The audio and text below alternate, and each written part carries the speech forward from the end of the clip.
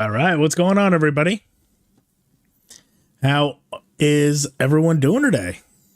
It's it has been a minute since I've been live, and I am definitely still working out the kinks, so try to be patient with me. I'm doing everything here.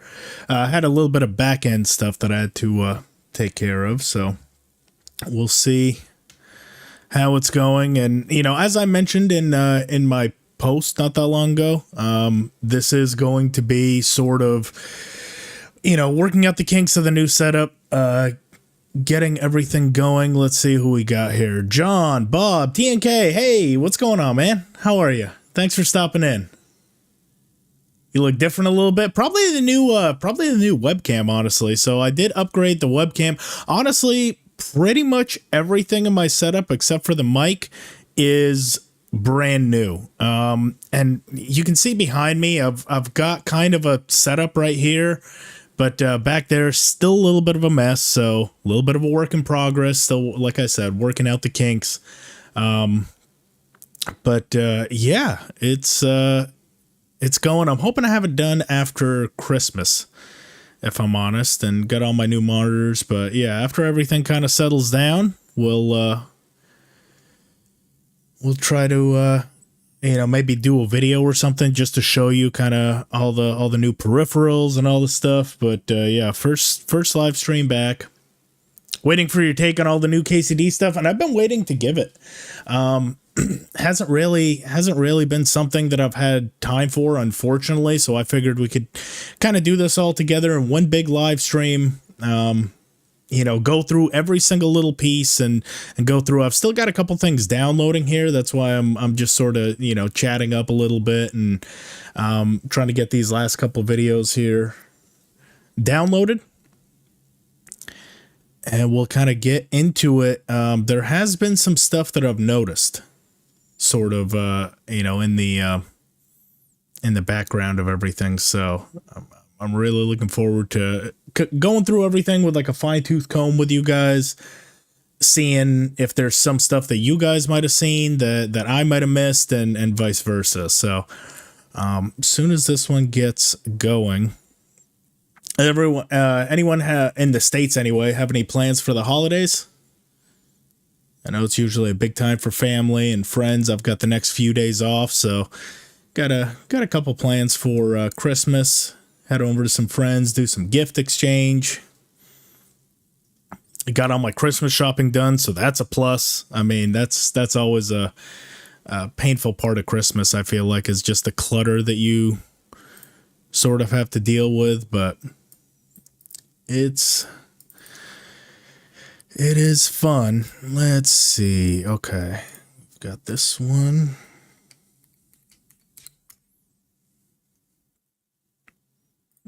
Got that one done. Just two. Looks like two of the last videos are downloading now. I was gonna do it all through YouTube, like go to the actual individual links and do all that, but I feel like it's just gonna be easier to control on my own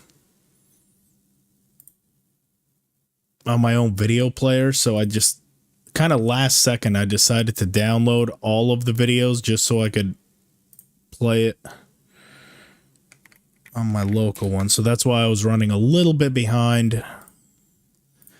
I just decided that I was going to make things difficult on myself. Pre-opening a week. Yes. Oh yeah. That week that it moved up. Nightly Gaming. Hey, how are you? Good to see you. Thanks for stopping in. Here we go. Last video is downloaded. But yeah, I honestly think that it was the culmination of the fact that Assassin's Creed Odyssey got moved up to release basically 3 days after KCD, because right now Assassin's Creed Odyssey is going to be releasing on the 14th. So I think that they thought that the genres might be a little bit too similar to have a great launch, and then also Civ 7 So Civ 7 is a big game, a big developer. So this kind of gives them a week of breathing room. They can stand out on their own for a little bit before having to compete with some of the bigger games. So I am happy about that a lot. That is pretty awesome. Pakic, hello. Good to see you. Thank you for stopping in. All right. So I just figured we would kind of go from the start. Let me fire this up here. Kind of go through the timeline of everything we know so far, and I'm gonna try to keep it. You know, I know that there's quite a few like kind of niche interviews in like Czech and stuff like that. I'm gonna try to avoid that. It's gonna be more of the, you know, the bigger stuff that has released, as far as, you know, the official announcement, the gameplay teaser, all we've seen at all the games, some of the gameplay showcases that we've seen. And yeah, just kind of go from there and show you guys what I've kind of noticed from watching it. What is revealed? I mean, there's been quite a bit revealed. It just depends on how spoilerish you want to get. You know, depending on how close to the ground you've kind of kept your ear, which I've been keeping my ear very, very close. But so here, let's go ahead. Let me switch here. We'll go there. Again, all still. Is that working? There we go. All right. I was kind of nervous if that would work. Okay. So this was the official announcement trailer that we got all the way back in April. What I kind of want to do is I'm going to play it through fully. Just kind of stay quiet, and I'll kind of go back through and see, you know, what stuff in the future stuff that we've seen ever since that we can now kind of confirm.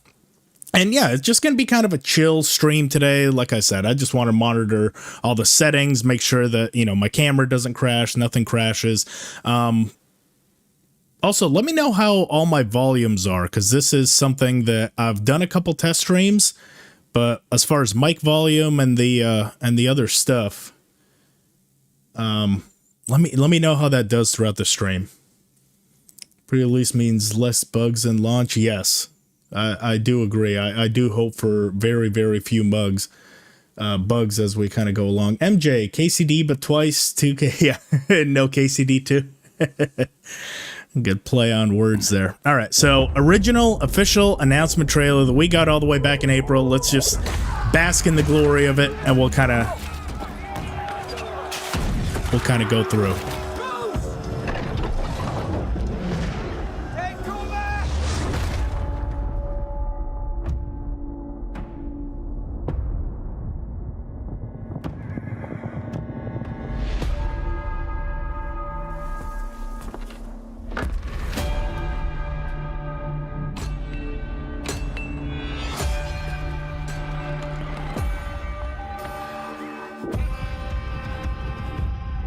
I always dreamt of leaving this place.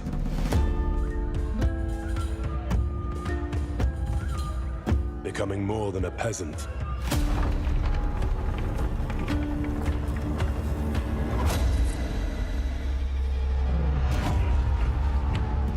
You know the trouble with an adventurous life? It can end before it gets started.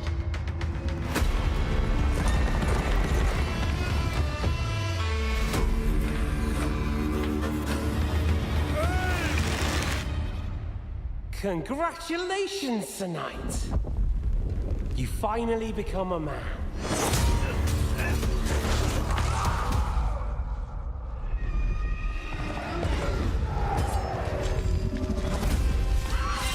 Wake up! Pull yourself together, Henry.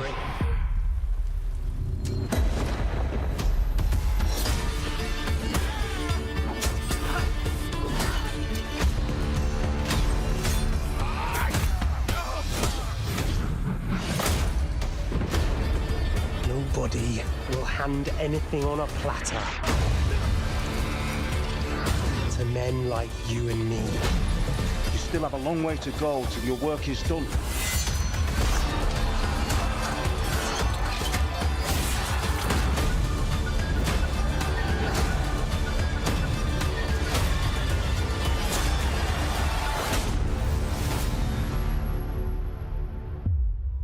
O merciful God, be kind and protect us so we don't blow our arses off. Amen. God, that still gets me every single time. Okay, so you know, obviously when this was revealed, we had absolutely no indication whatsoever on what any of this stuff meant. It just looked like it was a whole bunch of, you know, just random scenes and everything. But ever since then, we have realized, so this is going to be in the opening intro. Heads up on the you know, spoilers on this. There will be a lot of spoilers. I'm just warning you guys now. So if y'all don't want any spoilers whatsoever, it's all stuff that is public information. It's not like I've got some, you know, back-seated knowledge that's going to spoil the entire game for you or anything. It's all the stuff that's out. But if you've been avidly avoiding anything that will spoil the game for you, here's your disclaimer right now. That this is basically going to be everything that I know about the game. So just putting that out there right now. Glenn, you finally went hardcore on KCD1. That's awesome, man. Hell yeah. How's it been going so far? I know hardcore can be a little bit of a jump, and yeah, the real beast is no fast travel. You're telling me. That's you get used to it. And the other thing that I found is you really get a lot of map knowledge when you're in hardcore, because it really forces you to actually have to use the stuff on the map to actually navigate your way around. So at first it seems like it's a negative thing. Once you get a really fast horse and have a good map knowledge, trust me, you won't even think about it. Then you can actually just sort of enjoy it. So anyway, with that disclaimer out of the way, so this is going to be in that opening intro battle where you play as Father Godwin, and that is going to take place towards the end-ish of the game. And I'll show you what IGN did a first 43 minutes revealed, and this kind of is a like a flash forward, and then the story actually takes place a few weeks in the rear view mirror, and that's what all of these scenes are that we see every time that Hans Capon is seen with this. Let me turn that down a little bit. Every time Hans Capon, so that is Trotsky. This is towards the start of the game, when they're kind of traveling first originally to Trotsky. Still have no idea what this is. Okay. Big thing here. And again, I could be wrong, but I am about 90% sure, because he is the only one. God, one day I'll get it. Okay. I am almost positive that that is Eric. He's the only one that wears this, like, you know, this very, very shiny white outfit, and I think he's going to be a major player in this. Again, as we go through some of the other media that we see a lot of features of him. Now, granted, he is probably the one that looks the most different from KCD1. For those that don't remember, let me actually pull up. So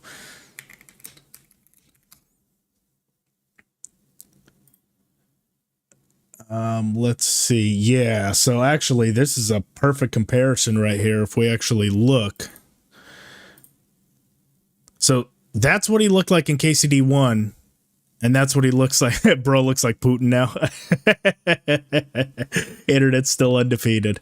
But yeah, so very, very stark, but you can even see that just the armor's the same. Everything is pretty much the same as far as what he's wearing. Now, the face is, you know, vastly different, but I'm going to go ahead and assume that they did mention that there was going to be a new kind of style to the game, and I think that that might be one of the ones affected. Also, they had mentioned that they tried to use all the same both voice actors and motion capture actors that they did from the first, but some didn't.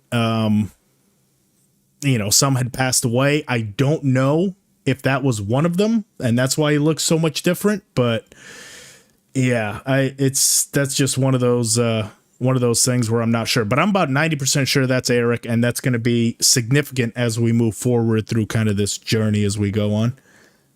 Didn't Eric age too quickly? Dude, I said the same thing. If anyone remembers when I watched the original trailer, I honestly think that I honestly think that what's his name here? Mark Von Owlet's also aged. Like, look, he's got liver spots and everything. Look at the comparison of KCD1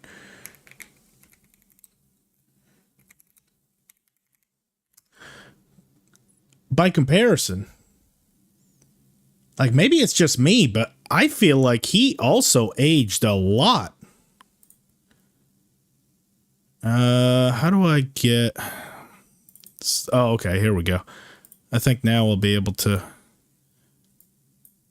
I mean, is that just me? Or does he look a lot older in this second one? Like, granted, he's not a spring chicken in this, but... Like, look at the liver spots and everything. He's got a lot more wrinkles. I don't know. I just remember when I initially saw this trailer, I was like, this has to be in the far future because he just looks older. He looks more weathered. I don't know if that means this is in the future. They've kind of confirmed that it's not, but you know, the game starts at least just a few days after, but who knows? Maybe in the middle of the story it has to go forward. I don't know, but I do know what you mean that Eric didn't age very gracefully. I initially thought the same thing, honestly, for Mark Vart. My fourth playthrough, sticking with the legend himself, Pebbles. Oof, he is far from a legend. I can tell you right now that horse has cost me more runs than I can count. I did just start using a mod though that is make Pebbles great again. He's actually bearable. That pretty much makes him like the best horse in the game. So I wanted to customize myself to a Pebbles playthrough, so I'm not just hateful and bitter in the second game. Especially now that he can actually up his stats as you travel with him. I will try to do a Pebbles playthrough in KCD2. Use my 2-hour quick start guide on the run. Oh, that's awesome! Heck yeah! I'm hoping that it worked out well for you and you got a good jump on the run. And, you know, it's a successful run for you. Pebbles is back, and actually, that is going to be towards one of the end videos where we actually get told flat out, not only by Henry, but by one of the developers, that it is 100% confirmed that it is Pebbles, and not only do you start the game with him, you actually can acquire him later on in the game. So that is pretty exciting. That's one of the newer things. So that's what I wanted to say. So that is Eric. I said all that just to say, let's kind of go through here. So there was fan theory that this was Godwin. Here's why I don't think that it is. Granted, he is wearing that kettle hat that he had and everything. Now, as I said, in that 43-minute intro, we do play as Godwin at the start. Right, and that was the scene with Hans Capon and himself. So this is in that battle that, you know, towards the end game or mid game, whatever it is. That's Eric again beating the hell out of Henry. This is Isvantoth talking to Eric, and you'll see by the dialogue because he has the same exact hair as him. But where was I? The scene I was looking for here. That armor is also pretty significant as well. I'm trying to search here. You know what? I'll just go back to where I was. So, fan theory was this was Godwin. I personally don't think that it is because we see him kind of towards the end game in that final battle. So, this looks like it's at the start of that assault. You know, you've got the men lined up out front and they're kind of breaching the gate. So, I think this was just a random guard. Plus, that doesn't really look like Godwin's face. That looked like a younger guy with a goatee. This was the initial scene when they got jumped. So there's Hans Capon laid out right there. Henry's kind of, you know, looking after him. This is what people are saying is going to be God, I'm trying to think of his name right now. Every time I'm on a live stream, I just have complete fucking blocks in my head. The guy with the mace, it's Jan Ziska. And I think that it is because there's going to be another piece that we kind of see where he's holding his eye. Now, the only negative thing about that is Ziska lost his eye when he was very, very young, like, you know, it is adolescence. And this guy clearly has two eyes, but, you know, Warhorse developers have done some liberties. You know, Mark von Aulitz is supposed to be dead right now. He died in the capturing of Kuttenberg in 1402. So this could be one of those things where maybe, he loses his eye sometime throughout the events of the game, and I think I might know when that is. Because there is a scene right after him and Henry battle where he kind of turns away and he's holding his eye. So I do think this is Jan Ziska. And initially they start off as enemies. I think because that's also him. You see his mace and it's the same exact armor. You have that red kind of, outer lining of the helmet. This we already saw. This was the initial intro. You know, Ziska right there. This is sometime during, I'm assuming, that final assault. And here's Toth. Now, this is towards the start of the game. Notice Henry's yellow armor. This is what they ride to Trotsky in. This is exactly what Henry's wearing, both in this intro scene right here. See, so that's Henry right there with the yellow, like brigandine armor. This tree is significant for a mission that we do later on. This was during that initial assault where Henry gets hurt, right? So we'll see they take a little bit of a tumble. This also, I think, is during that opening intro. Not sure what city that is. This is all takes place immediately after that initial assault. This is when Henry's doing the illusions, having the flashbacks, and kind of the story of KCD1 is explained in a way. For those that didn't play the first, he kind of goes back through the sacking of Skalitz, his family dying, and all the major events. Now, big thing here. This is the sword that we were after in KCD1. Notice the armor that Henry is wearing. It's still that yellow brigandine. So this happens very, very early in the game. Right? See it? And he's holding the sword. So this is towards the start. I'm going to start using spacebar to pause. So just some action sequences. Right? Okay. Still in the yellow armor. Still towards the start of the game. And if you really zoom in, if you notice, that is exactly what he's wearing here. You notice the yellow tinge? So we meet Toth very, very early in this game. Towards probably the very start, like the prologue, I would say, is when we actually encounter Toth for the first time. Right? This is towards that final scene. That's towards the start. That's towards the start. This is the one I was saying. So this is kind of the beginning of the game before they do the flashback into modern day. And you'll see in that 43-minute intro, they're trying to hold off the assault. And then the last thing that I want to draw attention to in this...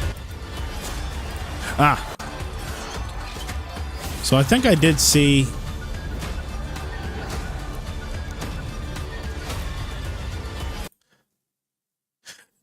I don't think that's Ziska, but that does seem like something that might be how he loses his eye. But notice the shield, right? They're fighting each other right now, but it's the white shield with the black crow. And then just one scene later, that's Godwin, that's Henry, that's all the protagonists, but that white shield with the black crow is on the side of Henry. So at some point, there was some sort of misunderstanding. They didn't really see eye to eye, and at one point he does, or this faction, which I think that's Ziska, does switch over to the good guys. Now, last thing is going to be this final explosion right here. So we don't blow our arses off. Happens very quick, but that is Eric. If we notice... Right, speed. Let's go 0.25. Just back up very slightly. We notice his armor. probably going to be very jarring. It's all white, and we'll see him at some point in all the subsequent clips that we see of Eric. He's got the same hound skull helmet that's flipped up. Notice the white kind of, barding on the outside, and it's the all white armor with those rivets. So this is Eric. At some point in this game, we're going to breach into this castle, and this is not a good guy. This is us breaching into the castle, possibly trying to break out Wenceslas, or just trying to destroy an enemy position. But this for sure is the good guys assaulting on Eric and all the bad guys. Let me catch back up on chat here. Nightly game is so excited. Yeah, me too. Me too. Look different. KCD is more detailed. That is true. Only Toth looks the same. Yeah. I mean, Henry kind of does too. They kind of chattered him up in a little ways. He looks like handsome Shrek in some ways, but Hans Capon looks pretty much the same. If anything, he looks a little bit more angular as well. Like his cheeks aren't quite as, puffy and stuff. He just looks more detailed and defined, but so bam. So that is the first piece of the puzzle. That is kind of what we were given way back in the day. Now, the second bit of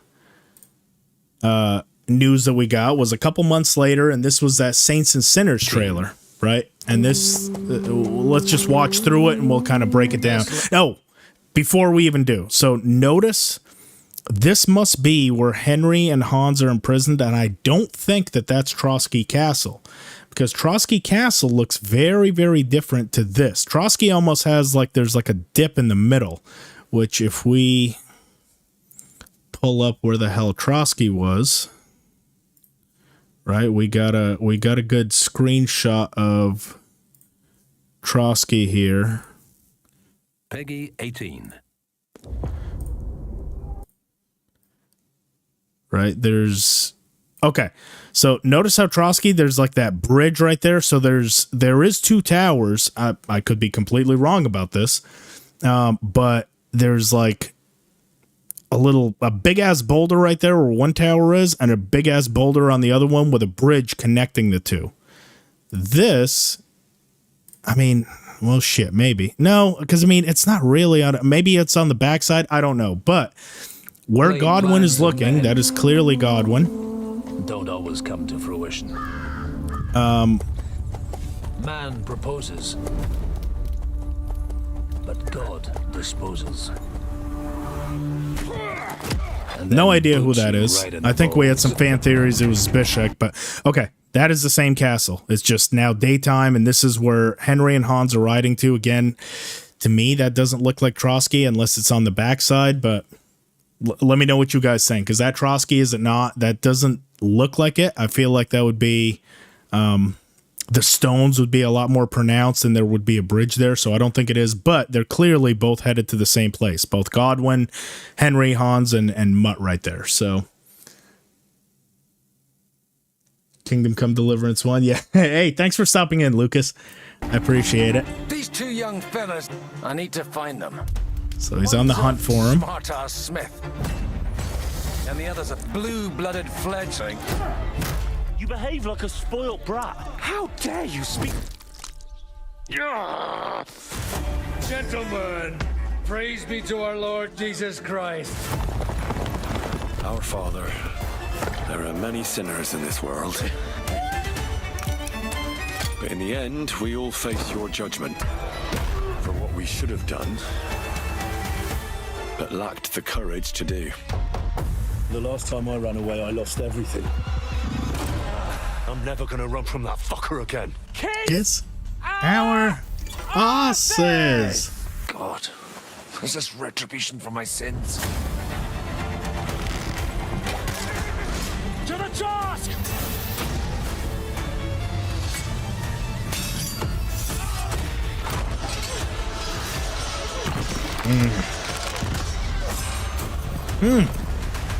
Come on! To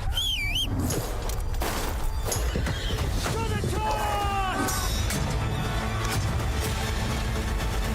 To the fucking task.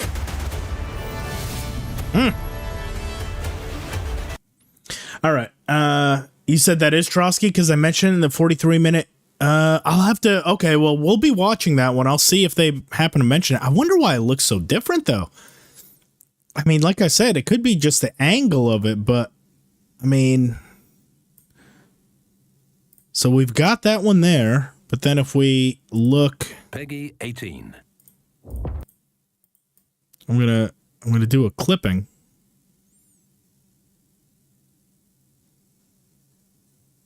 I'm going to clip it and we're going to put them side by side and see maybe if I'm missing something, because that just does not.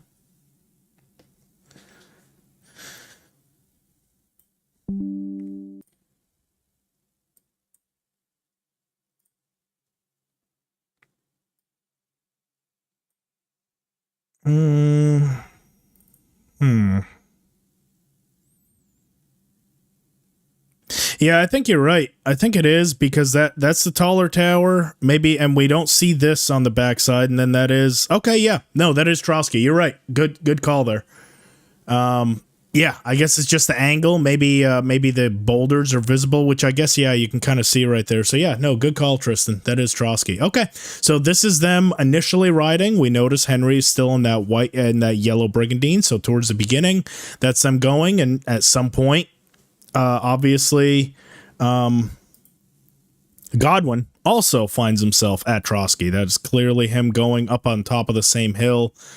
So that's Godwin kind of right there looking at Trotsky in a closer view. So, yep, that is good. Game is going to be so badass. I agree. It is huge. Second Rocky formation. Yeah, no, it is flipped. We saw it on the backside, I think, before, and now this is the front. So, like I said, good call. This is why I like doing stuff like this. It's a document, Story Warhorse Studios. Okay, I'll definitely check it out. I don't know if I can do it right now, but I'll definitely check it out.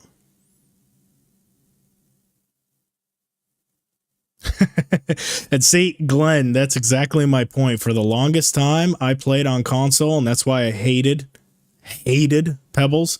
For anyone that's ever seen any of my live streams, me and Pebbles have not always been on the best of terms. Peggy. That horse, straight to the glue factory. And I wouldn't have even felt bad about it. So, moving forward another couple months, we have this gameplay teaser that dropped right before, the day before the gameplay showcase that we got that was 24 minutes long. So this one's short and sweet. Again, we'll watch through it. We'll see if there's, with a fine-tooth comb, see if there's anything that we might have missed, and we'll kind of move into the gameplay showcase. And I've got some theories there that I've noticed. I have concluded a as we do it. fragile truce with Sigismund, and if anyone should disrupt my plans with headstrong acts of violence, there will be consequences. I intend to wage war, not parley. Everything all right? We need more people. The best thing would be to recruit from your old comrades. Well, if they're not already swinging on the gallows somewhere. Will you help us, Henry?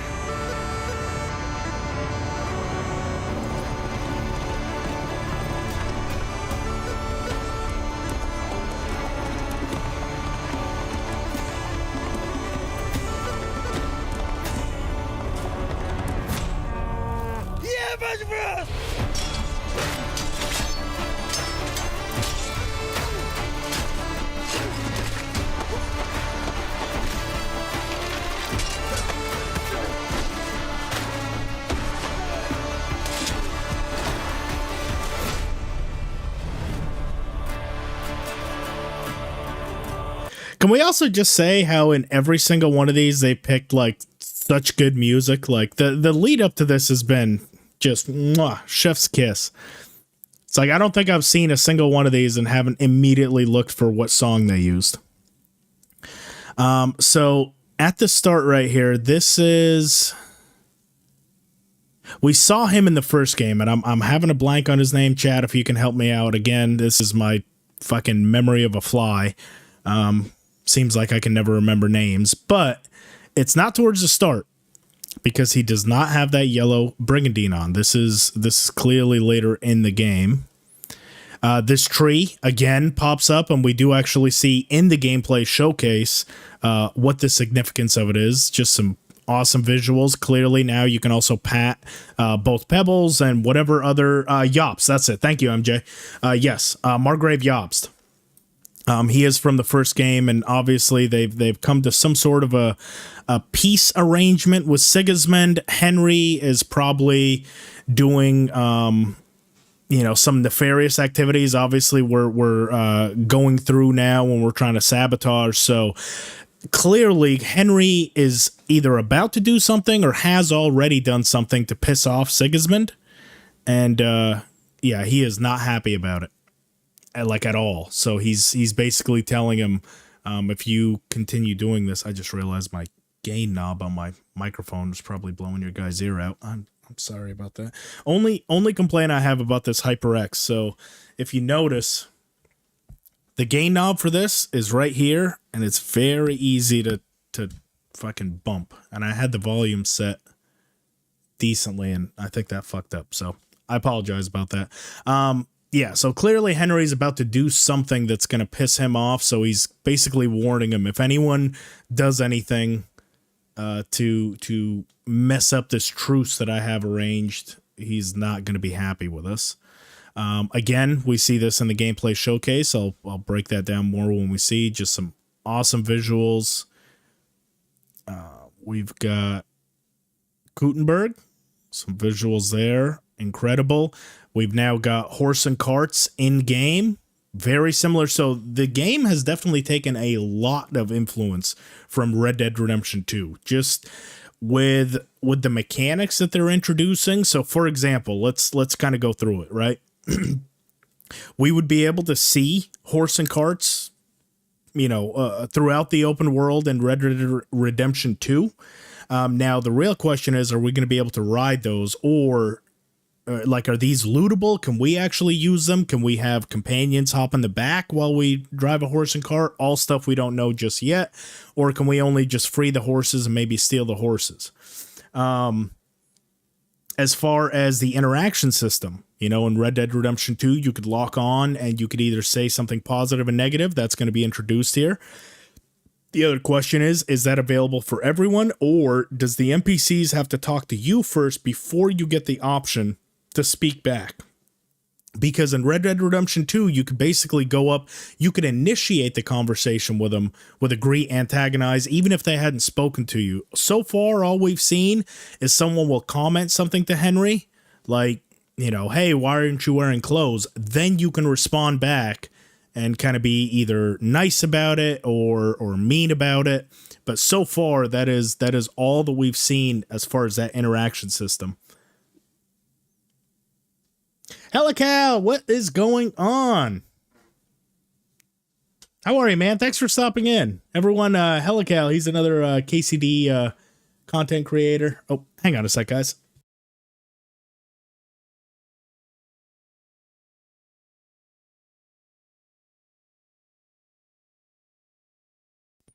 Wifey's going to work, so had to say my goodbyes. Helical, another amazing content streamer. If y'all haven't checked out his channel, he does a lot of fun stuff. I think he's actually I think he might be streaming later on today. So after y'all are done here, make sure to check it out. He's going through KCD1 and exploring all the little nooks and crannies and all the hidden stuff. So thanks for stopping in, buddy. Good to see you. How you been? Yops's CEO, Martin Rivaldsky. Oh, that's cool. That is awesome. I will say, in all those live adaptations, I do find it so cool how they're using all of like Warhorse Studios different employees and stuff to pose as like the background characters and stuff. That is so awesome. That is so awesome. Tired? Yeah, I'm right there with you, man. I had a rough night at work yesterday, so Helical to go, first one discovered. Yeah, I discovered Helical when I was going through his Hardcore Henry series, which I honestly I commend him on his editing skills. You can definitely tell he takes a lot of time editing and doing all the stuff. Honestly, one of the best things that he ever did, I probably rewatched it like 5 or 6 times in that Hardcore Henry series when they're going through the attack of Neuhoff, and he's like, it was this man all in black, and it does like a flashback of him the night before wearing all black armor, fucking up everyone in Neuhoff. He's like, yeah, he came in the middle of the night and stole from us, and then it cuts to him like lock picking open all the chests. Dude, that shit was absolutely hilarious. Really love it. So I asking about the hoods being raised up. No, they never answered. They said it was a mechanic that they were trying to implement, but I never got an answer. Now I know that it is for the helmets, like you can raise the helmet or lower it, but I never got the answer about the hoods. Nothing concrete anyway. I know that it's something that they had considered, and I don't think it would take a lot to implement, especially if you already have the button preset to raise and lower the shield. How hard would it be now? Could be that they have to now, do the clipping so it doesn't clip through armor in certain situations, but who knows? Maybe it'll be a little bit of either, after release, or we might see a mod. That's the mod that I run, is the hoods up mod, and every time you put on a helmet, basically the hood goes down, and anytime that it's not, the hood is up. So but nothing from the developers on that. Well, don't just stand there, lad, pour us a drink. And then the other one from Hanush. Henry's picking a lock with the hood up. That is true. I'm hopeful. But that's also Henry picking a lock with the hood up. That doesn't look like it's gameplay footage. That looks like it's a kind of a blown out and like meant to be an animation, as opposed to like in game when you actually see him with it. So, yeah, we'll have to see on that one. Anyways, so the other influences that KCD has from Red Dead Redemption 2, obviously, like I said, the horse and cart, still don't know if we can ride those. The interaction system, don't know if you can just communicate with anyone or just people that have communicated with you.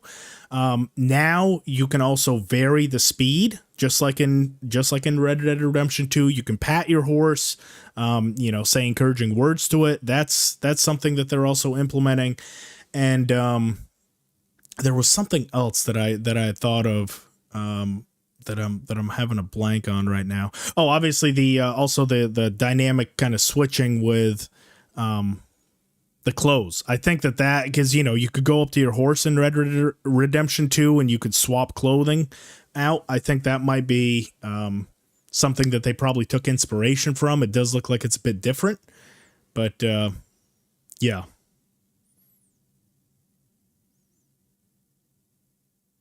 Photo mode shows mid combat freezes time. I am looking forward to checking out what the photo mode is.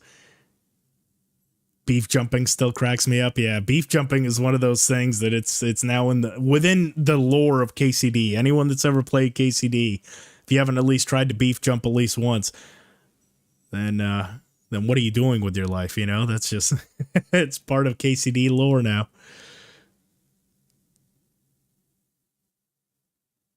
Easter eggs of KCD of beef jumping. I'm sure that it seems like it's the whole studio is kind of in on a lot of the jokes. Like that's the kind of feel that I got from Toby when I interviewed him. It definitely seems like it's not quite as structured of like, okay, I'm the boss, everything comes from me. They really do have this like fun dynamic as far as everyone having an input on what goes into the game and stuff. So I definitely think that there will be something. Obviously, they've already turned the, I feel quite hungry into a battle cry. So they're not afraid to make fun of themselves. I'm sure that there's going to be a lot of stuff, especially people from the first game will run across that you're like, oh, I understand that reference, That is going to be the new Master Strike, and I'll show you why I think that later.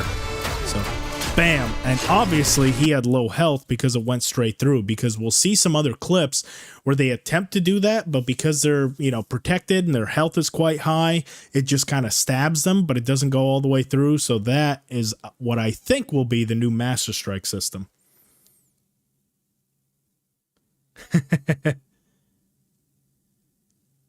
They put a TNK. Yeah, I did. I'm actually going to point that out. Yeah, the traffic cone in the gameplay trailer.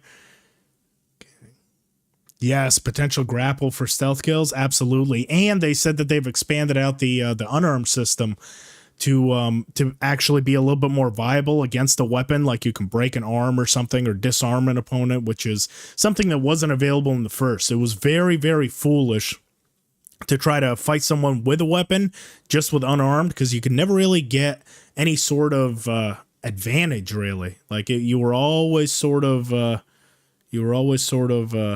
a disadvantage. The evil chickens are still around. Well, that's why I try to kill as many chickens as I can. Get the evil chickens out of there. Musa, hello, good evening. Hello, thank you for stopping in. How you been, buddy? Good to see you again. Turn the volume down a little bit. So this was during that cutscene. That was during an interaction. I like that boy already. So again, noteworthy to point out, right? Notice Henry's armor. So this is late game, and Hans is in that yellow gambeson with the helmet that's up, which is what he fought that, like, you know, final battle with Godwin in. So this is towards the end of the game that they're doing whatever they're doing in this cutscene here. All right. So up next, we have the official gameplay showcase. This was that big, like, 24-minute one. So I'm not gonna let this one play all the way through. We'll just kind of go through and hit everything along the way. Some of the shorter ones, just for anyone that's ever missed it, I like to play it through, that way it's unintruded, and I'll kind of go back through and go through. But this one we'll do kind of live. It is kind of foolish to fight people on armed with swords, but I mean, I just wish where I think it'll come into play, honestly, is because it seems like now when weapons and armor break. So in the first game, if you have the ability to break a sword or break a shield, and all it does is really limits your damage output. Like, it doesn't flat out break. It just makes it, you know, complete dog shit what you're actually putting out. Now it seems like if a shield or a weapon breaks, it is literally unusable. So if you're in the middle of combat and it's one of those long drawn out encounters where you're fighting multiple people, I do think it's nice where if a weapon breaks or something like that, you can still put something out. Now, you're right, it wouldn't be ideal. It definitely wouldn't be ideal, but it's at least an option for you to consider, as opposed to just, well, I got to reload because there's no way I'm going to win this battle. So I'm curious to see how they implement it. I don't want it to be one of those things that's super overpowered to where you're just like, well, why am I even going to use a weapon? Because that's not realistic, but I do want something to where if you're a very trained and skilled unarmed fighter, it's something you can consider as a last-ditch effort, as opposed to using a weapon.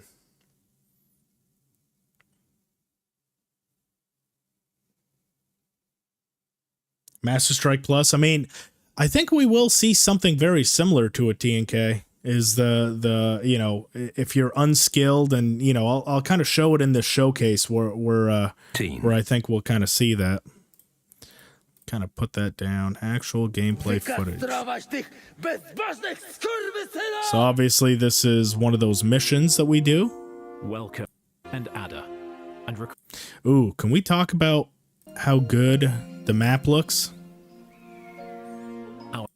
I mean, it is pretty similar. It just looks a little bit more refined, if you will.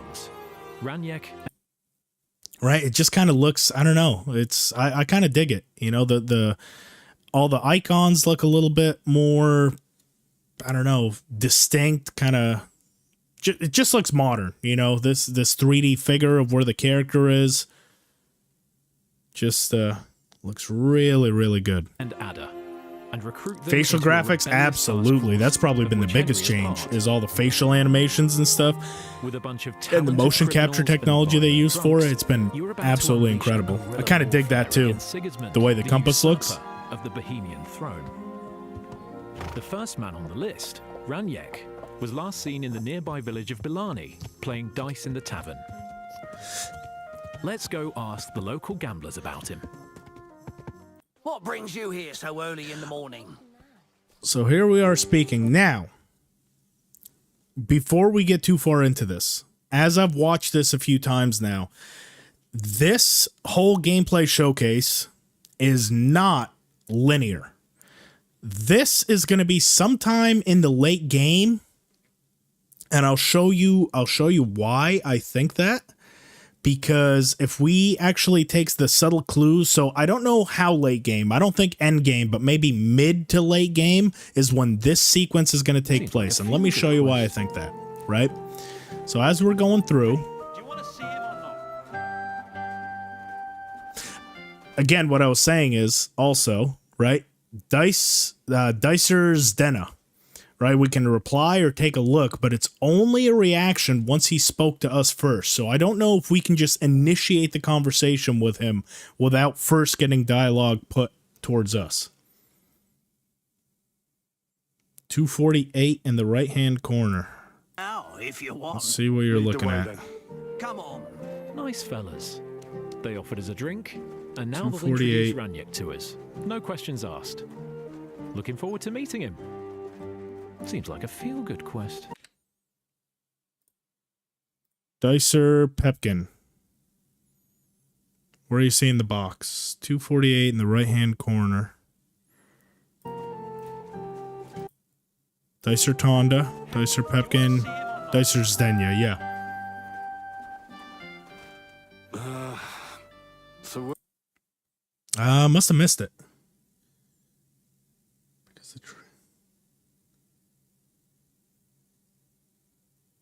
Yeah. 246 to 47. All right. Now, if you want.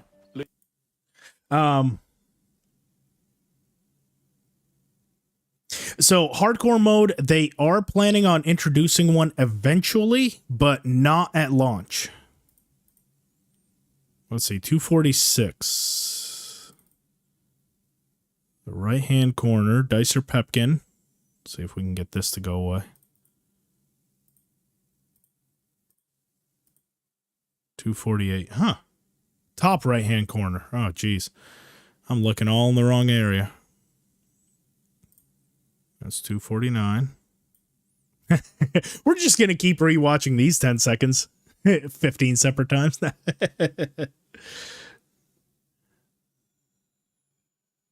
Let's see. Top right-hand corner. 246. Going through slow here.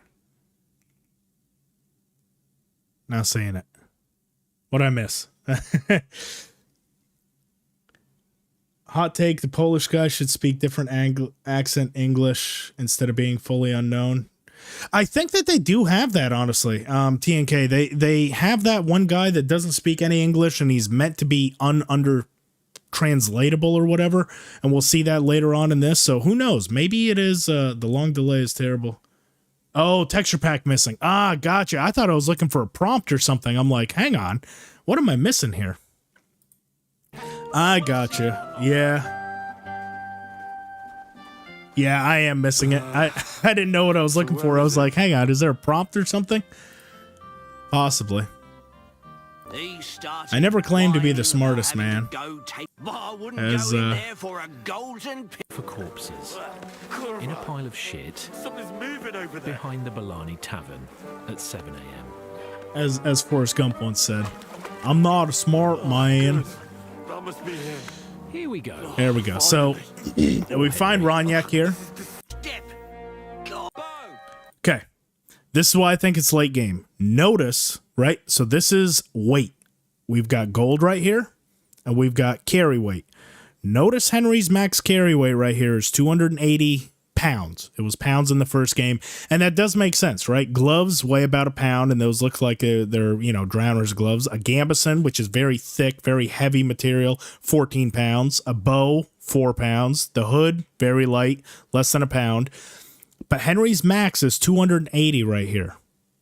Right, that's his maximum carry capacity, and as soon as we take that 4-pound bow, it's now 83, up from 79.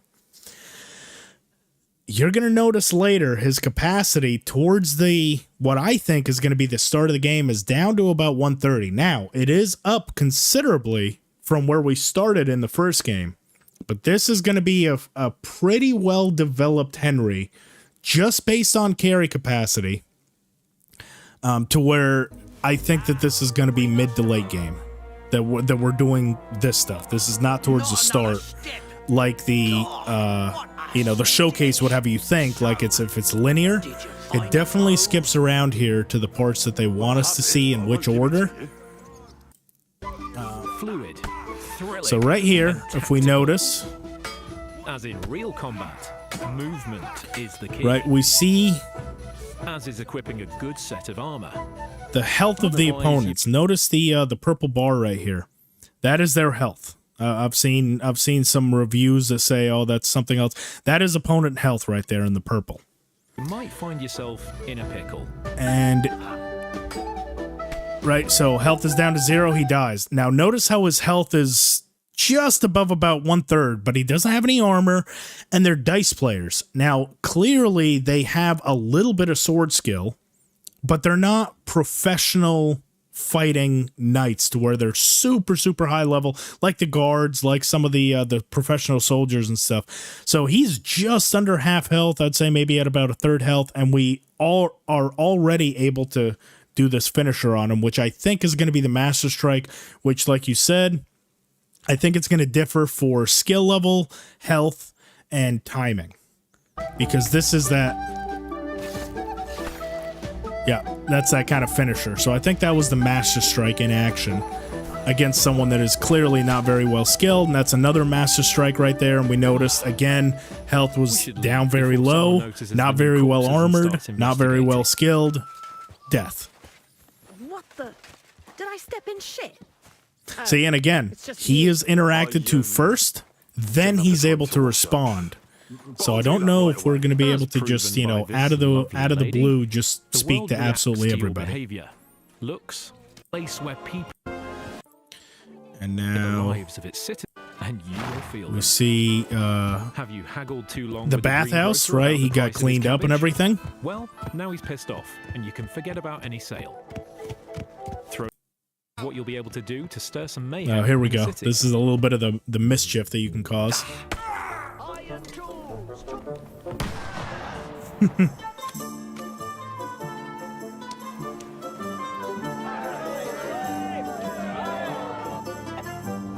There we go. We got our chicken kill. See? Evil chickens no more. Let's play that one again, just for fun. Hey, did you forget your clothes somewhere? Aye, at your mother's place when I was shagging her.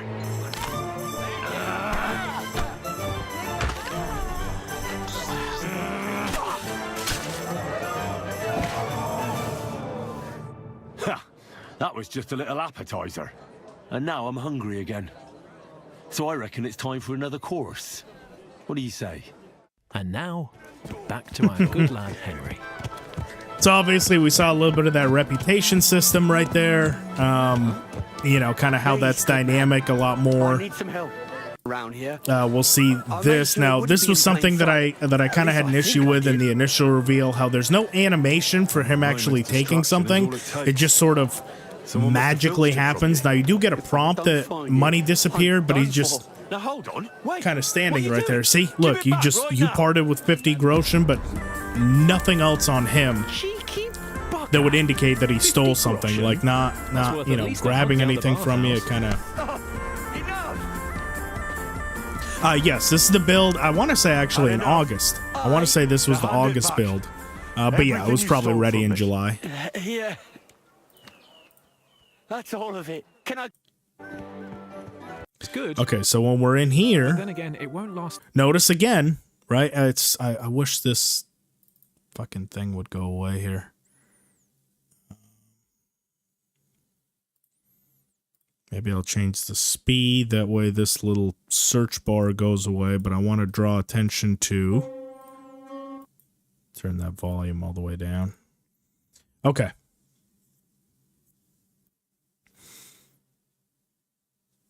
Be a minute.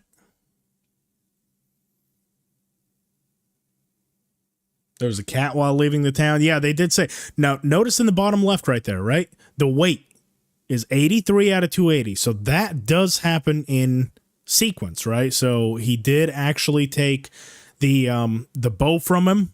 He's still at the exact same weight. And the carry capacity is still at 280 here. Now we notice it's at 280 because his strength is at 20. Agility is at 25. Vitality is at 30. So vitality is basically maxed out. But the speech is absolute shit. The speech is all the way down to 5. I do think that all of these stats are now going to be out of 30 instead of out of 20. So speech is terrible, but vitality is damn near maxed out. Strength, and that's with a strength of 20. Probably a couple perks at play that we haven't seen yet, but that is what got him that 280 capacity in speech. Right? Now... let's get this back up to It won't last too long. regular speed. Right, I'm going. Right here. Well, what's it gonna be? So this seems like he left town and Mr. he's, you know, now exploring, and this is when this But is given actually his missing very, very early. be guarding And something here's what I valuable. wanted to bring up about that, That's the because promise we we do can't have the leave behind dynamic like that. switching, but unfortunately, it looks like towards the start of the game, while it's probably going to be available to us, it's probably not going to be very practical. Because as soon as he opens up this menu here, Let's change our outfit. notice what our stats are. Strength is 5, agility is 5, vitality is 5, speech is 5, and look at our carry capacity. It's only out of 130. Right? So when you take into effect the fact that, you know, obviously the hoods are not very heavy, but we did see what a gambeson weighs. It's about 14 pounds, right? Noble bassinet, let's call that 6 pounds. So we're at 20. The fighting padded coif, 4 pounds. We're at 24. Now, when you take into effect the, you know, you'll probably have a cuirass, chainmail. That's probably going to be about 20 something pounds. We'll have the padded chausses, the padded pauldrons, gloves. This weight is going to add up quickly. And on top of that, it looks like we have 4 different slots for the weapons, right? And we look at a battle sword is 4.5 pounds, right? A hunting crossbow is 3 pounds. We saw that a bow earlier was 4 pounds.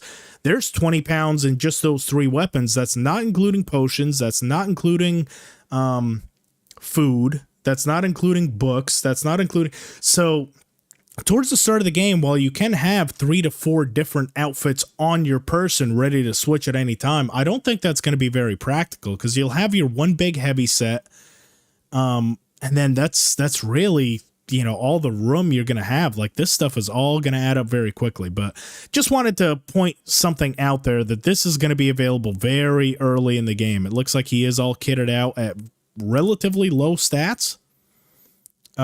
But yeah, this gameplay showcase, it does kind of look a little bit into the future and a little bit into the past, and isn't fully chronological, but it is cool that all of this is, you know, available basically from the start, because like I said, that's probably close to what the starting attributes are, and we're already at a beautiful place like this and able to take out some probably low level bandits, if we're honest.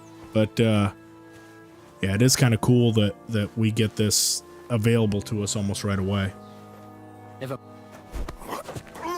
You can notice the pickpocket stealing. Oh, yeah, that would be cool, depending on that. Every horse's worst nightmare. Yeah, they're everyone's worst nightmare. I don't think that the game is honestly even able to be played anymore, at least for me, without that Bush's collision removal mod. And I think that they might have taken some notes and removed the stupid hit detection on the bushes. It was honestly a bit of a shock to me when I was doing my speed run, how intrusive those bushes were, because I got so used to playing without them. For the speed run to be official and count as a world record, it has to be done with no mods. So that means no bushes collision, no cheat, no nothing. So I have to remove every single one of my mods. And yeah, that's when I reintroduced myself to how much I fucking hate those bushes. Of course. Bit of a shock. This is probably the worst shot in history. But I know why they did it. They wanted to showcase, you know, oh, you could have taken them out. We got a bunch of perks activated there. Now, there's going to be perks galore in this game where you basically activate one pretty much with every single action. So watch, we just activated the mountain. Right, as soon as we dodge, we're going to activate, I think, the river. Activated the perk Precise Strike, so that must be if you hit him a couple times. We dodge once, there's the river. There you go, Henry. Destroyed a shield, so it's no longer usable in battle. During combat, if they're damaged enough. So it always pays off to take good care. Got a perfect block there, but no Master Strike. Activated the perk the Mountain. Not really sure what the Mountain is. The last time it was activated, he hit him with the weapon. But we see his health is down quite a bit. Almost dead. Just about dead.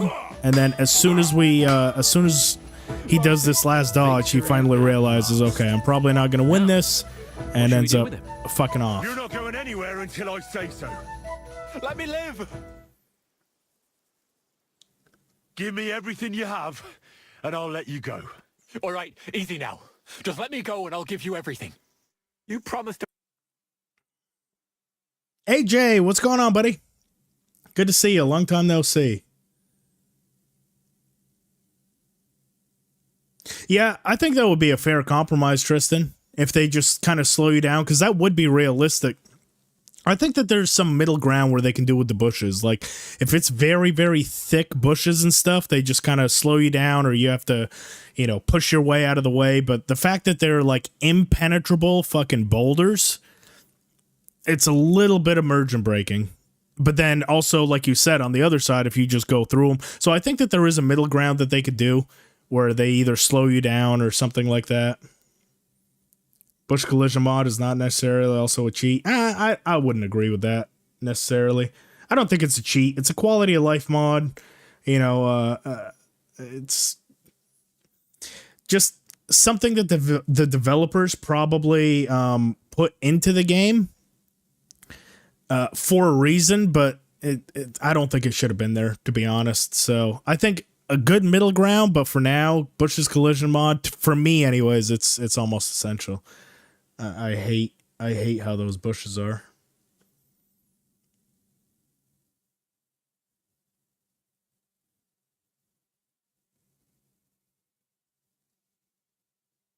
Mm-hmm. Find open ground, exactly. Or find a good like hill or something, because NPCs in the first game do not do well with elevation. So if you're in an elevated position from them, they really, really don't do well. As far as if you rewind a few moments back, you can even see as far as, you know, finding attack patterns and stuff. But so it could have been much worse for him. Driven by Vengeance, we had another one right there when he just killed him. Let's see, now this is once again kind of going towards the end game. One little thing here I do really, really like is the the visual representation of the NPCs. We can actually see, you know, Henry makes a comment about it, but if we actually look, we can actually physically see. Oh, shit. No, that's not what I wanted. Back, you fiend. No, stop drawing. Let me friggin'... There we go. So we can actually see physically on her face that she does have a black eye right there. Do we see that?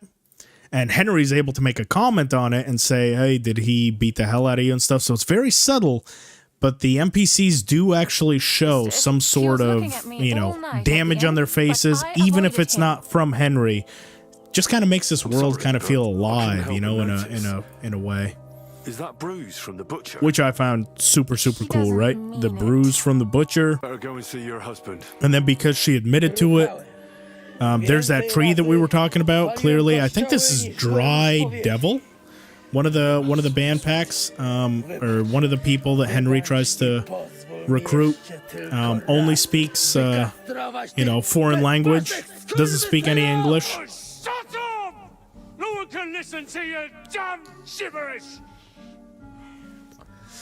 Twoja baba i tak do końca życia będzie pamiętać o mojej polskiej kiełbasie! I'll shut that gob of yours! Ciebie i twoją matkę piekło pochłonie. Niech was piekło pochłonie! Wait! Stop! Co to za kutas? Leave him alone and untie him. Why would I do that? Do you know what that bastard did? If you're talking about the rumors in the village, it's all lies. Nothing happened. You don't know what you're So talking yeah, we're about. able to bring this That in. son defiled my wife.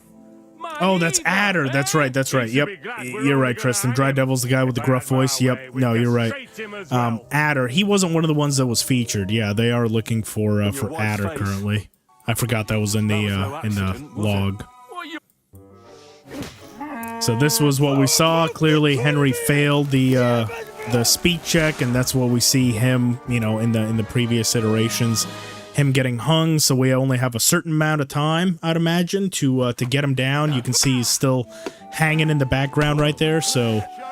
and then we saw a lot more. I mean, look at that. We just saw 6 perks activate just as soon as this battle started. Hard to kill, breaking the law, fleeing shadow. As soon as it waits. Undaunted Cavalier, Pacifist, Driven by Vengeance. Like, it's just the perks that we have in this game. The Mountain, again, you know, that one seems to be coming up quite a bit, so that's clearly a combat perk right there.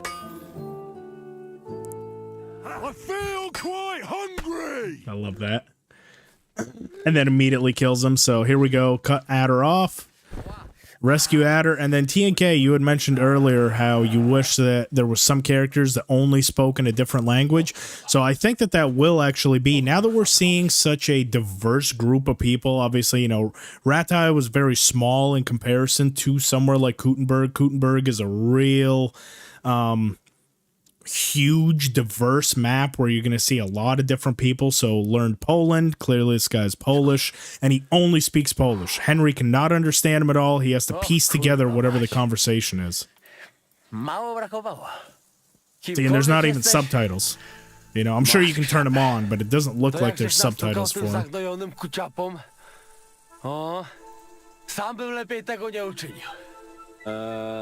I reckon you want to know who I am, right? I'm Henry. Henry.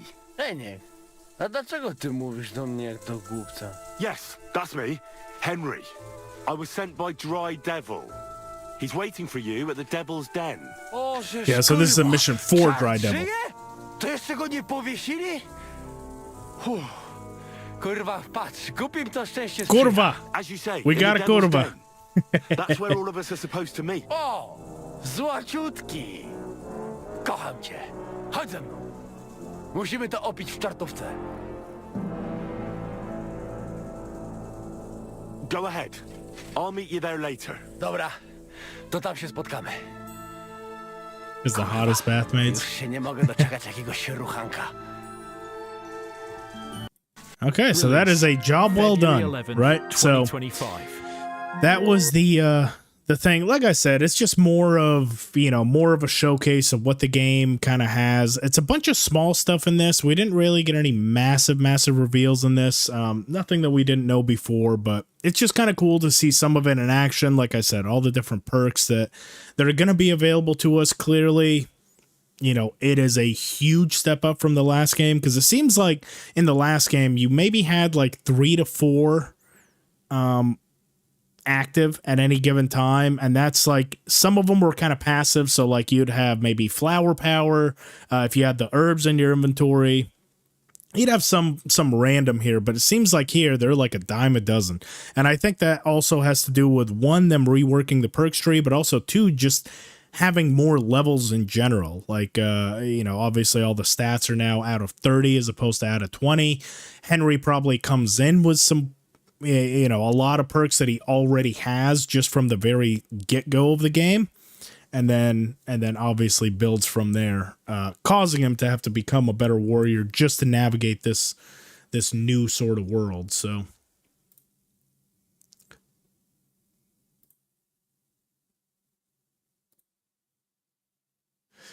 and let's see. Wish we had the option to challenge NPCs straight out of scale. Let's keep getting.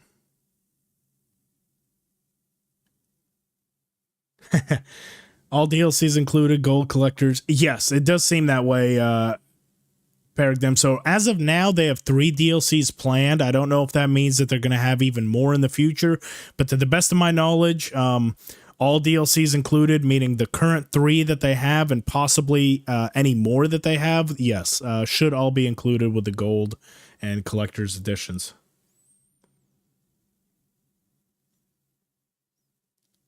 Yeah, and we're gonna be going into that actually next, Helical. So this here is gonna be the devs' first live stream that they did. This kind of showcased like the late game build where we do that tournament. So I'm not gonna watch the full 2-hour one. It's just otherwise then we'll be here forever. And we have maybe 5 or 6 videos still left. So we're just gonna be kind of going to the stuff that I think is important. So there was a huge reveal in this one that a lot of people hated at the beginning, but this was officially confirmed from the developers, and I did post a video about this on my channel. I just left it unlisted. I didn't think it needed to be public, but I actually clipped this part of the stream out just to confirm. So Denuvo, DRM is not in the game, and this is when it was officially confirmed. It was a misunderstanding between the developers and the publisher. So PlayOn posted that, all these games are going to have DRM, and it was in talks. Warhorse basically said, hell no, not in our game. You're not putting anything in our game that we don't approve. And they pretty much shut down the Denuvo rumors. And I saw when I did my interview with Sir Toby, a bunch of people were talking, don't buy this trash. There's DRM, Denuvo, this, that.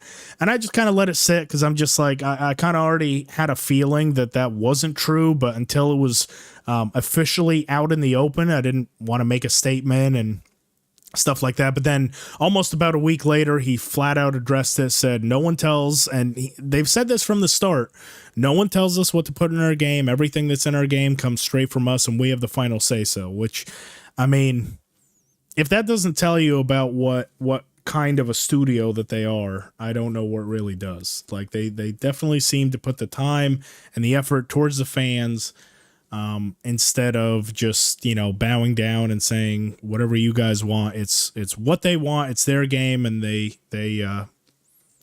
truly do stand by that. So I think that is pretty massive. So by the way, the beginning and how far we get. How successful that is. Let's see. So looks like the controls are pretty much the same. Now I always use controller, obviously, anyone that's watched any of my live streams. So this is kind of all gibberish to me. I never use mouse and keyboard, and people say it's better, but look, I got 2 world records with a controller, so eat shit. That's kind of the way I think of it. I was a console gamer long before I was a PC gamer. I'm used to the controller and everything. So anyone in the future that tells me convert over to mouse and keyboard, that's for you. I like controller. I think they could make it way better. The first game really pushed out the DLC out, hopefully. So, Helical, I believe that the plan right now is to have all 3 DLCs released within a year. And now I don't know how realistic that is, because it's really going to depend on the launch. If we remember, the launch of the first game was very, very plagued by bugs, which it seems like it's not going to be quite as big of an issue on this one. It seems like they have a much more stable version of the game that they're going to push out. Now, is there going to be bugs? Of course. There's always bugs in modern day games. There's so many assets and these game files are so big, and no matter how many playtesters you have, there's going to be bugs. I don't think they're going to be quite as egregious. I don't think they're going to be quite as game breaking. But there will be bug fixes, obviously, that's going to have to take place first. Now, the other thing is, I think that the first game's DLCs were so far spread out because they never planned to make DLCs. That wasn't in the plans when they were about to release that game. They just wanted to release a game. At that point, it had been 6 years.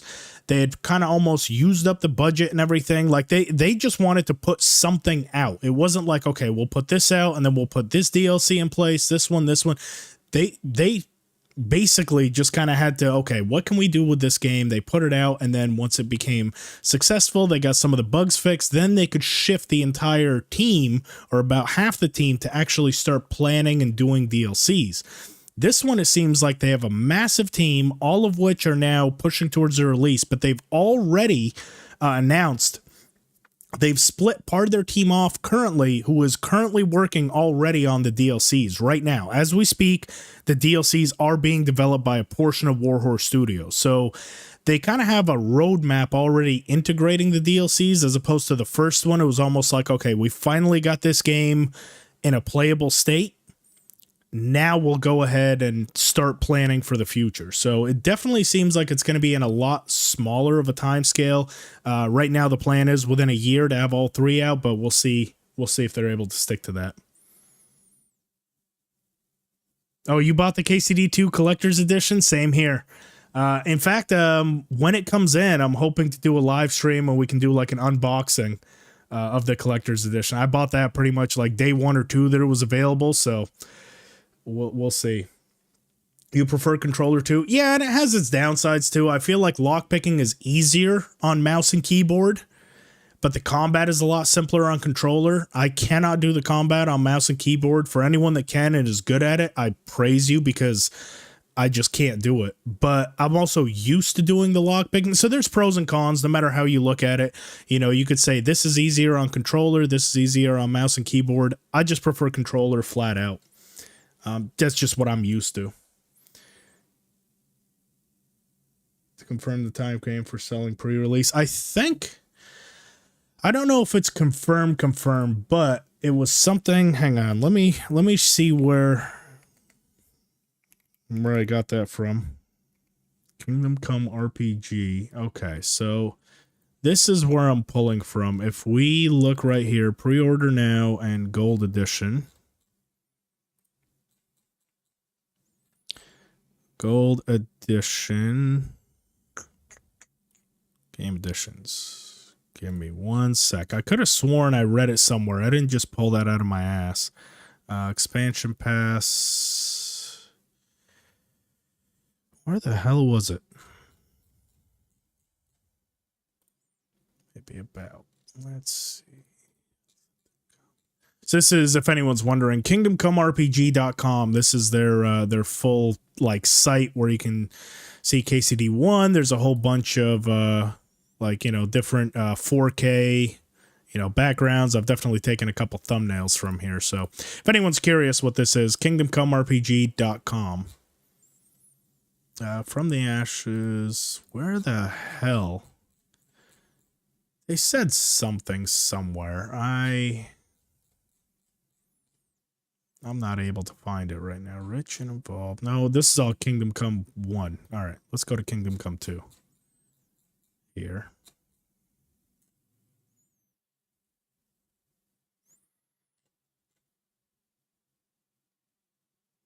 Newsletter. Let's see on Steam.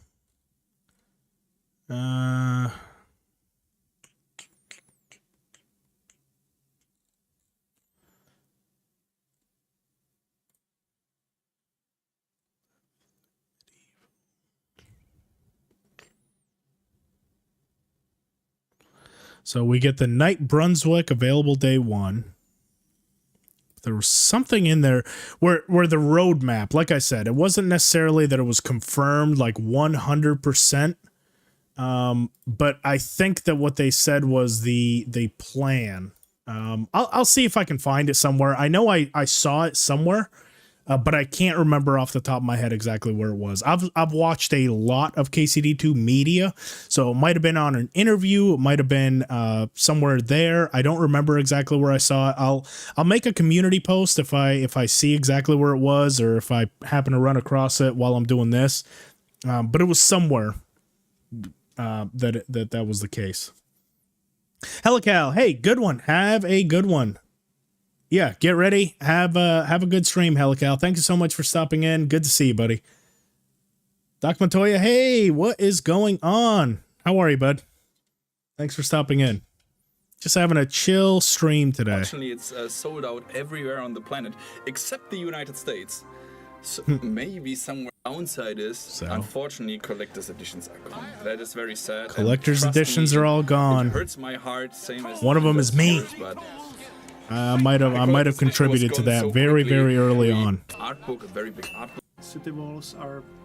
And the other cool thing I feel like I should mention, as soon as they push that date up by a week. So originally it was going to release February 11th. Now it's February 4th.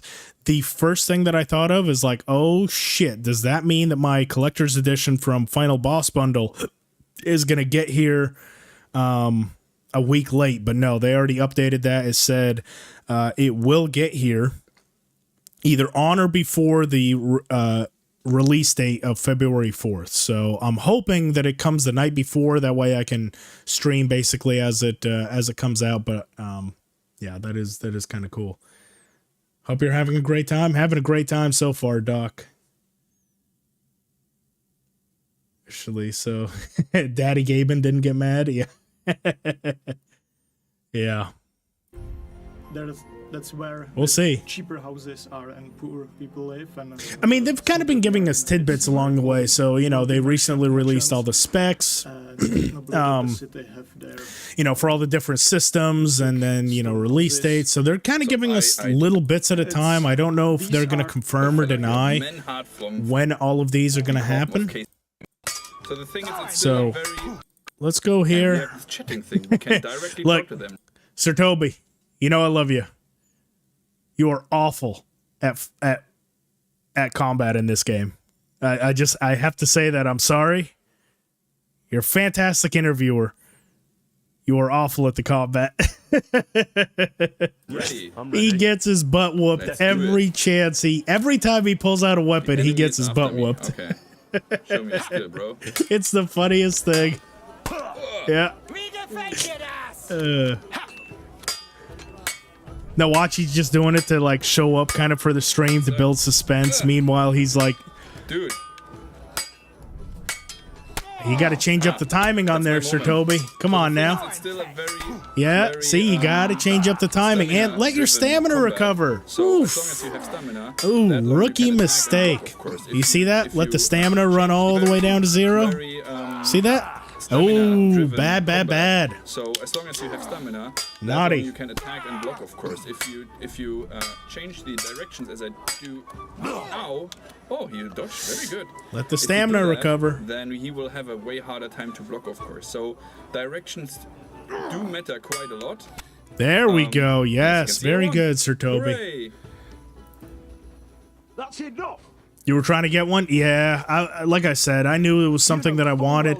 I even actually considered waiting, and I'm glad that I didn't. I did not think that they were going to sell out that quickly, especially on Steam, but yep, they sold out. We have from the charter of your King Wenzel himself. Oh yeah, he's fantastic. He knows that I you know, love that guy. Sir Toby, fantastic guy. I've mentioned this in the past. I was so nervous before that interview because that's his job. All he does is talk to media, promote the game. Like, that is what he does all the time. that was the first time I'd ever interviewed anyone, much less on, you know, being recorded, much less of a dev studio that I actually like. So there was a little bit of that, you know, meeting your heroes kind of, you know, type of feeling, because I was like, there's no way they're ever going to say yes to, you know, get interviewed by me. And sure enough, he couldn't have been nicer. So love the guy to death. And yeah, he does strike me as more of a lover than a fighter. I forbid any dueling here. And it shows. I think in a diplomatic playthrough of this game, I think he would be fantastic. But anything that requires like brute force, it's always a bit rough. Which, granted, I'm not saying I'm some sort of fucking wizard at the game. I definitely have some rough times too. But boy, that was.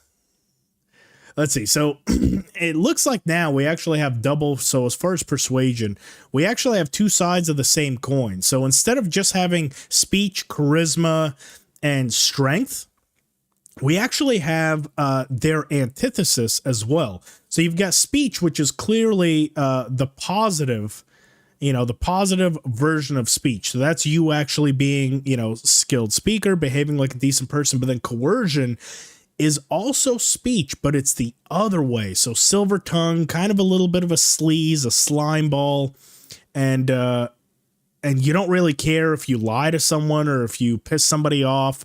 That's where coercion. So they're both, you know, the same coin, but two separate sides of it. Same thing here. It looks like with charisma. Charisma is like you look like a wealthy noble, reputation, but this is like a wealthy but dangerous noble. So this is someone like, if you had to envision someone like a Toth, right? A noble, but he's sort of on the evil side. Like you can tell he's got wealth, he's got money. This is more like a, you know, like a Hans Capon, very rich, very, you know, stuff like that. But yeah, domination is like the antithesis. And then same thing here. Might is kind of like a knight in shining armor, whereas dread, it's like that's when you're covered in blood and, you know, a bunch of crap. So you are intimidating, you look mighty, but it's the bad, feared, scarred, battle scarred warrior, as opposed to this, you're kind of like this knight in shining armor. How's the collaboration stuff going? It's going fantastic. Love working with Strat. Very knowledgeable, very easy to work with. We bounce ideas off each other. We pretty much talk almost daily as far as what projects we have coming up. So I'm really looking forward to get to cover the game alongside Strat, someone as knowledgeable as him, and someone who just even has more experience on platforms like YouTube to create, you know, videos and stuff with. So it's been an absolute blast. I've definitely learned a lot more in the last few months working with someone, especially someone as prominent as him, as opposed to having to kind of do it myself for the last like year. So it's going well. Very well. And then we see here, obviously, you know, you can choose which one. So we've got the coercion. So it's not just flat out speech versus you know, you can only do like charisma. So you have certain ones. So it looks like here coercion is 3, because clearly Sir Toby is probably not a very sleazeball type character in this playthrough. Speech is much higher. It looks like might is very high, but he is also like a charismatic bad guy. So I think this might just be a representation. This doesn't look like stats that he has, but yeah, so similar system, but it's definitely been improved upon. Let's kind of go through here to where we get to the mission where we actually have to steal. Looks like, yeah, there's a random encounter there where 2 guys are beating the hell out of each other. That's something else I'm really looking forward to, is just seeing what kind of stuff that's actually available out in the open world. Where the basements of those medieval houses were. So we use the map of those documented basements, which are and then on this layout we built a lot of the city. It was really a big help, for example. I know what you mean, bringing back the role-playing into role-playing RPGs, or role-playing games. I definitely agree. It seems like you can really build out your character and choose how you want to play, and it gives you the freedom to do that as opposed to just kind of pigeonholing you where your decisions don't really matter. I do think that there's going to be a lot of weight on what you do throughout the game. Here we go. Talk about though, DRM. So let's tell you right now the exact situation. So give us and we will tell you. Here it is. Soon. So this is what I and let's give me posted. A second. So we'll go ahead and your watch through. attention. So DRM, of course. So there's things floating here in the chat. There's things floating out in the internet. And many of those things are absolutely fake news. And you should be very careful with stuff you trust and see and take for bare coin. So I can tell you right now the exact situation. And the exact situation is that KCD2 will not have Denuvo in there or not have any DRM system at all. So we never confirmed it. There were some discussions, of course. There was some misalignment. There was some misinformation. But at the end of the day, there won't be any Denuvo at all. And with that, I would like you to close the case already. Stop texting under every post we do that Denuvo is in the game, because it's not. We never announced, we never said it will be there. As I said, bit of a misunderstanding. But as long, and that is something you should really remember. As long as Warhorse doesn't announce anything, it's not true. So we say the things once we say them, and once we say them, they are real and it's happening. That was with KCD2 the case, the announcement of KCD2. That will be with the specs, and that is, for instance, right now with the DRM. So let's bury that thing and let's never ever talk about it anymore. And what we can talk about though is the game. So let's.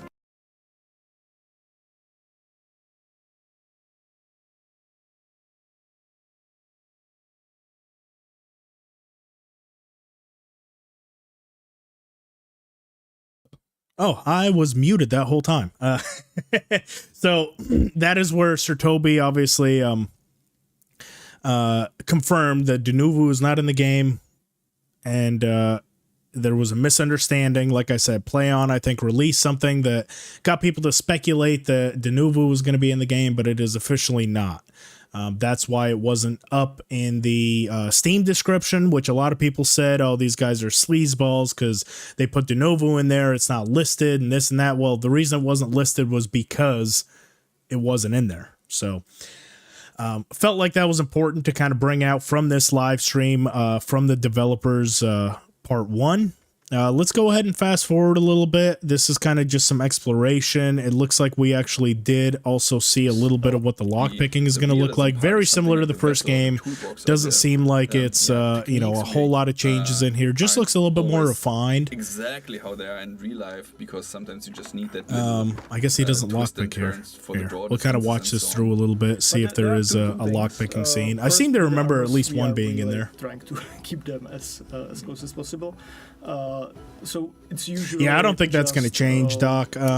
Just because they kind of know where they came from. They had their entire studio was built on player trust. They promised something on Kickstarter that they had to deliver on. Here we go. This was the lockpicking. So clearly you can see start lockpicking by holding A. Use the cursor size to find the correct lockpick position, and then keep rotating while you do, and then that's going to tell you when you unlock it. So exactly the same system. It just looks a little bit more refined, a little bit smoother. Supposed to look like 50. There we see it's there. A lot less shaking, but this is probably because it's in normal mode. If you remember, if you play in hardcore mode with the shakes debuff, that shit's just... It's like a fucking earthquake is going on when you're trying to open it. So if you, and even with that, we of course can make. Yeah, I hate Denuvo. Yeah, it's definitely ruined some games. Not only with performance, there were some certain games that were like single player games that required you to always have an online connection. So yeah, I do agree. It doesn't seem like it's never something I've had a problem with, but all the research that I did with Denuvo, it definitely seemed like it was a lot more focused on more the developers' asses as opposed to any benefit to the player. Like, it does stop pirated copies, or it's supposed to prevent pirated copies from going out, but let's be real here. People are going to find a way to pirate any fucking game that's released. All you're really doing is fucking the people that got a legit copy that can't realize the full potential of that game. You know, it's like that old adage of, you know, well, if drugs are so bad, they should make them illegal. Well, they are illegal. the only people that you're really stopping is, you know, law-abiding citizens from getting them. But if you want to get a pirated copy of a game, if you want to get drugs, you're going to find a way to do it. The only people you're fucking now is the people trying to do it the legal way. So, yeah, that's just kind of my thoughts on Denuvo. I'm glad it's not in the game, and I think it's more harm than good stuff is destroyed already, so, or to people to buy a legit copy of the game. Things we can check out the here champ! In the Republic, so More kid, what's going on, buddy? Thanks for stopping in. Find information in France, Germany, England, and so on. Yes, However, I have, Tristan. That's the other thing. It screws up modding for a game. Like it makes it almost impossible. It makes it almost impossible to mod the game, and then when you do try to mod it, it counts it as like being a pirated version, so the game stops working. It's like I said, everything that I've read about it, I've never had personal problems with Denuvo, but the more research I kind of did into it when the rumors first started, I was like, oh, fuck me. I really hope, because games like Skyrim, games like KCD1, games like Fallout 4, the reason they're able to live 3-4 years after release is because of the mods, which I hope the mods come soon for it as well. But that's what keeps games like this relative and new, is by adding mods to it after you play a couple of legit times through, but then being able to change the environment, being able to change the perks. I mean, Skyrim's fucking 12 years old now, and I watch people stream it, and it looks like a brand new game. You know, you got a Star Wars mod in there where everything is Star Wars. You've got different inventory, different perks, different, you know, stuff. There's a reason that that game is still good. So yeah, anything that messes with the ability to mod is kind of a bad thing, and it's gonna hurt the shelf life of the game, in my opinion. It still has one tower today. Yeah, you can see it's been built in that time, so you can see there's yeah. around. No, I agree, Paragam. Yeah, no copy protection stops pirates. If someone wants to pirate the game, they'll find a way to pirate the game. The whole city is undermined, and it was not really. Seeing the text file for a parted KCD1 copy framed in their studio. When they found out, no, I haven't seen that. Decided to not continue, so it looks almost. I don't think so. Deep Silver, it doesn't seem like they would go down the path. I mean, I don't know if there's a worse studio out there as far as fucking over players than EA right now. Ubisoft has been fucking up a lot too. Don't get me wrong, but EA, wonderful. God. Don't even get me started on EA. That is just, ugh. And the problem is, I like, the reason I'm so mad about it is I actually like some of the games, like I like UFC 5, or I want to like it, but the game is shit. It's been out for a year and a half, and it's got a lot of the same problems that were there at launch, and it's almost like they're just dangling carrots in front of you instead of fixing the problems and really knuckling down and getting it right. Instead, they're just like putting out fighter updates and stuff. It's a whole big thing. This isn't what this video is about, but my God. Also, let me draw attention here, because this is something else that I noticed. This is a very late build that Sir Toby is playing on right here, because do we remember a couple videos ago what like a mid, or I would even call what a late game save was, what his stats were? I mean, look at this. Vitality 30 maxed out, agility 30 maxed out, strength 30 maxed out, speech 28, as close to makes no difference, maxed out. And if we look down here, let me get this little thing away. Max carry weight is 420 pounds right now on this build that he has. Oh, shit. There we go. Bam. Nah, 420. Nah, you bastard. Why do you do this to me? People are going to start thinking I don't know what I'm doing with technology, which is kind of true. So 420, that is the maximum weight in his capacity in his inventory, with maxed out strength. I would imagine probably all the perks. I mean, if it's maxed out like that, I'd imagine he has all the different carry perks and all that. And look at this. Actually, broadsword is only 2.9 pounds. So I wonder if that big ass sword that we had at the very start was just a really big, like 4.5 pound fucking chonker. But these seem to be under 3, but the field crossbows, those all seem to be right around 3 pounds as well. But yeah, I just thought that was interesting as well, going through. I think the max cap in the previous game as far as carry capacity was about 206 pounds. That is with maxed out strength and the pack mule perks. So that adds 10, 15, and 20 pounds, or 15, 20, and 25 pounds total. So maxed out was around 206, 208 pounds, somewhere in that frame, somewhere in that realm. Whereas here it looks like it's going to be well over 400 pounds. So clearly late game, I'd seen some people address the fact that I hope that the carry capacity is upped in order to accommodate all the different armors that we'll be able to have on us, because we'll be able to have essentially 4 separate weapons, 3 separate armors, and then a whole bunch of potions. So we can probably have a whole shitload of potions on us. It's just only 4 it looks like are going to be able to be in the quick slots right there. Along with, I'd imagine it looks like fine bolts right here. They have some weight, 2.1. So if you figure if you've got the field crossbow, about 50 bolts, let's say, right? Just to have enough. There's another 5 pounds, but then you also have a 4-pound bow that's in one of these other slots with 50 arrows. That's another 5 pounds. So it's going to add up very, very, very quickly. If you actually, kind of do the math in your head, it's, yeah. Now, how believable is it that he can walk around with 420 pounds of inventory? I mean, I'll admit, not very, but I think that they really sat down and they kind of did a lot of head scratching and said, okay, how can we stay true to the realism while still staying true to the video game portion? Is it believable that he basically is a world's strongest man, carrying 420 pounds on him? No. Is it going to make it a lot more believable because he has 3 separate armor sets and essentially 8 weapons and all that? It's going to make it a lot more user-friendly as far as going through the game, just to be able to carry all this stuff without just being overburdened the second you step out. So I think that was a little bit of a compromise that they had to have. What should we put this at to, still make it a video game, but make it a little bit,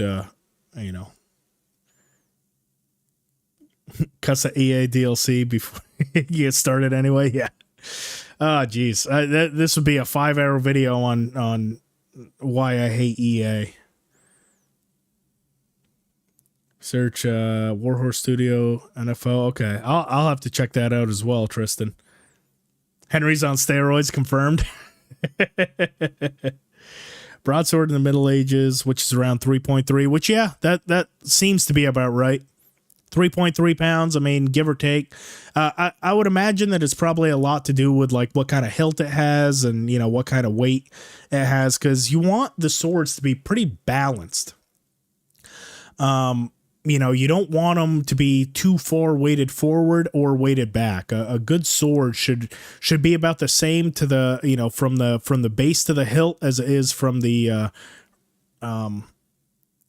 hilt, kind of back. So you have a good bit of balance. So I'd imagine, depending on if it's weighted forward, like I think the Executioner's axe, they actually want those weighted forward because all it's going to do is slash. So it has a very, very heavy tip on it to give it momentum when they swing down. But normal axes that are meant for both defense and stuff, I know you want a good balance in there. But yeah, Henry's definitely not only a Giga Chad in the facial region, he's also been, giving himself a little bit of the old Liver King to chunk up for this game. He had 6 years on a cycle, so we'll see if it paid off for him.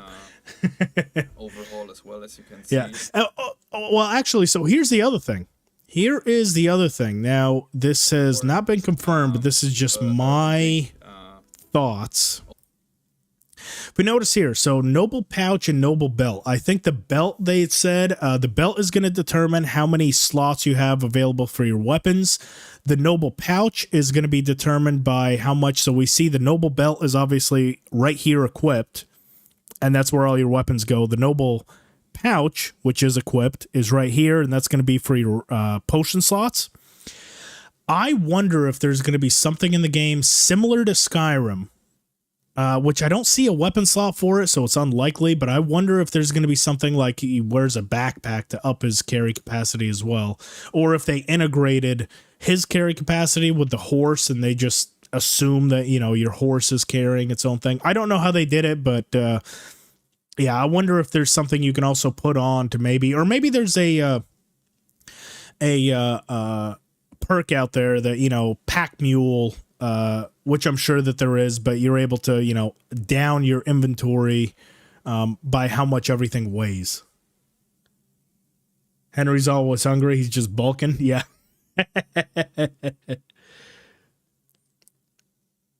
There's no norm or audits back then. Well, I mean, if we go through here, right, noble cuirass, that seems a bit light for a noble cuirass. 5.4 pounds, that would be what, 2 kilograms? That seems like it's very light for a cuirass like that. Because let me show you. So I recently went to I was kind of excited about this, and I actually got it in the back right there. But so I recently went to a medieval fest, and I was able to get some legit armor. Hang on, let me shoot up into OBS here. Filters. Turn that off. We're gonna go back to this scene. Give me a second here.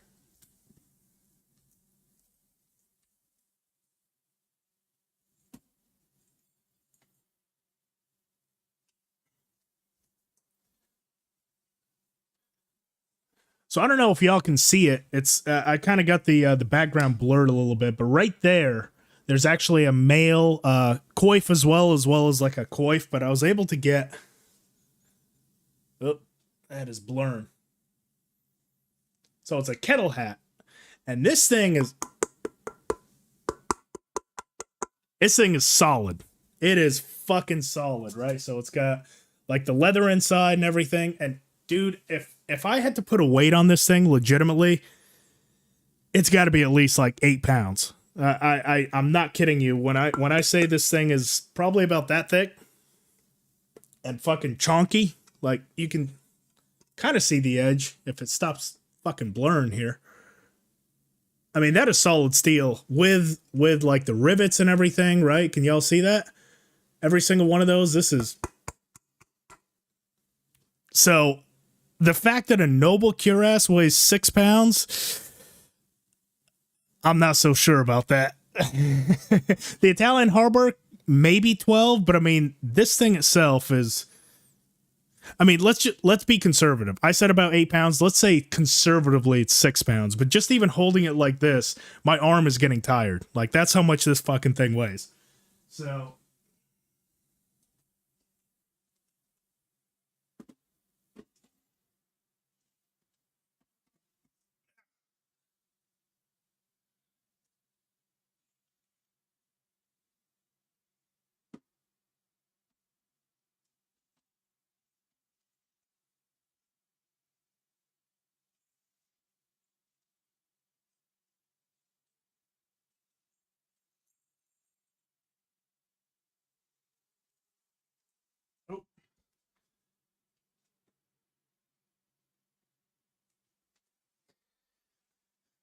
there we go. I got to back up in its display case, but yeah, that thing is solid. And so while I was at that medieval fest, I decided, I was like, you know, day 2, and it was hot as shit over there. Is in Texas, so like mid-October in Texas, so it still hadn't really had a chance to like actually, you know, cool down. And I decided, I bought that day 1. I was there for 2 days, and I decided, I was like, you know what would be awesome?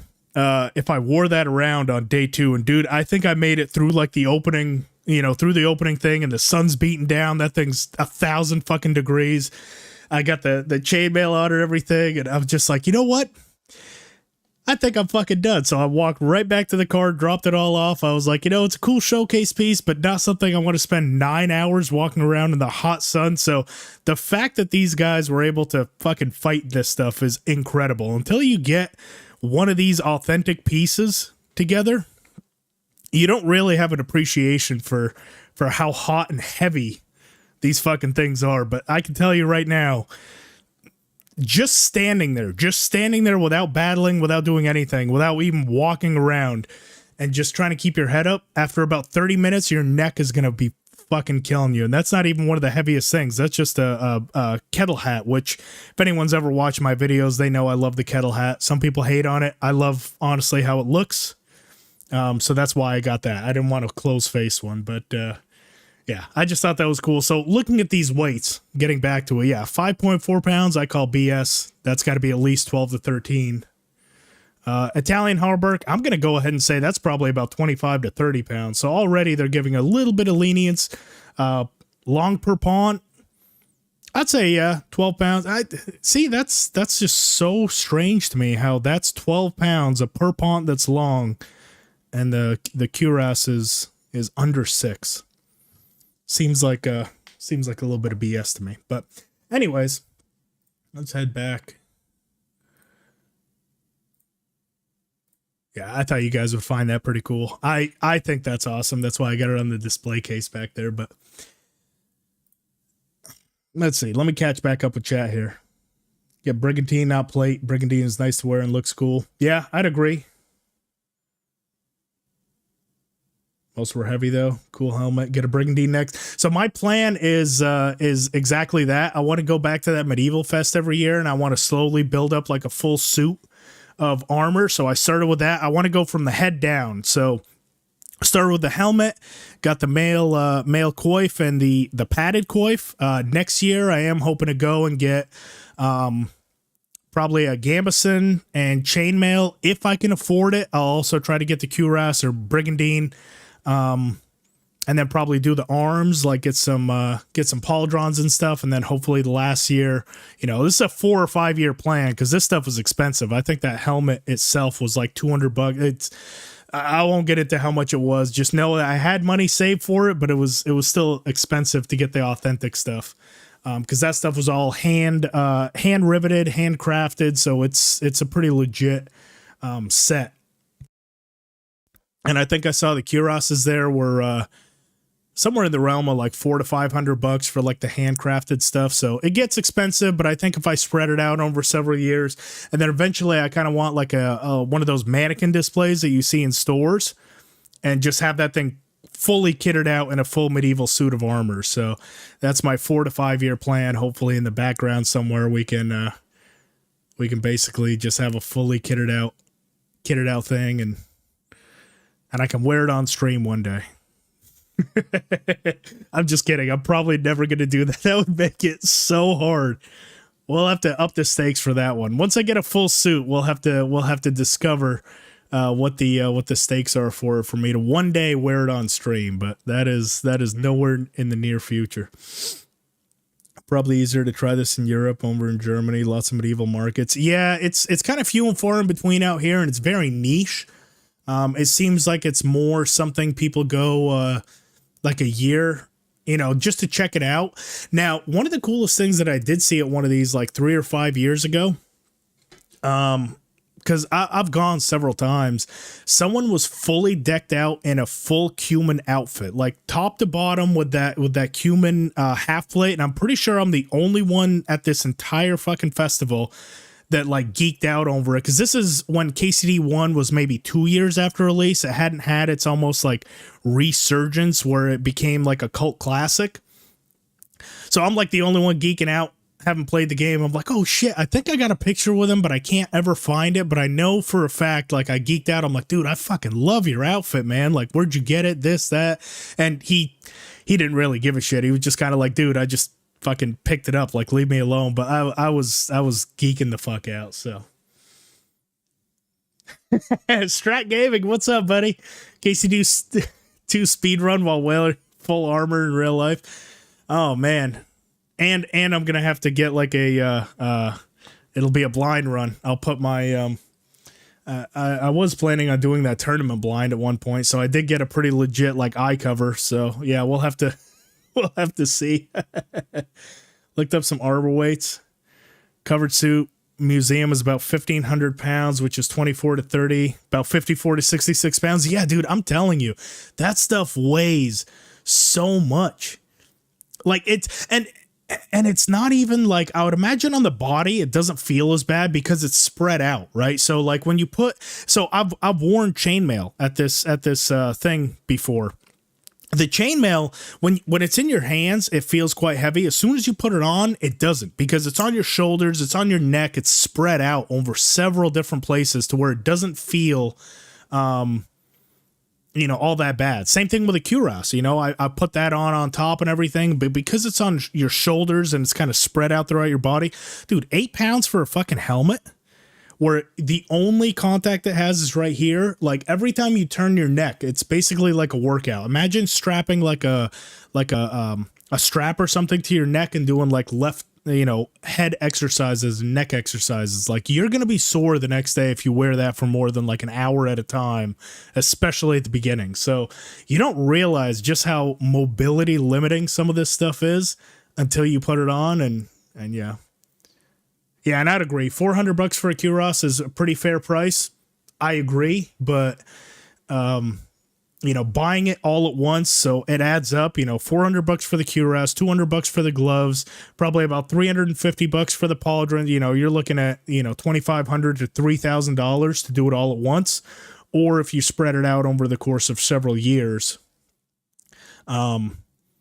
you know, it becomes a little bit more affordable. Like I can save $1,000 to $1,500 in a year, but me just, you know, dropping $5,000 in one day is not something that I ever look forward to doing. So I think if I do it over a good period of time, it'll be a little bit more, overall, as well as you can see, a little bit more attainable. There's still a lot of information there, but I think they're way more on point than they were before. Yeah, good chainmail hangs in a way from your sides. That's true. And then also, if you notice, actually, this is a good example of it right here. Most of the chainmail that I saw, either it had it separately or it was actually woven in, will have this kind of belt right here, where it goes across the midsection to not only, like what you said, suck it into the sides to where it can evenly distribute the weight, but it also puts a little bit of that weight on your hips. So it's not all hanging down on your shoulders. So there's usually some way to secure it at the midsection to where it can even better distribute to your body as opposed to just wearing down on your shoulders. Because you got to also remember, when they were doing this, they also had a shield in this hand, something in this hand. So they had a lot going on. So something that's weighing down only on their shoulders would probably not be ideal. They would definitely look to find ways of spreading it as evenly across their body as possible, to make it as mobile as possible while still giving them all the protection that they're looking for. So going through here with the devs, okay. Fucking Toby.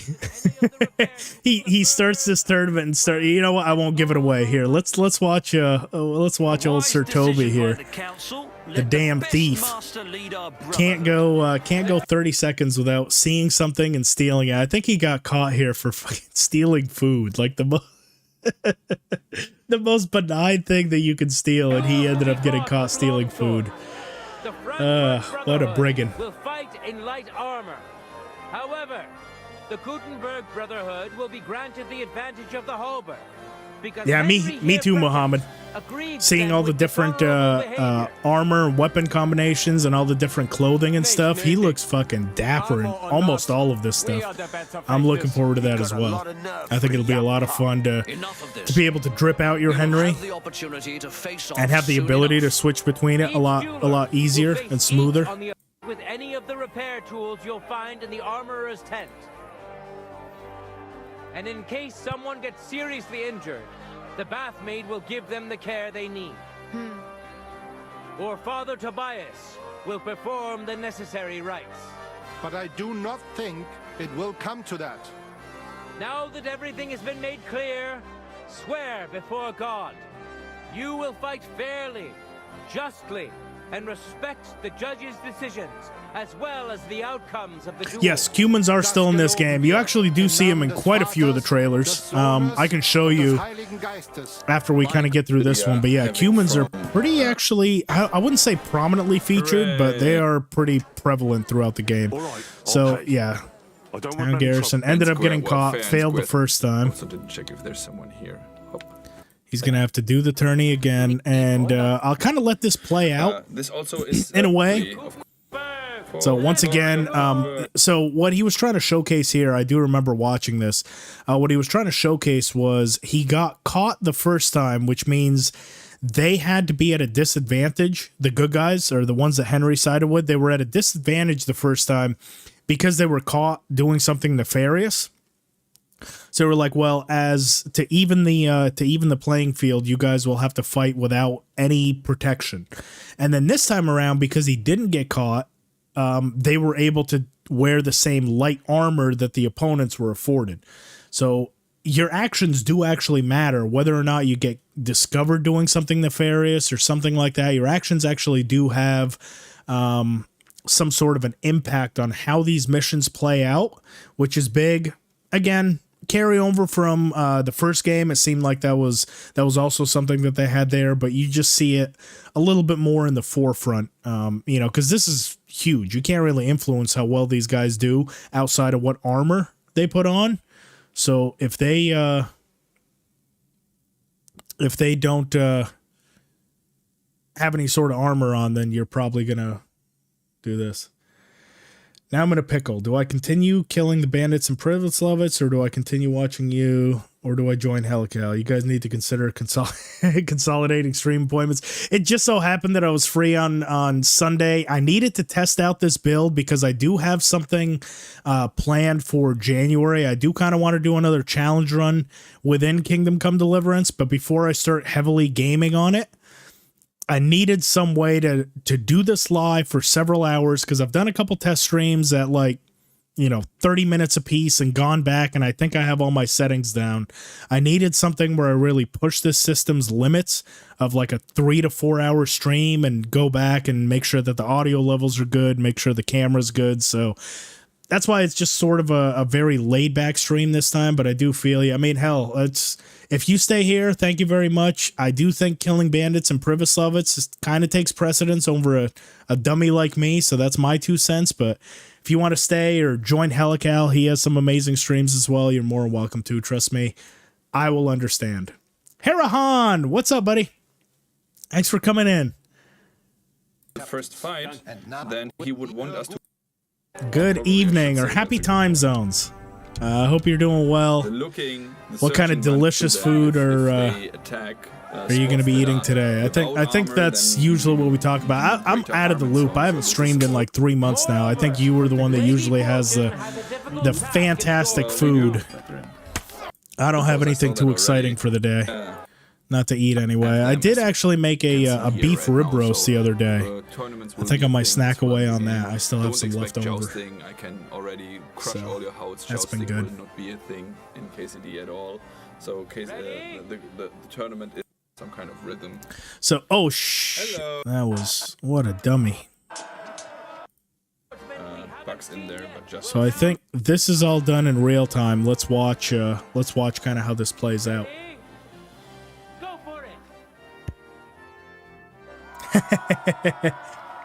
There you go. Second device and low key in both streams. Hey, that's even better right there. Thank you. I'm no dummy. You try to live with me every day. You'll change your mind. I promise. Goose leftovers today and a deer goulash for Christmas Eve. That sounds incredible. That really does. I think on Christmas Day, I'm going to be going over to a friend of mine's house, and we're going to have like a big brunch, right around midday. So I got to try and decide what I want to bring to that. I usually bring something, but yeah, today I think is going to be a leftovers today as well. Leftovers kind of day for me. See if I can't get some editing done this afternoon. I really need to. I've had this run for a while. That I've wanted to edit down and just haven't really had the time to do it, so I'm really trying to knuckle down and get it done. It's that no player menu run that we had. That was a lot of fun. I think I streamed it like 8 months ago and promised that I would edit it down and do like a heavily edited on it, and I just haven't gotten around to it, so now I'm really trying to knuckle down and get that one out. I will continue. You're brave. That volume is This very will not low. end well for you. Yield. Be nice. Muhammad, it's midnight and you're drunk out of your mind? Well, I guess midnight is a good time to do it. I'd be more concerned if you were like, yeah, it's 8 a.m. here and I am fucking hammered. That would be concerning. I guess midnight's acceptable. If there's a time to be drunk, I guess that's a good one.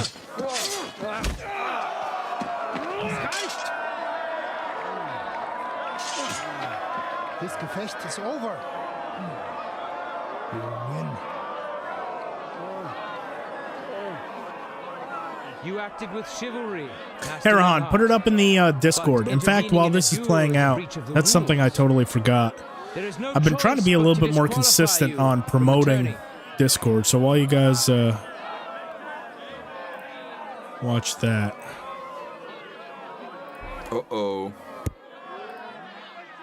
Hang on. I'm sorry. I've just got everything going here. How does it look? Give me just one second. He's badly shaken up, but that should improve in time. At first, I thought I'd have to send for the priest, but he had more luck than sense. Yeah, she's doing some voodoo witchcraft on him, but don't worry, that's missing animation there. But as I said, it's an early build, so that's not the point. She will actually check his limbs and everything. So once this is done, this will look really cool. He'll get his sight back in that eye, but I can't say for sure. In my experience, it's in the Lord's hands. Send for the best physician in all of Kuttenberg. Schnell! I will pay alles. Rest assured, Master Menhard, we will send for him as you command. I am sorry that the whole affair has taken such an unfortunate turn. I will pray for your companion's health. Danke, Fridusch. Aber what about the duels? Beruhige dich, Arne. Yes, that's what I came here to clarify. However, I expect on account of Arne's injury, your brotherhood has forfeit the fight. Nein, Menhard. Du musst keep fighting.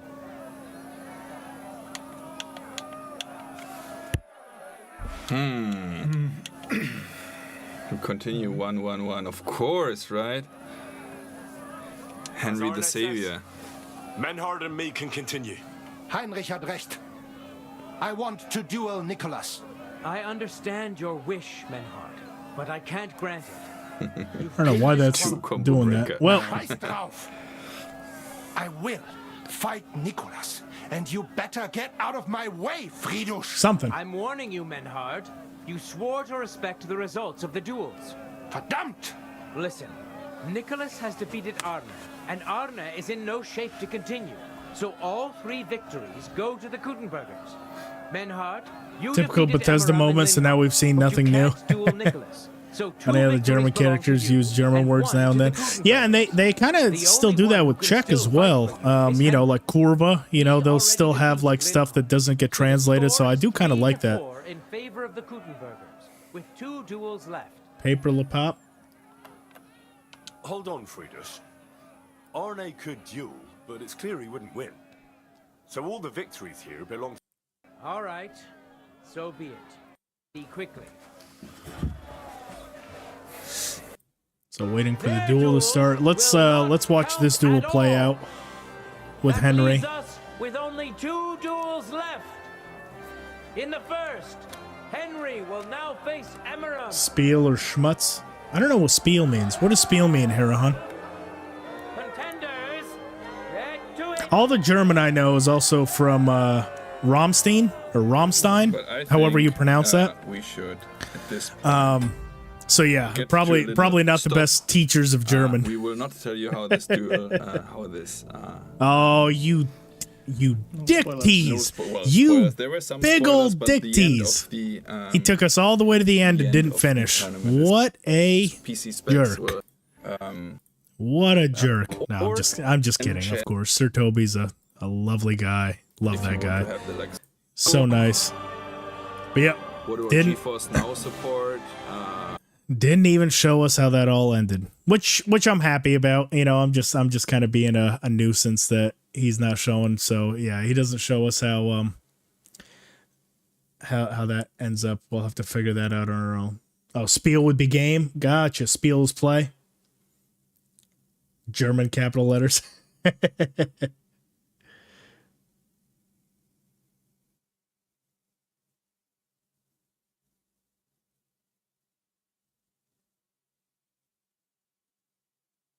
Gotcha.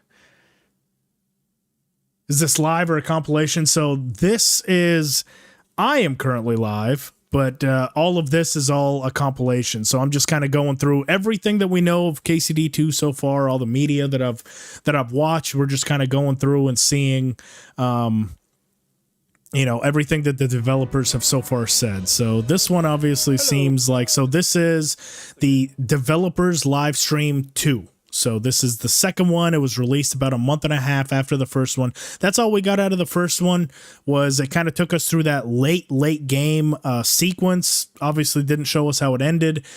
This one is very early game. So this is kind of right after Henry and Hans get assaulted. So clearly they make their way over to Trotsky Castle.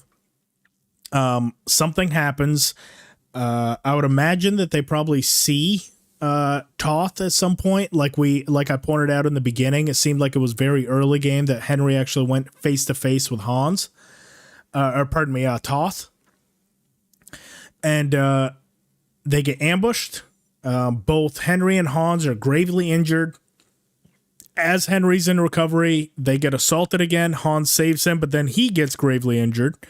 By the time Henry is awake, he then has to kind of retrieve Hans back from the dead in a way. And so this is the sequence that we're going to be playing through in this dev stream, live stream part 2, was that beginning kind of opening scene with Henry and Hans. Thank you for that. And we do get a couple other big things revealed that I kind of want to touch on. So yeah, that's sold out now. Here we go. So this is kind of the start. So this is right after the assault, which if we look here, this was the result of this right here. So if we go back a little bit, it's actually right here. Still love this song.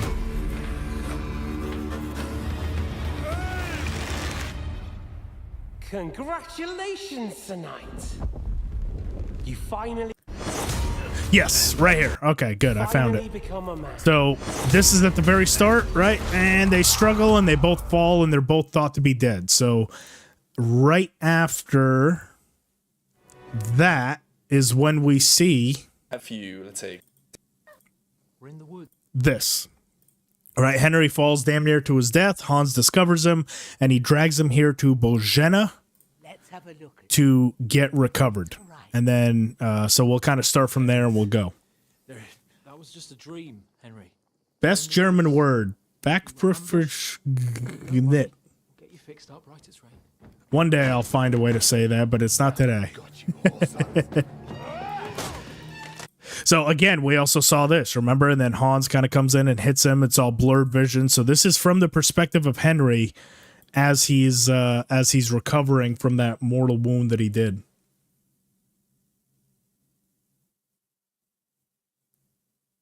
D Silverwing, this isn't a challenge run. I never said it was a challenge run. Look at the video title, man. Come on.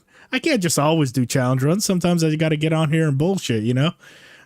Good to see you again, D Silverwing. Challenge run might be coming soon in January, depending on how much of this editing I can get done. Hopefully, we will have a new challenge run live stream series in January, but that is a very, very tentative thing. I've got a little bit to work out before we go, but hopefully soon you'll enjoy it. And if not, there will definitely be a challenge run of KCD2 or multiple. Back Pifine Gesicht. A face you want to punch. That is a pretty good German word. I'm gonna have to save that one day when I go to Germany. I'll definitely have to say that to every single person that I see. We'll see how long before I get punched back. So this is going to be a new one, D Silverwing. That's why I said I still got to work it out. It's going to be a very heavily modded one, and I don't know if it's going to be a full-on playthrough. I'm going to have to make sure that all the mods work together and play nicely with each other, which I don't know because there's a lot that I have planned. But essentially, there's a mod out there that stops basically all of your progress with any sort of leveling. Like, it literally sets everything to 0. The only perks and mods that you get are right at the very start when you speak to Mother, and that's it. Doing anything within the game completely stops, and I think I want to try and see if I can rebuild all of Privoslavets with those restrictions. And there's going to be a lot of other curveballs along the way. So it might not necessarily be a full-on playthrough. It might not start from the beginning to end, but that is one that is kind of appealing to me right now. We'll see. Yeah, we'll go from there. I still have to do a lot of the bug fixes long before I start that, because that's going to have so many moving parts that I don't even want to think about it right now. Doc Geist actually had good pronunciation. Oh, thank you. It's some of those are very, very, very hard to pronounce, so I appreciate it.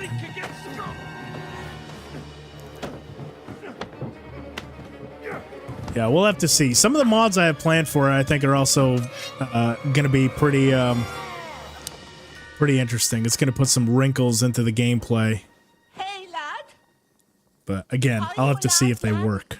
It's one thing to theoretically watch a video on, like, these are the best mods you can have, and then you put them into your game and none of them fucking work, which I've had before. So I'll have to make sure they all play nicely. So again, this is kind of how we're getting those flashbacks from game number 1. You can see clearly that's the raid of Skalitz. He's kind of recalling how his family, his dad, his mom all died and everything. This is him having that flashback.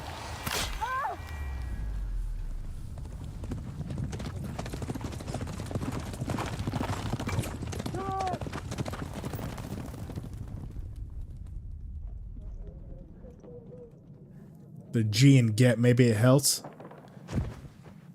Oh, come from Skalitz. Guest. They burned it to the ground.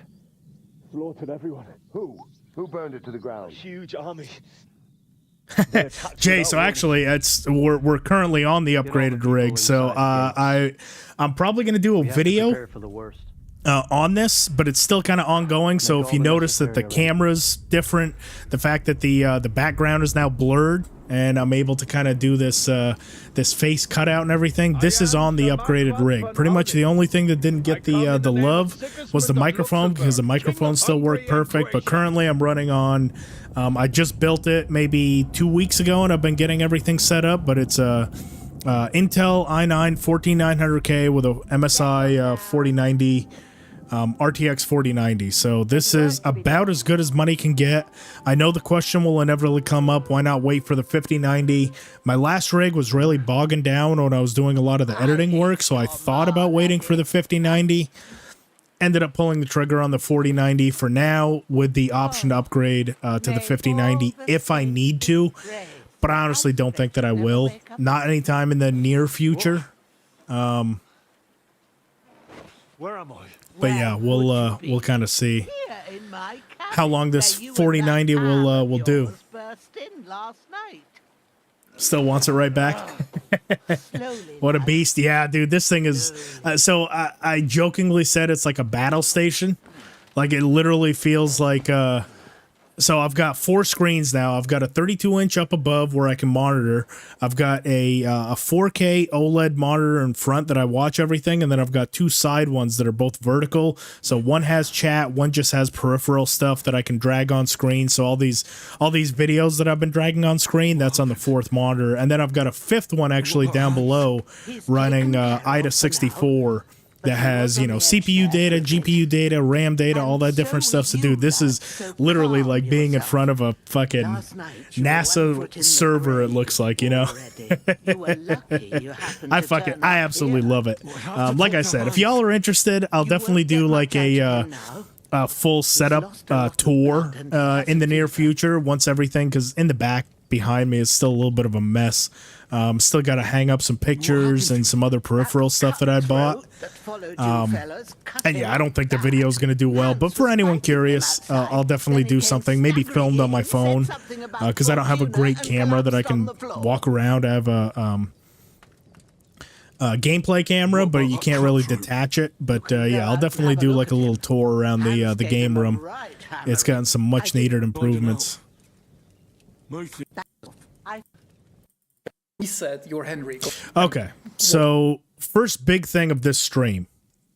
Terrible fall. Miraculously, you survived the terrible fall, but you lost several main levels, skills, and perk points due to your extensive injuries. You have no choice but to recover and regain them gradually later in the game. So that fan theory that we originally kind of had was, you know, like, well, how are we going to be able to build our Henry? Does he just kind of fall, hit his head, and, you know, the perks reset? Like, yeah, kind of in a way, but basically it seems like he's all maxed out at the start, or close to maxed out as you can get in, you know, moving over from the first game. And then because he physically like broke a lot of stuff and his body was broken, he kind of regressed as a person. So I don't know if this necessarily means we lost, you know, as many perks as we think, but it's like his strength went down because he probably had a long recovery time, probably 2 or 3 weeks at minimum, laid out, you know, something like that. When you take a fall like that, I mean, shit, just even in the first game when he got his ass kicked by Runt, do you remember he was laid out for about 2 weeks? They said fortnight.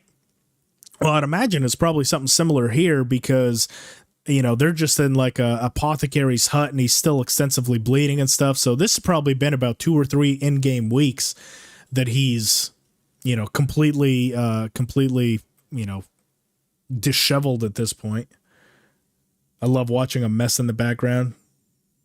Seems lived in instead of sitting in a studio. I mean, trust me, this is not a studio. This is a spare bedroom, and it's not so much that it's a mess. It's just a bunch of stuff that I want to hang up on the wall to where I think it'll look cool, kind of showcasing some stuff. Because the one problem that I have with my old setup, for those who've watched other live streams and stuff, like I had some KCD posters in the back and I had my Govee light and stuff, but the thing I wasn't really ever able to showcase is where I had my camera clipped. Right above that, I had a bunch of cool shit that I really, really liked that I was never able to like show. So I'm like, I kind of want to do something in a display where it can actually like show this stuff. One of the cool things that someone got me, so I'm a nerd from top to bottom. So someone got me the whole Dumbledore's Army, Harry Potter wand collection stick from when I went to New York and went to the Harry Potter store right there. So it's got like all 6 of their wands, like movie quality, and it's like on a big wooden scroll and stuff. So that was hanging like right above my head here in my old setup, but just had a camera. I want to be able to show that stuff because I'm super proud of it. I really like that stuff. So I got to set everything up to where it looks not goofy. So that's what I'm currently working on is getting everything like that situated. RPG. So Terrible Fall, and what he lost some perks, and we'll have to slowly get them back as the game kind of progresses. So in a way, this almost lets you, for those that played the original God of War 2, like back in the PlayStation days, do you remember how God of War 1, you became the God of War, killed Ares, and then did all that stuff, and then right at the very start of of God of War 2, you have the abilities of a god. Zeus betrays you, stabs you with the sword, you lose all your godly powers and have to work back up to it. I think that's going to be very similar here. So you start off the game, you have all the abilities from the previous game, you have, master strikes, perfect blocks, you kind of get a feel for what you can expect later on in the game, and then you take this fall and you kind of regress a little bit, and you got to re-achieve those same goals. So I think this is also a good way to bring in new players to the game, because I think one of the problems with the first game was you start off so shitty, you can't really see the light at the end of the tunnel of where you're going to go. So, you start off the game getting your ass kicked by Kunesh, and you're like, well, this is just the combat in this game. It's never going to get better. So they stop playing. I think this is a smart strategy by the developers by having you start as a high level, or even start as Godwin, who has a lot of skills. And then you go to Henry, who also still currently has a lot of skills. You kind of see what the combat is like towards the mid game, and then they take it away from you. You got to work your way back up to it. But now you at least have a goal to achieve or something to look forward to, as opposed to just, well, I guess I'm never going to get better, and they just quit the game. So this is a very genius strategy from them to welcome in new players and make the learning curve of the game, I think, a little bit smoother to kind of ride. Intel 13, 14 gen are prone to self-destruction. So they've addressed a lot of that. They definitely were. I have one of the other bad things about it was Asus had something in their motherboards where they were just trying to overvolt them. I have that gated back to whatever the Intel specs are. So that was a problem that people didn't know. They would just have the motherboard try to initiate what it thought that the CPU needed, so that was frying it, but they've addressed it. I don't think it'll be quite as much of an issue, but also Intel CPUs are a little bit better for content creation, so that's why I went to the Intel side. But Ryzen has some good products too, don't get me wrong. But yeah, that's kind of why I went Intel. A lot of the stuff had been mitigated. Price up, that's exactly what I thought, Mohammed. Scalpers are going to price up the 50 series, and it's going to make it impossible to get for the first several months, and then even after that, when it does become available, I think it's going to be way, way, way over what the manufacturer cost is. They need to weaken Henry. We want a challenge, not Superman. Again, I think that's just to welcome new players in. It's not going to be for long, but I think it just gives someone to want to achieve something. I don't think it's gonna. I don't think that they made to like handicap the game at all. I think it's just. Like I said, a way to welcome in new players in a way that's not overwhelming. But I do think it will still be a good game throughout. I was too slow. They have a special scroll to hang on, right? Yeah, they do. I think it's actually right here. Hang on.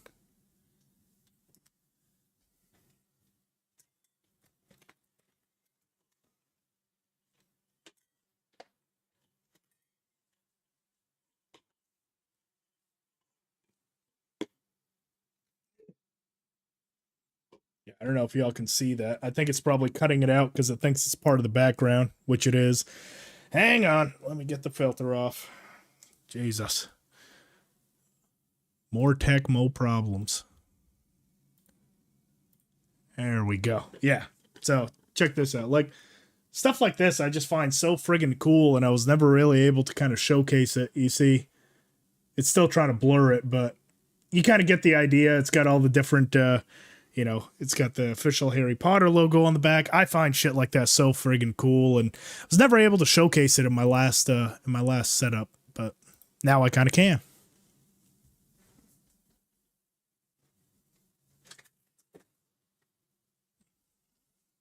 Oh.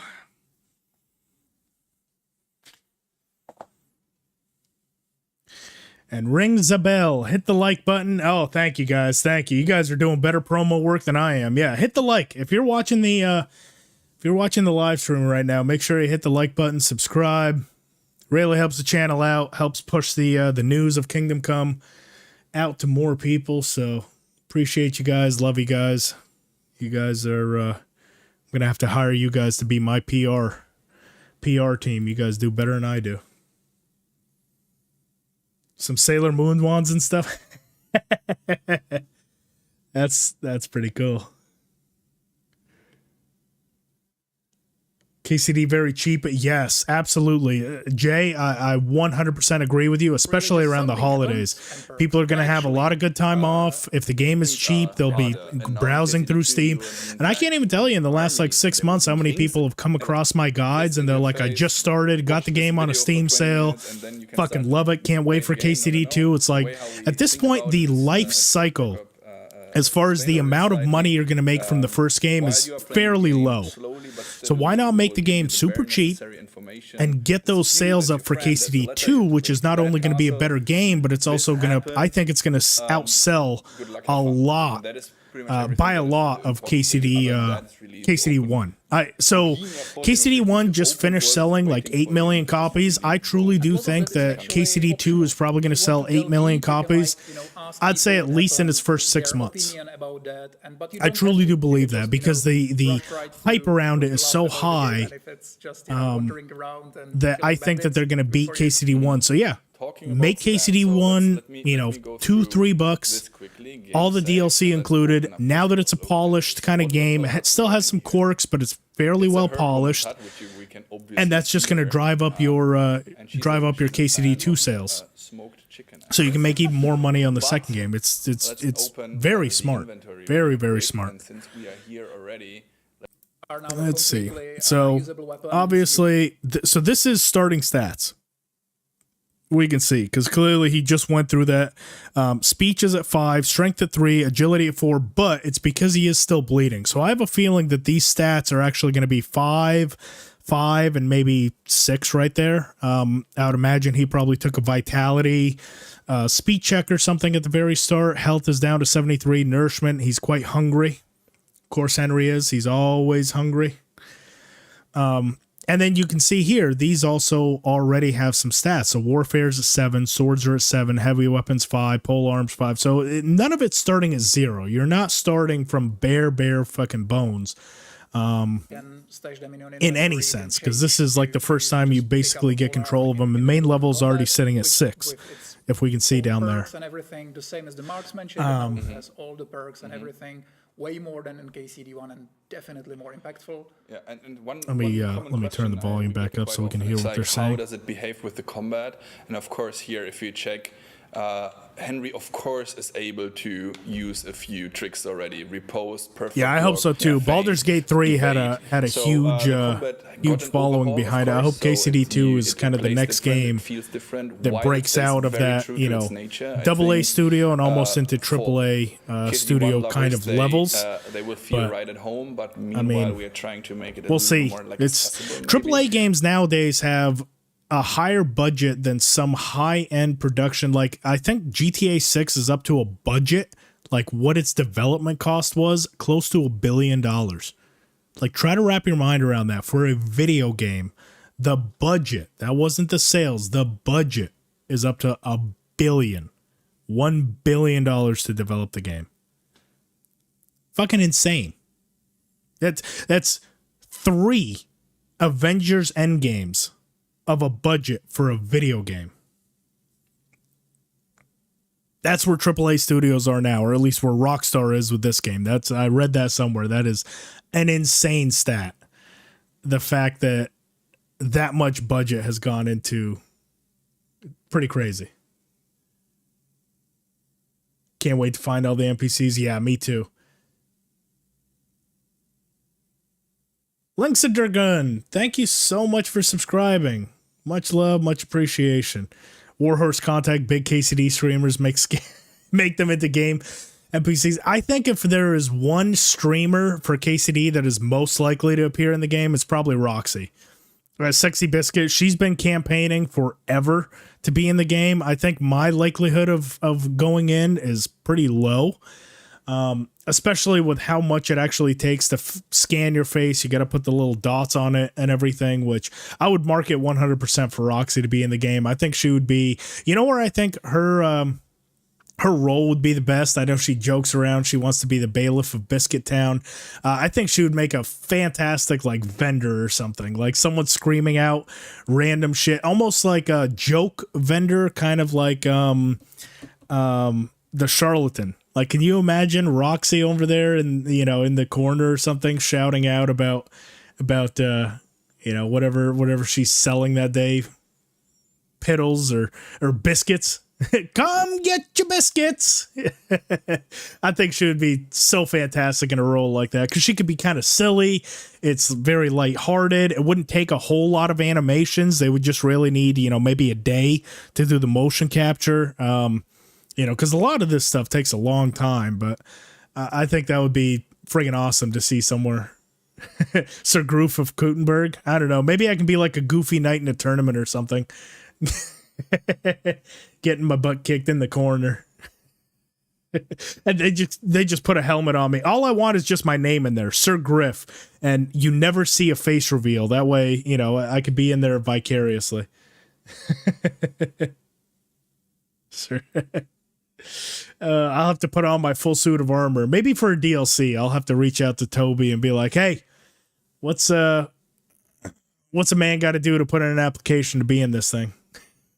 Not dumping it down. However, since, as I said, Henry already got his fair share of combat in KCD1, he of course needs to know the new menu. I do minimum. agree. I love all these little things.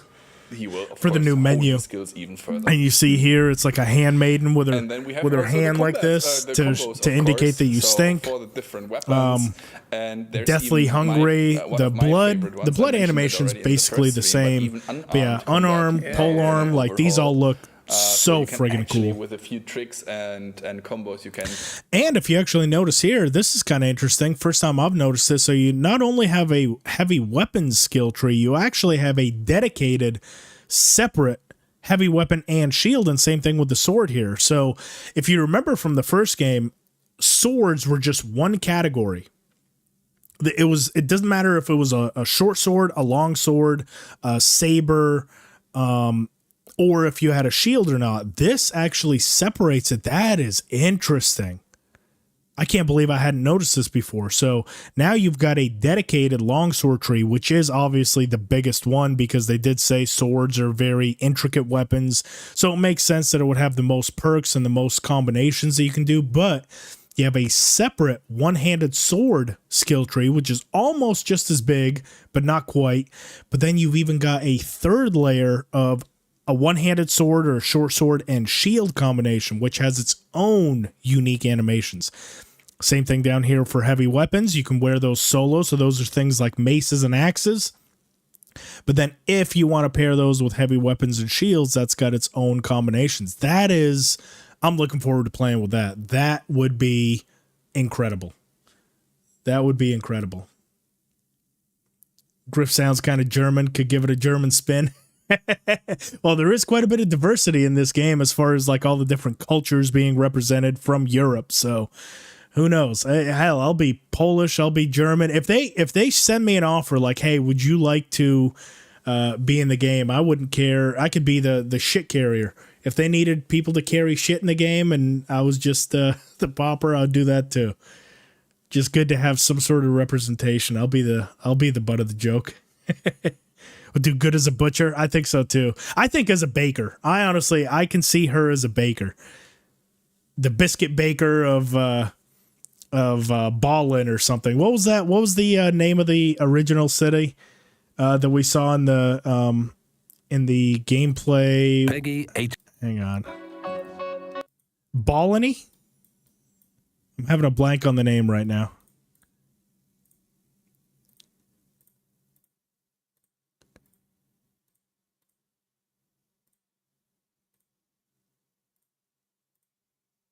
Oh, that was the menu, wasn't it? Yep. I think I just fucked up.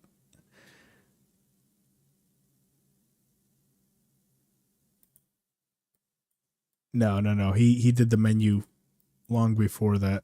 Here it is. I think it's straight basically out of here that we see that menu.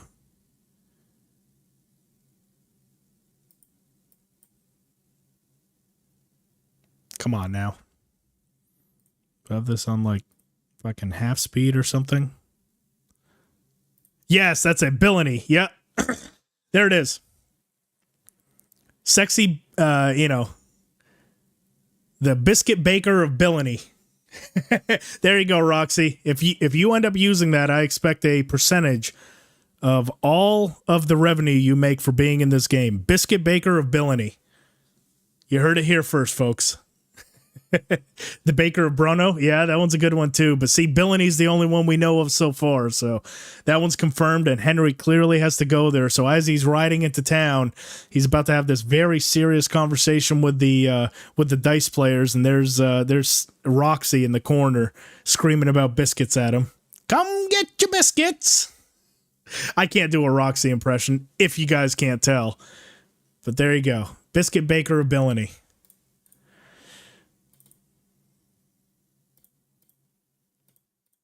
let's get back to where we were. So yeah, no, I do think that I do like the way that tree when is. You're dirty, it's harder to persuade people. So yeah, definitely do that. Like in real life. Dirty nails, guys out there. Yeah. Cut your nails, please. Do something. Do something. Okay, let's rob her clean first. Yeah. Of like course. Classic RPG players. Steal everything. That looks so good. I mean, I'm Nerd here, Exotic. Best thing would be that you cannot go into every building. Yeah, I don't think that you can. I think. Yeah, I think the map is just too vast to be able to explore every single building. Sometimes it doesn't look like that. If you look at this right now and say, "Hey, this looks a lot like KCD1," try and compare them one to one. There hasn't been a full map of this game revealed just yet. We've had portions of like what the Trotsky map would look like. They have that canvas map of Gutenberg, and you can see it on their Instagram. But no, as far as a full map, nothing has been revealed just yet. In this sandstone. Am I the only one that doesn't want any streamers put into the game? So I don't think it's more of putting streamers into the game for immersion breaking purposes. I do see where you're coming from. And of course, I'm joking. I don't think I'm going to be featured in any of Warhorse stuff in the game and everything. I was just saying, if anyone deserves to be in the game that is a streamer, it would be someone like Roxy. But I think of it more as like a lighthearted thing and like an Easter egg. It's not like they're going to be the main character where they're running a mission.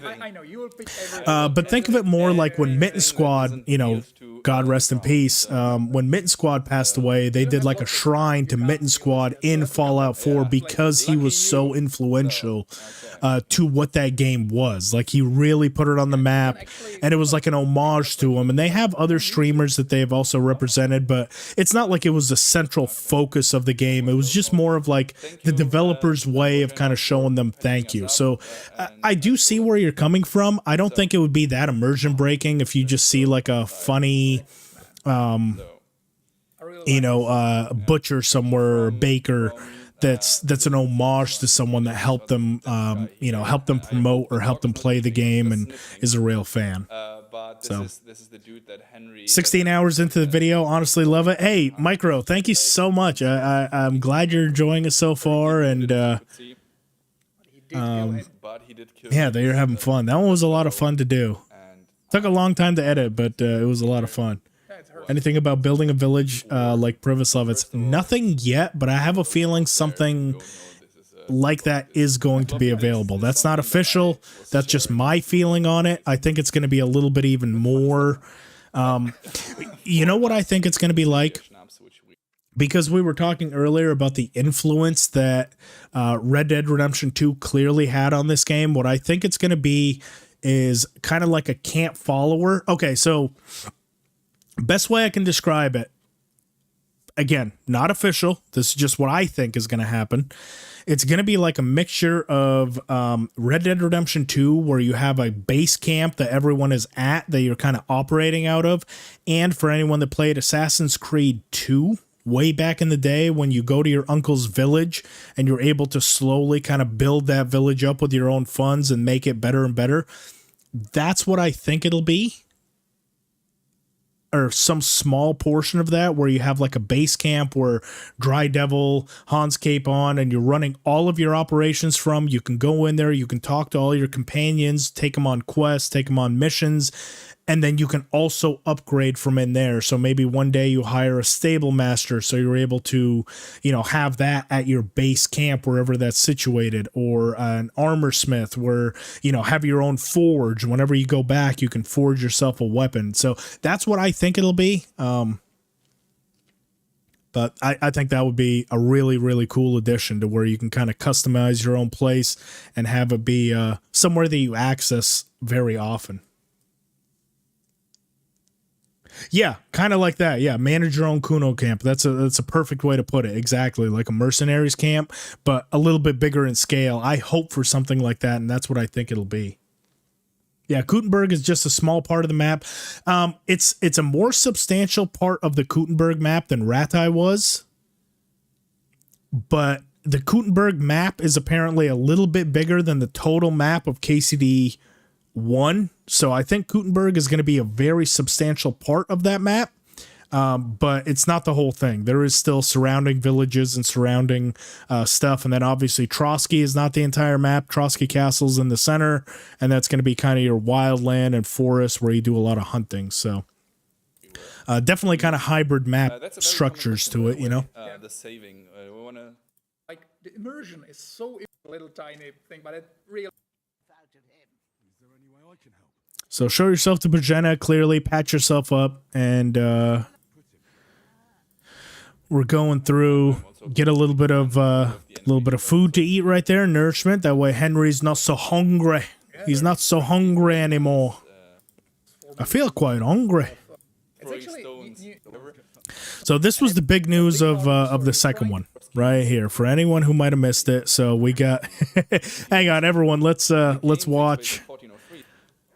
Let's watch we can see them there this effort here from of a weapon, or we see already the from Sir Toby. So he's grabbing a hold of the war axe, or the work axe. I'm sorry. Equip the weapon just in case. You know, you never know. And then it's just sad right here. And they will say, "What? There's the piece of shit," and he's immediately attacking us. You're done for. Am I? Okay, show me. Nice. He beat him to the punch. See, that was good. Didn't follow up. And see, key mistake right there. See, this is where you mess up. You never turn your back to the enemy. That guy's escaping. I get wanting to get revenge, but when you got a guy right there, you don't turn your back to the enemy, Sir Toby. Show me. See, you already done one. You'd have had this. Yeah, you hit his head, but now you're yeah. I have died in combat. Yes, you have. So sad. Why did that happen? First of all, I have some theories on why that might have happened, Sir Toby. I don't think you want to hear any of them. Kuttenberg with surrounding area could be large, though. Yeah, no, it is. It is going to be, and as we'll see a little bit later on, also there's going to be an entire. So you know how Skalitz had a whole network of tunnels. Kuttenberg has the same thing, and Kuttenberg is much bigger, much much bigger in size and scale than Skalitz was. So if there's basically another full city underneath the city. With Kuttenberg, that's going to even double the map size there as well, because now you're talking about an above ground and a below ground area. So that definitely has a lot of potential. Any word on mods yet? No, not yet, but they are trying to get them out as soon as possible. I think they're trying to get a stable version of the game out, get any sort of patches that they'll need once the game goes live. Then they can kind of start working on modding tools. I foresee it being anytime within the first 6 to 8 months after the game's release. Hopefully sooner, but I'm going to go ahead and guess it's probably going to be 8 to 9 months after the game releases is when we can start messing around with mods. Map being split in two, is that the original map plus the new map? So the map being split in two, so you're talking about the Trotsky region and the Kuttenberg region. The idea behind it is that's the only loading screen you're going to have in the game is traveling between the two maps. So going from the Trotsky, because they tried to make all the locations as close to real life as possible. They weren't able to fully, but essentially it's about a 4 to 6 hour ride between Trotsky and Kuttenberg. So what they did was they made it basically a fast travel scene where when you leave the Trotsky map and go to Kuttenberg, you basically have a loading screen. It loads in all the assets of the entire Kuttenberg area. And then if you want to go back, it's the same thing, loading screen, and then you're in the Trotsky region. Now, as far as the sizes, each map is each around the same size as the entirety of KCDU's one original map. So the Trotsky map is slightly smaller than all of the original map in KCD1. So that's one map in the game, slightly smaller, but then the Kuttenberg map is slightly bigger than the original map. So all in, the map is double the size because it's basically taken two KCD1 maps and mashing them together in just two separate assets. Oh, you can't comment from your phone? Yeah, you should be able to, but it's okay. If you want to lurk, Doc, Yeah, I'm perfectly fine with that. I appreciate you still watching. It's the same situation as we saw before. There we go. By the way, So we saw there when he didn't bury the bandit. That's what he was trying to showcase right there. He didn't bury the bandit. So basically, as soon as they showed up, they immediately attacked him because they knew clearly that Henry was the one that killed him. And this is the part where they show Do you. you think we should debunk this? Crush Here it their is. dreams. Is he swimming in a bathhouse? So you really feel, and you like, when you hope that in the end you'll appreciate it. Do you think I should show the Right here. the community, the chat, what they can also do if they're at beautiful places like this? Yeah, sure. But do that's it. kind of a spoiler.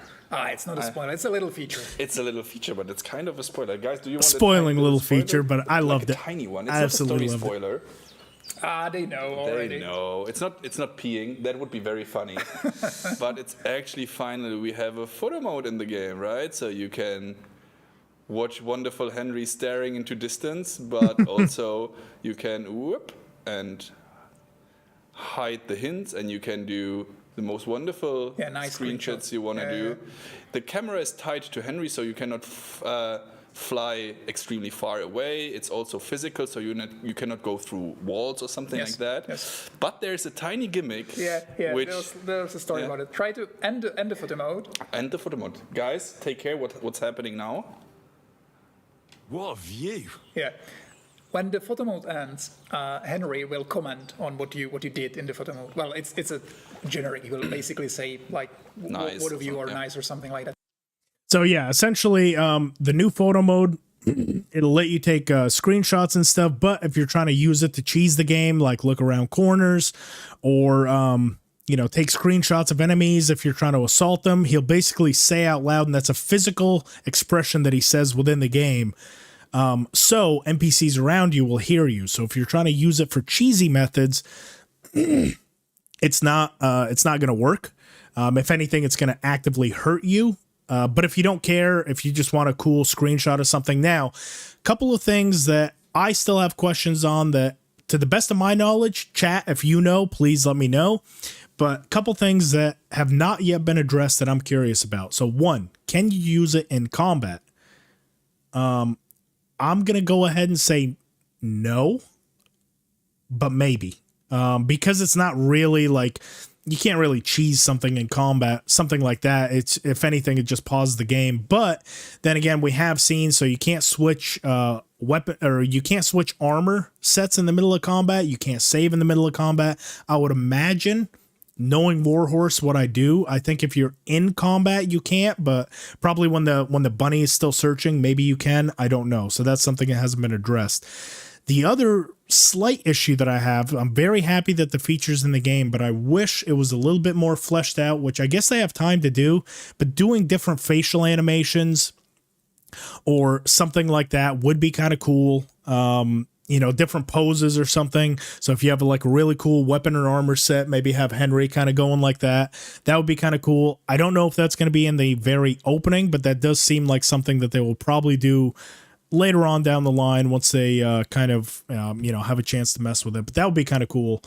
It definitely, especially with content creators and stuff, I would love to be able to actually get some screenshots of gameplay footage and use that for thumbnails. That would be fucking awesome. Like, can you imagine if you have a bunch of enemies like chasing you, a bunch of bandits behind you and everything, and Henry's kind of standing there with a cool pose and you can get a screenshot of it?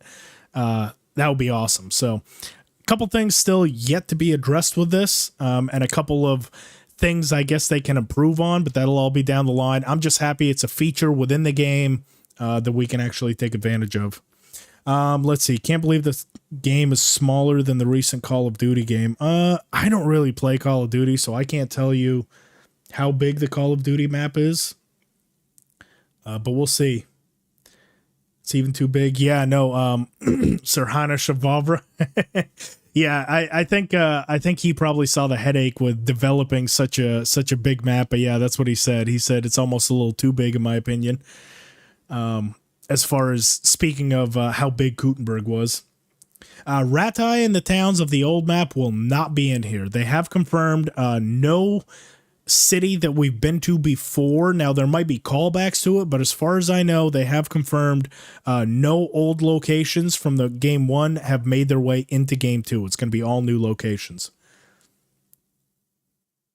No, the file size, not the map. Oh, gotcha. Yeah. The file size. I gotcha. Yeah. No, dude, Call of Duty ones, it's what, like 200 something gigabytes? It's fucking insane. I had a Call of Duty. I think it was on my PlayStation, not on my PC, but on my PlayStation. I think was it Call of Duty Modern Warfare or Black Ops 3 or Black Ops 4? I don't know. I haven't played first-person shooters in forever, but dude, that shit was like 185 gigabytes. I'm like, what the fuck are they putting in this? Like, that is insanity. And I think this game is currently spec'd out for 100 gigabytes. As of now, I think that was in the official PC specs was 100 gigabytes for of SSD storage. Any word on Teresa? So there is a reference to Teresa. I don't think that she's going to be prominently featured at all. This is, again, speculation, but I know that there is a Teresa mention because we see it in the start, which a video that I have coming up for the IGN first 43 minutes that we're going to watch next, she is mentioned. Rest in peace, Teresa. Will I not see her again? I don't think you'll see her again. I think she is referred to, and depending in kind of the backstory, the setup for this game. So I think depending on if you play the first game or if you know who Teresa is, you can say she was your sweetheart or she saved me from the Scalets attack or I want nothing to do with her. I think that's probably going to be the only one. But a lot of characters are just going to be mentioned. As opposed to have a prominent role like the first game. But it would be cool. I mean, I just don't see, like, it makes sense that Father Godwin went out there. He's originally from Gutenberg. Like, he had mentioned that in the first game. He had family in Gutenberg. So it's conceivable that if he made his way from Gutenberg out to the Rattay region, he could probably make his way back. And he has a reason to go, which is to check on and see if Hans Capon and Henry are doing okay. I'm assuming because they were locked up. But as far as Teresa, like a Mills, niece, I don't know how she would make it. I don't know how you would make it believable that she travels halfway across the country to just do what? Wash their clothes? Like, she's not going to be an asset to the war effort. And that's not a knock on Teresa. I love Teresa, but I don't see how they draw into the story that she possibly makes her way out there. Or FRS being mentioned. DLSS or FRS? That is a good question. I do think that they did actually mention it, but I don't remember off the top of my head what they said about it. So here, let me see. I'll turn the volume back up. That way you're not just fucking staring at me. I think that there was a mention of it, though. Well, a lot of that. A lot. In some of those, there's like a hidden stuff. So you can, if you explore... that's another thing I think is way better in KCD2. There's a lot of interesting things to find in the world. It's in most of them there's some little story, even if it's just environmental storytelling. There's something, Henry will comment on something. There will be things to loot and stuff like that. So these are especially good places to look for something. But be careful because So this was the specs right here, the spec sheet. Jesus. Yeah.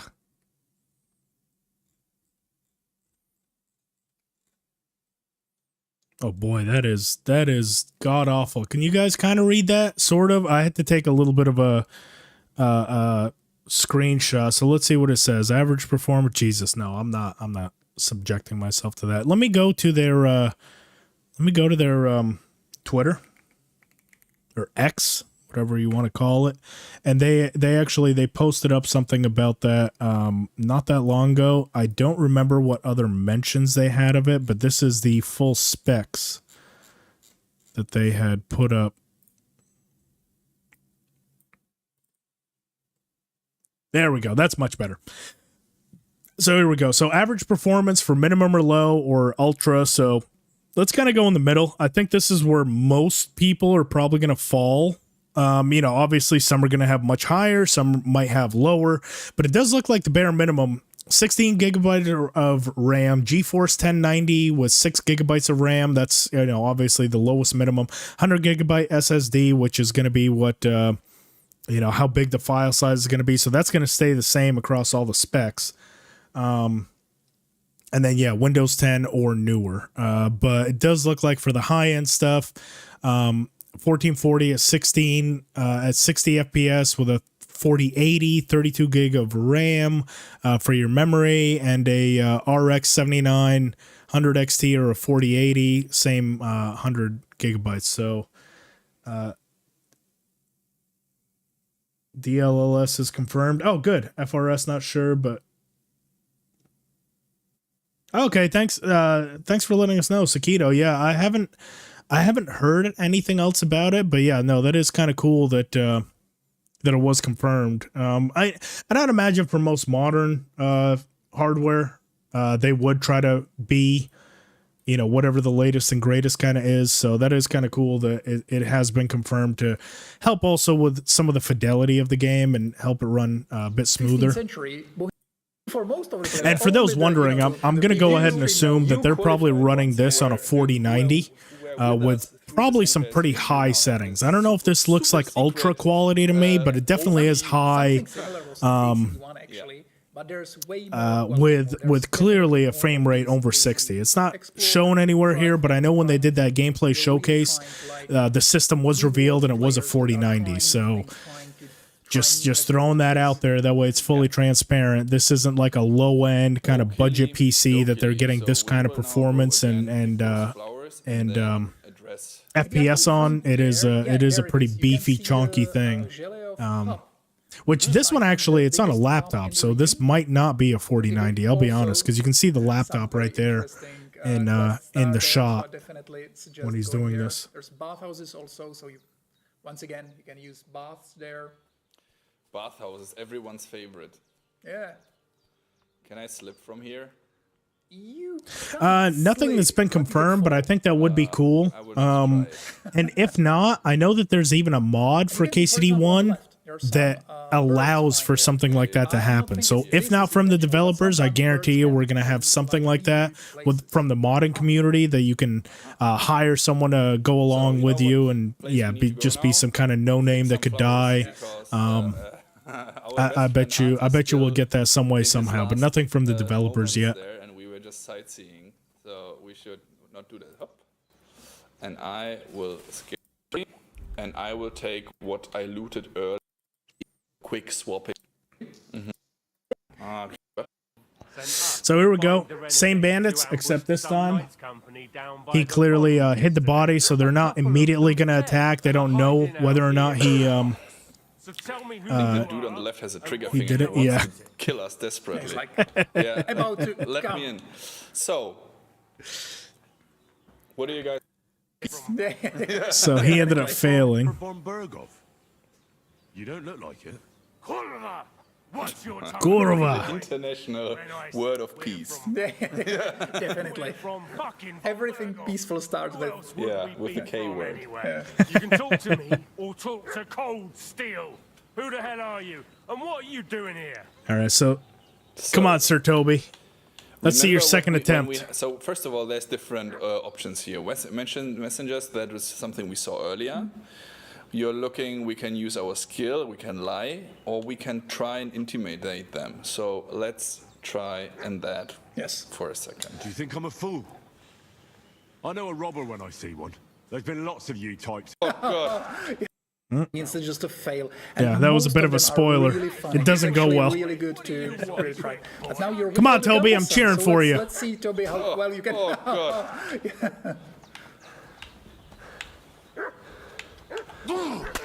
Yeah, good one. Oh, that will be hard. That will be hard. There's two of them. Yeah. Oh, damn that. That's very sad. That is quite sad. Let's try again. Oh, Sir Toby. Laptop is most likely a 4080 mobile, which is similar to 4070 Super. Yeah, I could see that. It definitely doesn't look like it's low-end hardware, and this is running pretty good. So yeah, no, I'm not saying it's necessarily a low-level laptop, but I mean, hell, all of my previous stuff before I had this setup was on a Pulse GL66, which had a 3070 Super, or pardon me, a 3070 RTX, which on mobile, I would say it's almost equivalent to like a 3060, and I would get close to like 100 plus FPS anywhere outside of Ratai. Within Ratai, I would generally kind of float down to about, I don't know, 70 FPS. And that was on with the game on high to ultra settings. Like some of the stuff was ultra, shadows were down. But I mean, even a 3070 was able to run the game at a pretty good frame rate and fidelity on a 3070 laptop. So yeah, anything that, if that's even a 4000 series laptop, it would be able to do pretty well with this game.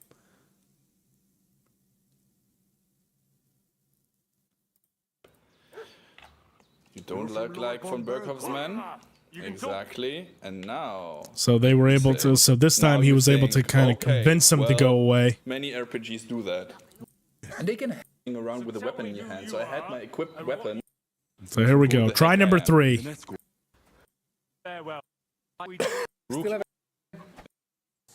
Come on, Toby. Third time's the charm. Or fourth time, I guess, in this case. There we go. He's keeping the pressure on. He's keeping an eye on his stamina. See? Much improved. Oh, he's still got got. He still got got. Still have a chance. Rookie mistake. Rookie mistake, yeah. But the dog can help you. Yeah, do it. Come on. For the camera. Nice. There we go. Yeah, that's more nice. And you thought I'm bad at fighting, but I'm actually good Yes, we did. at acting. That's the part that you need very proficiently stabbed him in the back. Absolutely. So first of all, Ma, I'm bleeding. Well, no, Boshena, I love that. So yeah, it just kind of shows you all the different ways that the intro can go. This seems like it's the new, Teresa figure that's, kind of the young, beautiful woman that comes around to help you in your recovery. I honestly think she's probably going to be more suited for Hans, kind of to ground Hans a little bit, because he didn't really have anyone to ground him. So I don't know if this is going to be Henry's love interest. It definitely looks like with all the lead up, it's going to be that redhead, which we'll see also featured in one of the others. But I think that might be the one more with Hans. The burning of skullets. Right? So yeah, we still got a codex, which is awesome. It's one of the few games I actually enjoy reading the codex and all the other stuff.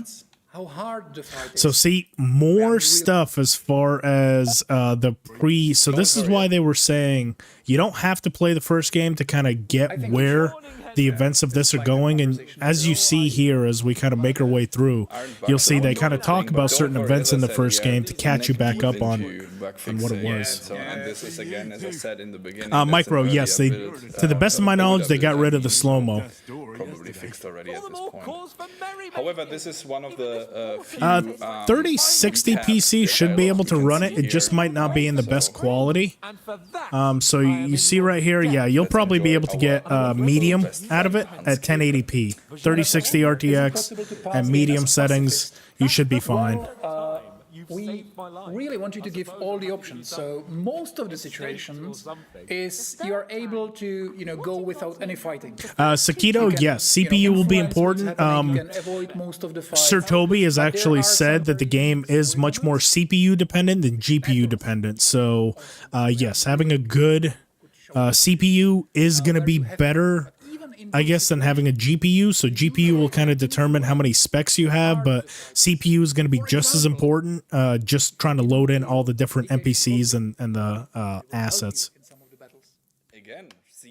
It's a laptop. I mean, I don't think that'll make much of a difference. Obviously, Honestly, with a laptop, what you can probably do is set the game to medium, have it do whatever the medium preset is, and just turn down something like water textures, shadows, and stuff. And shadows is a huge indication of how well the game runs. So you can probably play most of the assets at mediums, but just turning down the shadows or something, and you'll be fine, even with a laptop. These things happened, and the dialogues and the situations might change according to that, or you can learn what actually happened back in the times. So this one time when me and Hans had fisticuffs in the tavern, talking about when they had that fist fight right before they hunted fellas in the tavern. So yeah, this is going to be kind of a recap. I'm assuming everyone here has probably played the first, so I'm not going to harp too much on that. But anyone who hasn't, you'll be kind of well caught up to the story up to this point. And I'm sure you can probably see Sir Hans took an arrow, so you can kind of cut to how much you want to know and how much you want to skip, so you can actually tell the story of Hans taking an arrow to the butt, or to cut a long story short, it was basically him just going to be like, well, we tried to go up to the castle, but it didn't work out, and that's all he's going to say about it. But if you want a more in-depth look, you can probably pick which option you want to explore. And luckily I hit Word. I think one was about We barely can. So this is just going to be the questions. So yeah, so that's all we really got out of that second one. Let us move on now to the latest videos that have been released. So we'll kind of go back to that style we started off with. We'll watch this one all the way through. It's about 2.5 minutes, and we'll kind of break down and see what stuff has been confirmed from the previous videos that we watched, and we'll kind of go from there.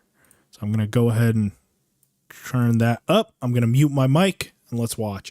So Kingdom Come Deliverance 2 official story trailer. I believe this one dropped about a month ago to a month and a half ago.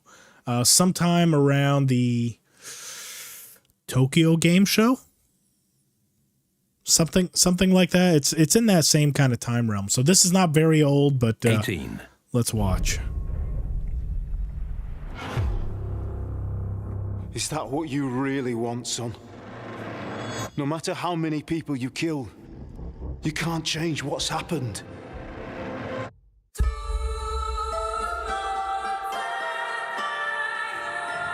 Ordentes fortuna juvat! What does that actually mean? Fortune favors the brave. All we have to do is deliver a letter to Lord Otto von Bergov and ride back again. So I wouldn't expect much excitement there. Hans, look at me! Henry! For the love of God! My boy, war is a nasty business. And it is better to have your head on your neck and your foe on his knees than the other way around. These days we have all sorts of vagabonds, drifters, outlaws and bandits roaming the country. I urge you all to be vigilant. You know who I am! You can't kill me. You're the same as me. You play the game. But you don't understand the rules. And in the end, you'll lose. I'm not like you. Sigismund is mustering his allies and their armed forces to Kuttenberg. He'll have torched all our fortresses and carried off everything that we possess. Now! Are we seriously gonna wait, cower in a corner? Or are we gonna drive them out in shame?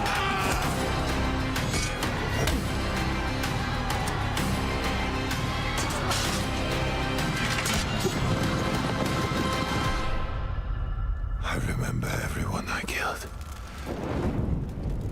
Are you sure you didn't kill someone's father or mother? War is a nasty business. Once again, Music department on point with that one. Peggy. So let's see. Let's go ahead and get the volume down. And yes, we are going to watch the IGN exclusive. I think that one's actually next. And then we're also going to do the other IGN videos that have come out because they tie back to this in some way along with the first 43 minutes. So I have all those downloaded and queued up. Yes, the IGN exclusive will be there. Make a video with all the current confirmed details. I'll be honest, I have so much stuff that I still need to edit before this game comes out. I might not. That's why I wanted to do a live stream, so everyone that wanted everything kind of, you know, all in one, because I know a lot of content creators, and good on them for having the time. I work full time along with this. I've been doing the setup. That's not an excuse, but I have such a backlog of stuff to edit. I probably won't, if I'm honest, but I wanted to do one big video where everything is just in one place. Everything that I know in one place, even though it's kind of dragged out. I think we're at 3.5 hours already. But yeah, I probably won't, unfortunately. But yeah, and Muhammad, exactly. Jan Ziska, I think that was the key that confirmed that might be Jan Ziska. That faux speech is very cliche. It'll be good fun again. Yeah.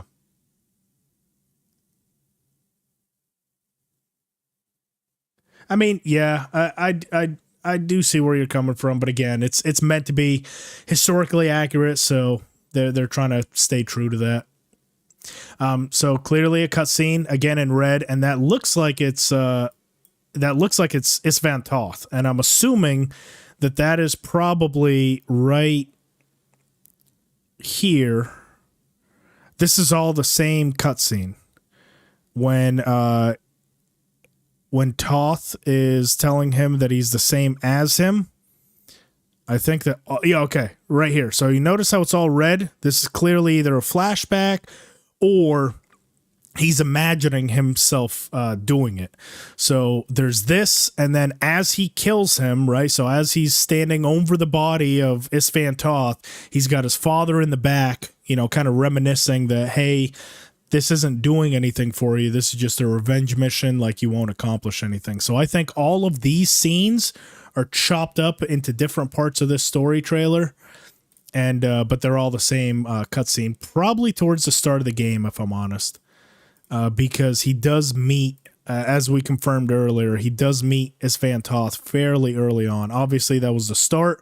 That's them still riding over to Trotsky Castle. Don't really know who that is. If I had to guess, I'm going to go ahead and say that is Otto von Bergau, because that looks like it's Trotsky. And if you notice, I can't tell if that's Henry in the back right there walking up, but he clearly has the red colors, and we do know that Otto von Bergau is aligned with Sigismund, because that's revealed in that IGN one.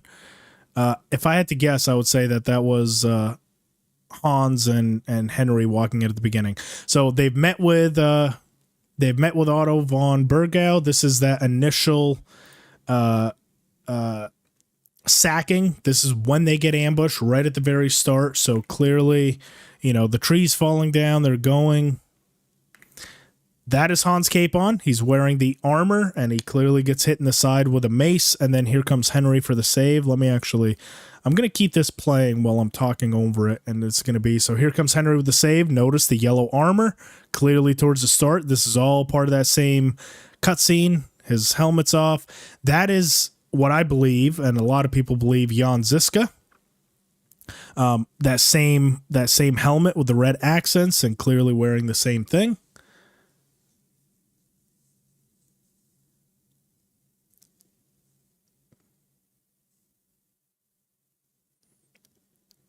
Trying to see if there's anyone unique there. That's just a bunch of random killing and murdering.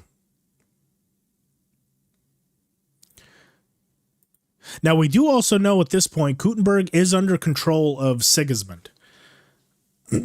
Like, as of right now, because Kuttenberg was sacked in 1402, and as we'll see in one of the later videos, it is confirmed that, you know, when we start off in Kuttenberg, it's clearly under enemy rule, so you do have to be extra careful whenever you navigate through that city. And I think that is because they go there and clearly Sigismund's influence is there. So that is who I think Henry's love interest is going to be in this game. She's very, very heavily featured in just about all the promo material that I've seen. And she's even basically on the front cover. So if we notice here, that is her. And then everywhere else, I think that's the redhead. It might be the same one, it might not, but clearly she's going to be a very, very prominent role, as is who I think is going to be Jan Ziska. He's been featured heavily, and obviously Hans Capon. But she's going to play a very, very prominent role, and possibly Henry's new love interest instead of, or rather than Teresa. Clearly she's part of the company. She's mentioned kind of in the same breath as the others. I think that's Dry Devil. I think so. It looks like they are friendly bandits. That's clearly as Fantoth towards the start. Now, do you guys remember how I said that was clearly Eric getting blown up? So watch what he's clearly wearing. And I said he's going to have a much more prominent role in this game than he did in the last game. Because in the last game, he really only showed up kind of towards the end, running that bandit camp. And he didn't really stick around for long. Like, he was in one battle, you immediately capture him, we exchange him at the end. But notice this, he didn't have this on before, but see the helmet, the white padding, and then the big thing is this white kind of neck pad with the red outside. If we go back to the very, very starting video that we started on, remember how I said that was him? Tell me that's not him. He's got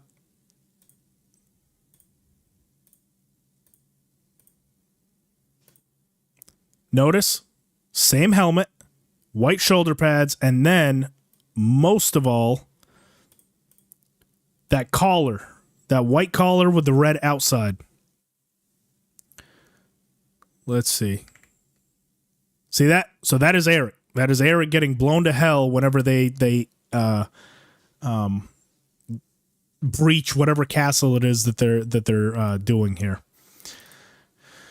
Oh, that was the wrong one. Clicked on the wrong one. So yeah, just wanted to point that out. That is the first time, but also we see Eric probably about 3 separate times in this one trailer. I'm sorry, let me catch up with chat here. Not to interrupt. Love your hardcore KCD video. Constantly going back to it. Thank you. Oh, Vaughan? Am I saying that right? Vaughan? Thank you so much for subscribing. I'm glad you're enjoying it. Thank you, man. Yeah, it was a lot of hard work went into it, so I'm glad you're enjoying it. So that was the first reference to Eric there, and then notice here, this is in the beginning when they get captured. When we saw one of the other trailers when Henry and Hans are incarcerated, I think that's going to be where that is. Probably towards the start. You know who I am! So here it looks like if we recall everything that has been said about this game, right? They say that this game is going to be a much darker tone than what the first game was, and I think a lot of it is to do with stuff like this. So clearly we see Henry is here, he's got someone up on a torture rack, and if I had to guess, it's probably someone that they captured, and they're trying to get information out of him, whether it's to breach a castle, whether it's if he has some sort of knowledge or information, and you're probably going to be confronted with a lot of these ethical dilemmas, like he's a man, even though he's on the wrong side, but are we going to torture him for information? And I'm assuming in this kind of scenario, he did go ahead and capture him, and he looks like he's reaching for either a poker or some sort of a torture device that he's now going to try to force information out of him to give them the advantage. But this is probably those moral dilemmas that they were talking about, was, he watched his village get basically plundered and raided for their silver coin, but now he's the one that has to actually put the pressure on the enemy and either torture them for information or something that's going to help them in their war effort, but he still has to live with himself in the end and he's kind of turning into, you know, what he despises and what he's trying to fight. So I think that's this is a cool little prelude to what they mean about this being a darker tone within the game. Clearly, beginning, yellow armor. I keep saying it, but no idea what that is. That right there. So everyone kept saying Jan Ziska only has one eye, but this guy clearly has two eyes. I think this is something substantial because this is probably in the beginning of the game. Now, there's as many things as I can think of to refute it, because we also see some later stuff with him clearly on Henry's side, and he has both eyes. But it's very small. It's only about a second, but that is enough to convince me that this is Jan Ziska, him turning and holding his eye. I think he might lose his eye at some point throughout this game, and that is indeed Jan Ziska. They might have put that in there just to throw the theory on it, but that's truly what I think is the thing that gives it away. Because who else is a prominent figure throughout history known for missing an eye? Like, and that is, I'm going to go ahead and say that is Sigismund. I mean, we never saw his face in the first game, so they can pretty much cast anyone they want to be in this role. He has the long hair, and when we see the initial attack on Talmberg, or not on Skalitz, on Talmberg when they're talking, he just has the red kind of long hair, that like Goldilocks kind of, you know, half, you know, just hair to hair hanging out the bottom of his helmet. So that is Sigismund, which is pretty good.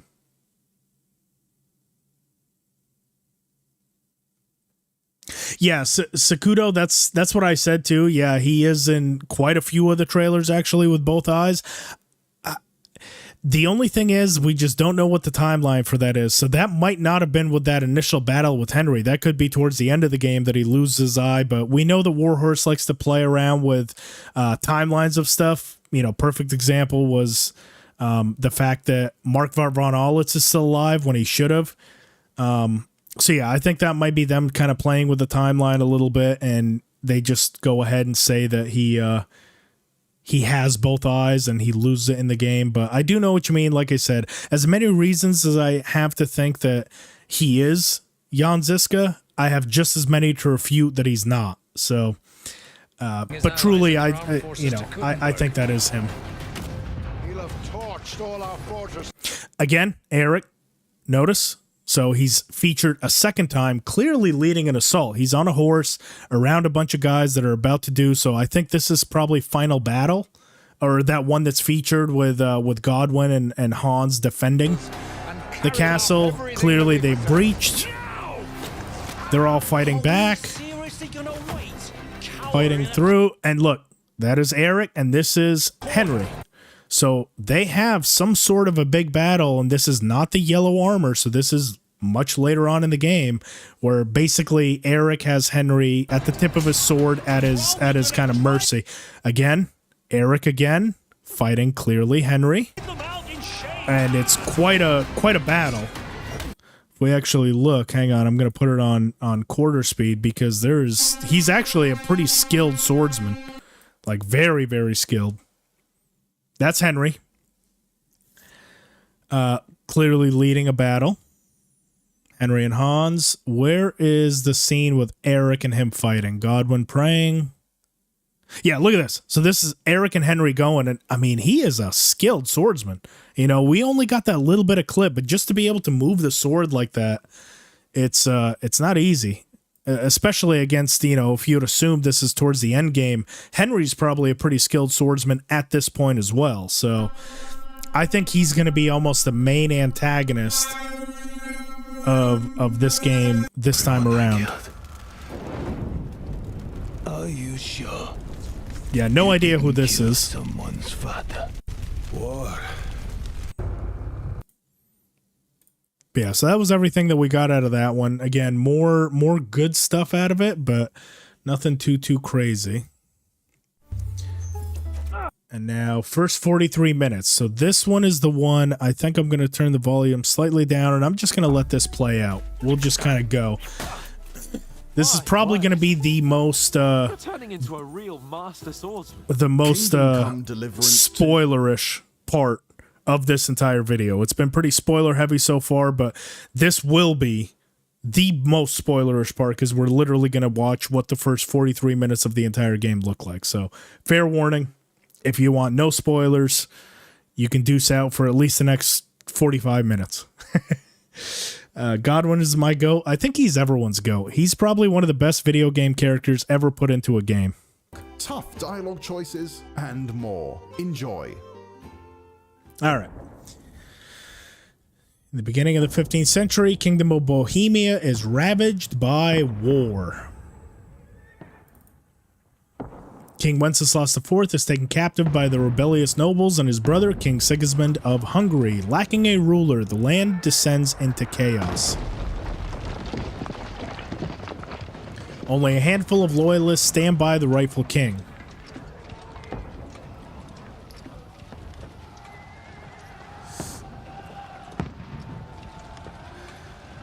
Suckdull 1403. So let's actually see. And this is where we saw in the very start. Now, I am god-awful at geography.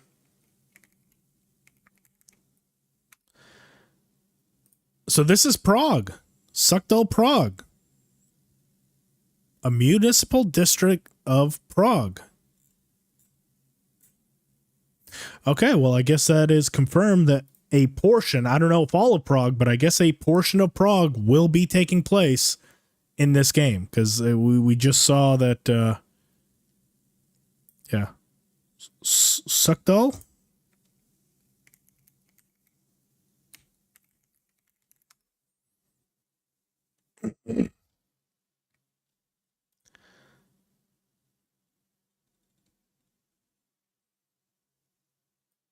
Let's try to drag this on here, and there it is, Suckdull. Yep, just outside of Prague, so there it is. This is kind of where that final battle. Okay, Cicado. Hey, thanks for joining us so far.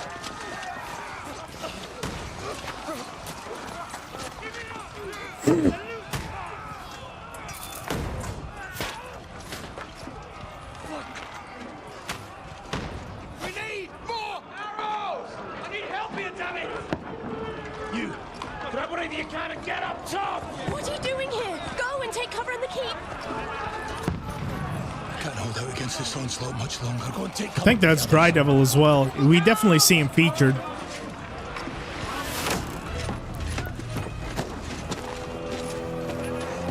Here comes fucking Billy Badass himself. Clearly drunk. Gotta be drunk.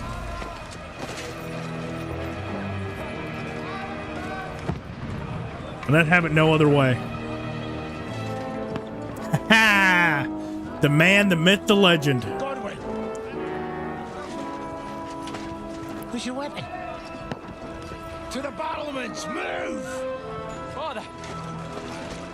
Oh, Alexander, that is interesting. I did not know that. There's another one near Kutna-Hora? Interesting. Before we die? We'll get anointed after the battles are hands. With booze. Get ready! I have to look into that then. I'll see where Suckdull is compared to Kutna-Hora and Prague, and we'll see which one it's more likely to be.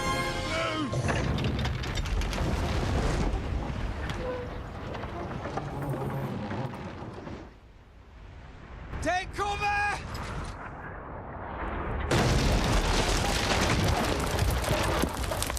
Good hit.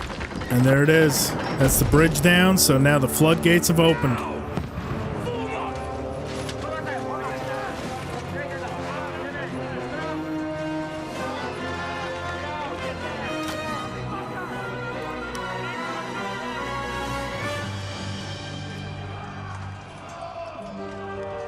Damn, Hans is dripped out. He's got a crossbow on his back. He's got one in his hand. He's got another crossbow right there. He's got a sword. He's got a quiver of of bolts right there.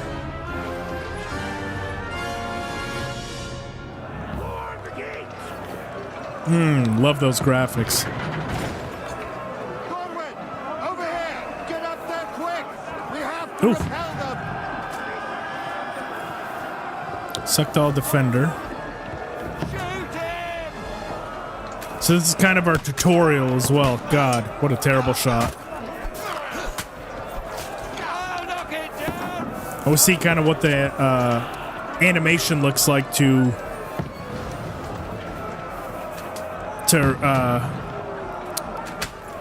kind of re-equip the crossbow or reload the crossbow. So this one's clearly like a hunting one. You know, it's very quick reload, but there are some that you have to crank.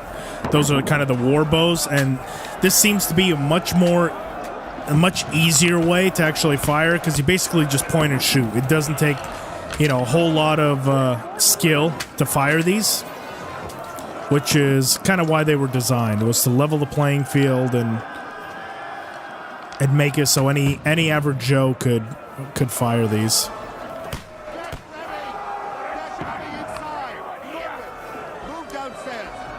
And we saw in some of the trailers, if you actually have a pole arm equipped, you can actually be the one to push over the ladders and stuff. But I guess this being scripted the way that it is, you don't actually have to. Looks like they're firing some heavy artillery their way, or yeah, firing towards them, but it's not doing much good. Alexander, thanks for subscribing. Really appreciate it.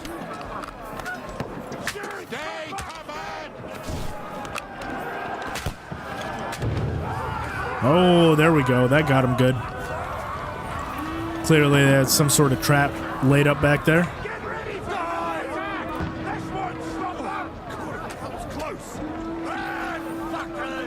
Follow the commander, Dry Devil. Okay, yep, I was right. That is Dry Devil.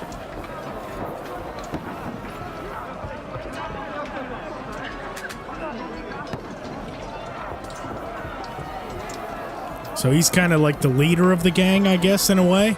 Because they do say that Henry's not even the leader of the gang. He's in the gang. So I guess Dry Devil is the actual commander. Here we go. Here's the animation of knocking down the ladder with the enemies. And I think you do have to actually have a pole arm in order to do it.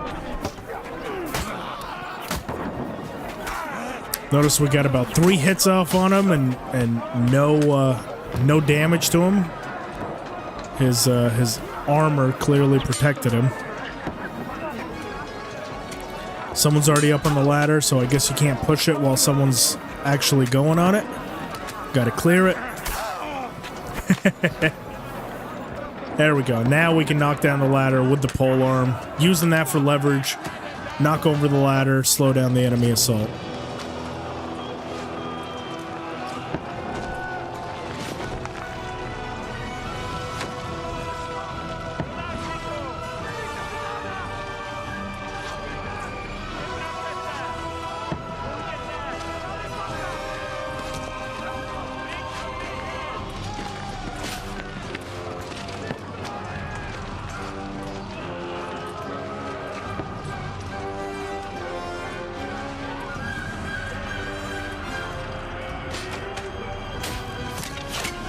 Oh, hesitated. I've been hit. Don't poke at it. Just calm down.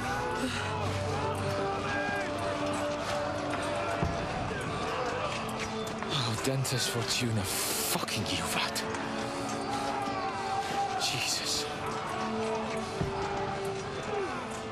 You're only supposed to deliver a message to Trotsky. And the most adventure I was expecting was a fuck or two.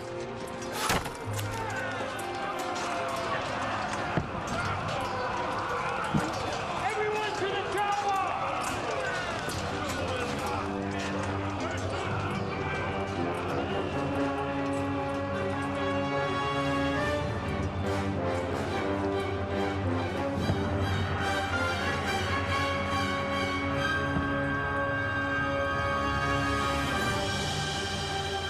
Dun dun dun.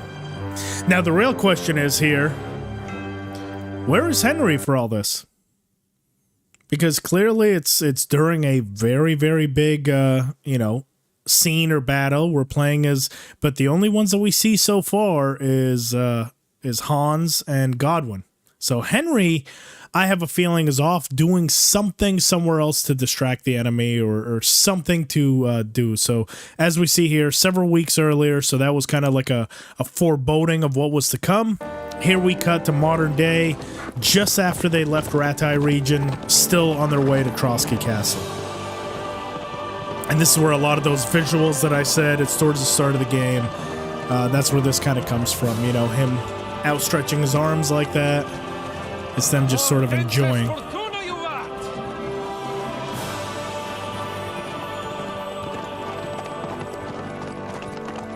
What's that you keep yelling, Sir Hans? Good gracious, Henry, you don't mean to tell me you don't know Latin? My apologies, Your Grace. Unfortunately, I was too busy shoveling shit and picking turnips to find time for studying Latin. We shall have to rectify that. I can't have an ignoramus for a personal bodyguard. Anyway, this Auden, whatever. What does that actually mean? Audentes fortuna juvat. Fortune favors the brave. I don't doubt it. All we have to do is deliver a letter to Lord Otto von Bergov and ride back again. Doesn't take much bravery. Christ, Henry, don't be such a stick in the mud. Not you glad to be finally out of that so hellhole? it is kind of like a very foreboding kind of thing where they clearly bit off more than they could chew. So, you know, we see Hans kind of allude to it. All we were supposed to do was ride to Trotsky. Henry's saying all we got to do is ride to Trotsky. So clearly they kind of, you know, that ambush takes them very far off course, and the only way they feel like they can correct the course is by engaging in this newfound battle. So you know, it really is a like kind of what they said, you went from peasant to, you know, boy to man in the first game. It definitely feels like they're men transitioning to true knights or warriors. Henry's leading the cap to save their, look for my arrival on the third day at first light. Look to the east. My word. That is fucking impressive. Makes Perkstein look like an outhouse. Okay, yeah, and that is Trotsky. Yep. That is Trotsky.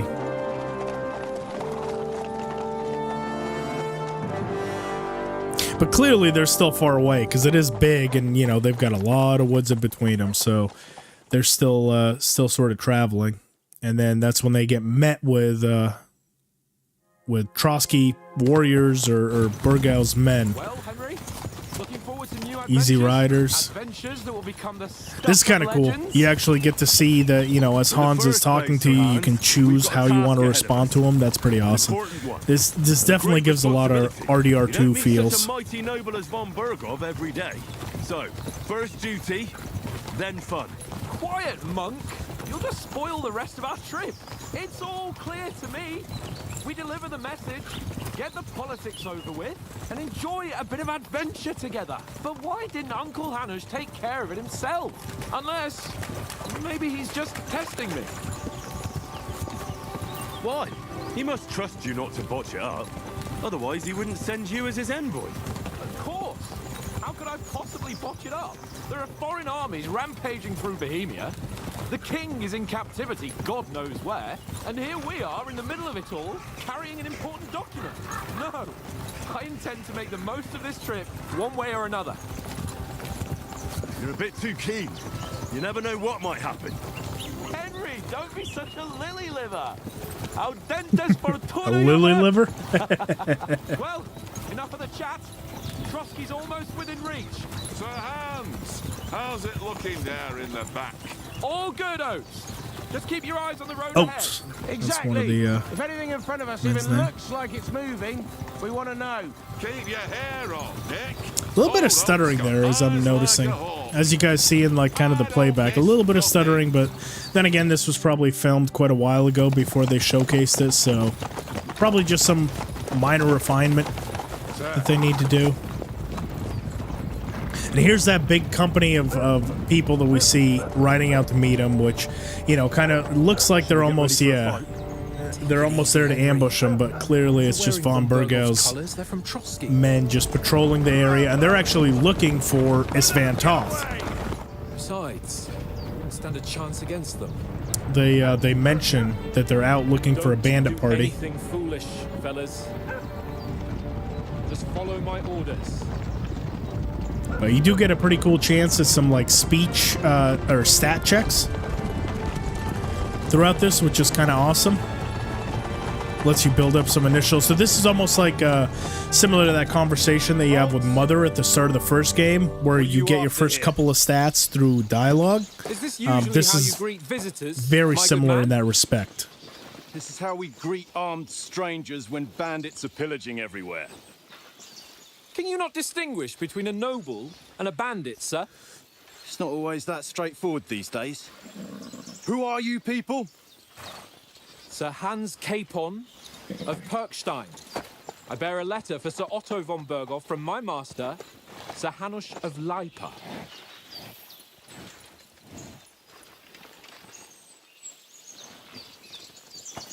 Everyone's tense and on edge. This is indeed the seal of the Lords of Leipa. And unless I am mistaken, Lord Hanush of Leipa is on the side of King Wenceslas. While my master is a member of the League of Lords, who side with King Sigismund. Dun dun dun. So it would appear we are enemies. Here comes Henry for the save.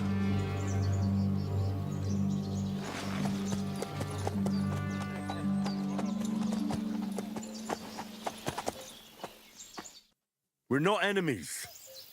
We're carrying a message with the aim of putting a stop to the hostilities. And who are you? Henry. From Skalitz. So here it is. Here's your kind of stat selection. So soldier likes nothing more than to have a weapon in hand, wear a strong suit of armor, infamous for short temper, so not really a talker, but just more of like a doer. So that's probably going to raise stuff like your strength, sword skill, heavy weapons, stuff like that. Advisor solves things using knowledge, sharp tongue, probably a bit of speech skill. And they also do have that knowledge trait where you can do a lot more reading. And then scout, hide in the shadows. So you've got your soldier, your noble, and your stealth, bandit kind of affected skills that you can choose right off the start of the bat. And choosing this playstyle gives some starting experience points, but not what traits you develop is up to you. So this just kind of gives you that little boost at the initial start of the game. Very similar in RPGs. We're on the trail of just such a band, so why should I trust you? And there it is. We already went over that earlier, how the coercion and the speech and everything goes. It looks like he is going for the might option. We'll come to an agreement with your lord in Trotsky, and maybe offer to deal with those bandits for you. After all, you haven't been able to track them down, so we can take matters into our own hands. So move aside, and let us, dutiful knights, pass. Don't provoke me, boy. Oh, didn't make it. To a place you don't want to be. Didn't you say you were a scribe? Or are you trying to tell me you're a knight and a scribe? Don't try to pull the wool over my eyes. And I think that might have something to do with the fact that his initial response was that he was a scribe, and then he tries to be this badass, like, we'll go get him for you. I think if he would have stuck with just the scribe-like answers, like very political, he might have passed that, but I think it's because he tried to spread himself too thin there. Our message concerns the offer of an alliance that it seems you need as much as we do right now. All right, then. You may carry on, but put your men in their place, sir, before their impertinence leads you into trouble. Indeed, I will. Thank you, Captain. Yeah, the main stat perk in KCD1 does have, and not all of them have positive and negative effects, but I agree with you. Towards the high end, I tend to not take the last couple. Sorry about the cold reception. You must be cautious. These bandits create mayhem, then vanish like ghosts. We'll be on our way. Oh, so you won't accompany us to the castle to see your lord? Sorry, sir, we can't. Listen, you won't make it to the castle before nightfall, and Sir Otto's orders are to not admit anyone after dark, especially while we're away. You'd best camp until daybreak. I'll take your point. I mean, back home, the last time someone let a nobleman in trouble into their castle, we had to bombard. See, another to get him little out. reference. That's when Toth Is got there, into an inn in Townburg, these parts, at least? and they had to siege their own castle. So nice little callback to the first I'm game. not sure your lordship would like it very much. God, what kind of a backwater have they sent us to? I just suppose we'll just have to manage somehow. Good luck in hunting down those bandits. Thomas, Captain at Trotsky. Sir Thomas. Thank you. And sorry again. Farewell. Farewell.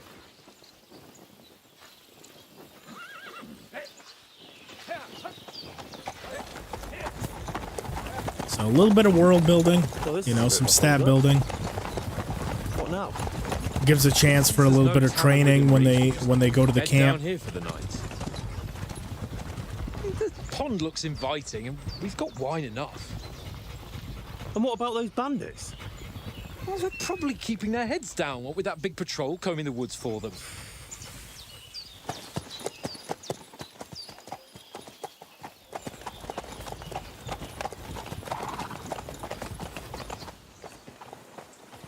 Come on, fellas. We'll camp here on the bank. Are you that hungry? All Let's right. go. There we I'll see go. what I can get for you. Well, hoorah! So they set up camp, and this is kind of your tutorial. So clearly, you know, open up the journal. You find out how to feed Mutt and interact with Mutt. Some minor quests around here to look for food. A little mini combat tutorial. So this is kind of your Skalitz region, if you will, from the first game, where you get that basic lesson, learn about some mechanics. So clearly, we're going to have to find a way to kind of break this and see if we can max our stats right here, right now. That's a good one. He already gobbled up a piece of venison while I was having a piss. I've got one last sausage and I'll be saving that for the way back. Look, Henry, I'm fond of that beast, but you ought to keep him under control. Come on, Oates. We'll get to Trotsky tomorrow, and there'll be plenty of food there. We're a noble's escort, so they're obliged to feed us well. Pheasant in wine, roast pork with apples. Those sausages of yours are only fit for a dog anyway. For Christ's sake, stop giving me a hard time. I'll have you know that sausage is fucking good. But neither you nor your dog will get to taste it. Wouldn't you swap it for something? Kind of cool that transition was pretty smooth. Like, as you failed, he's already talking about what the failing dialogue is. And if I go home without it, my old woman will send me right back. If you can get it back, I'll be glad to give you that sausage. Well, I'll see what I can do.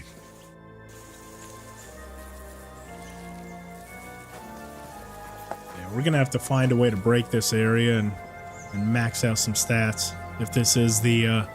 I can already tell you that you'll probably be able to max out your Houndmaster, because if the progression for Houndmaster works anything like the first one, if you can just get a hold of a shitload of food, you can probably just feed and praise him until you get max Houndmaster. There's probably going to be a way to break this combat, because it looks like there's a little bit of a cave right there. Do we see that right there on the left? It looks like it's a bit of a cave. I wonder if you can explore I it. have to tell you, I ain't playing with you. Why not? Because you cheat. I do not. Oh? And how come you always win then, eh?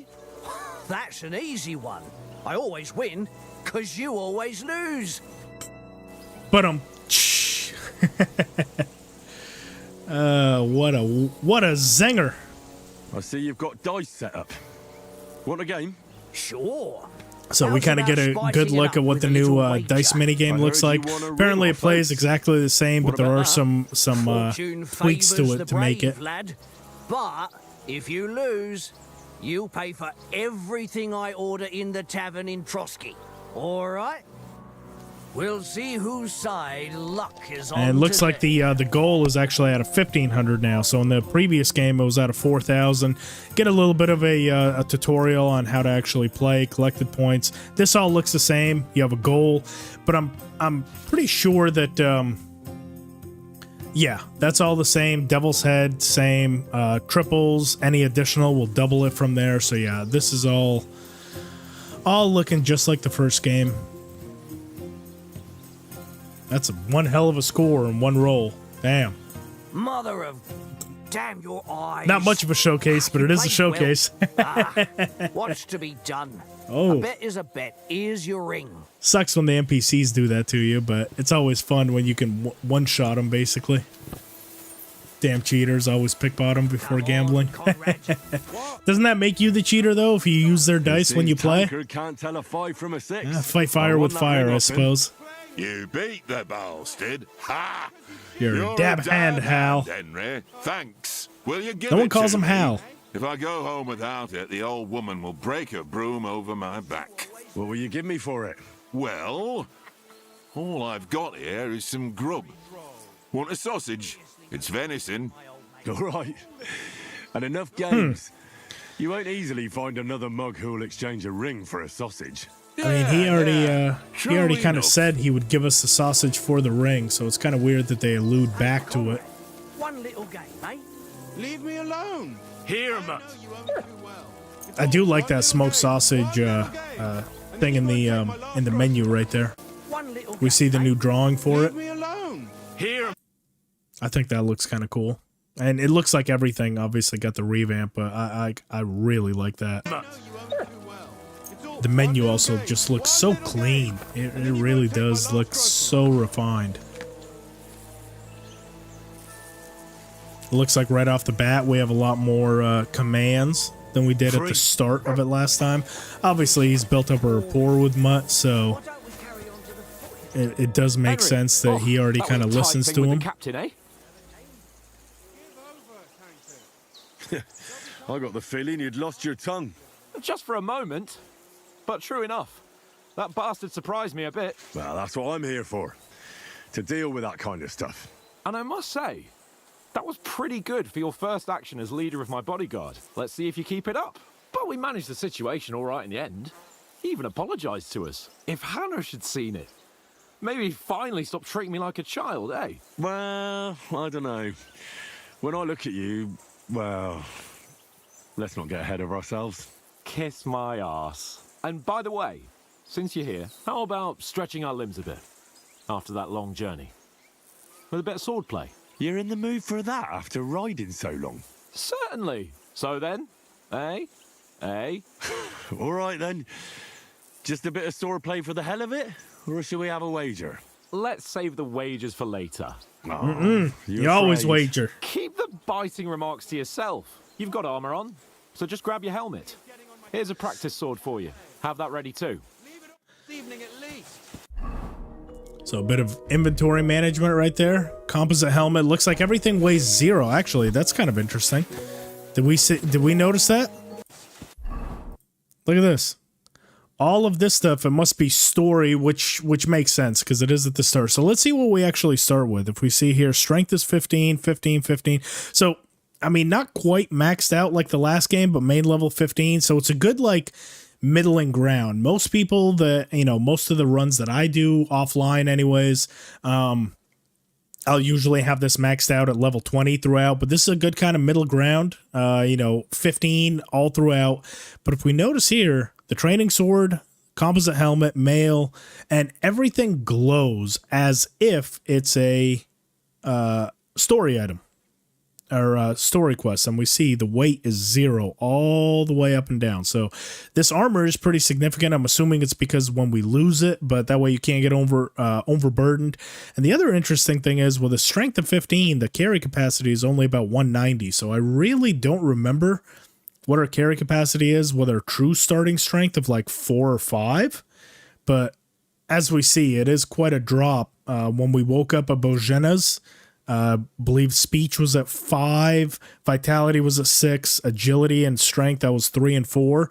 But this is what the start is. So you lose about 10 levels, 10 main levels of stuff with that drop that's obviously coming up. But I just thought that was interesting. And he already has a preset select armor, which looks like it includes, this one just doesn't include the helmet and the coif, but it looks like if we were to scroll over one to the red set, it has all the same stuff except it's got the kettle hat and the padded coif. Yep, which is exactly what they did. So, see, it just scrolled over one, all of it still weighs 0, and very quickly switched over before the combat began. And then we kind of got to look at what that belt does. So if we see here, right before he equips it, he opens that up, and he's just able to pick which weapon he wants, in this case being the training sword. Pretty cool. I'm looking forward to messing with that. There's that kettle hat. Should we start? Exactly that same one I showed y'all that I had. So I can do my my Henry play along. Draw your sword. Draw your sword. Hang on. This time, let's get warmed up. There we go. I'll attack you a few times. You defend. Go ahead. Impress me. Is that the best you've It feels got? pretty chunky. Like it feels like it's got some weight behind the attacks. I like that. Foe in plate armor has to be worn down. Let's see it then. Attack properly now. Stop trying to grapple him. This.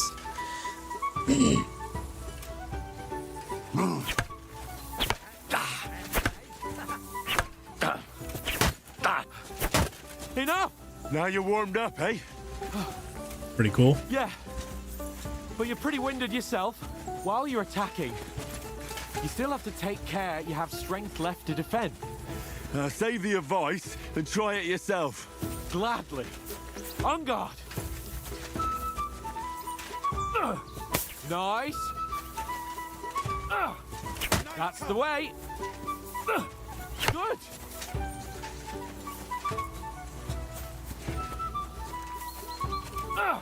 It looks like you do still have to be quite patient, waiting for the enemy to attack. So, if you try to just bully your way through the combat, it's generally not going to work out. In the first game, that was much the same.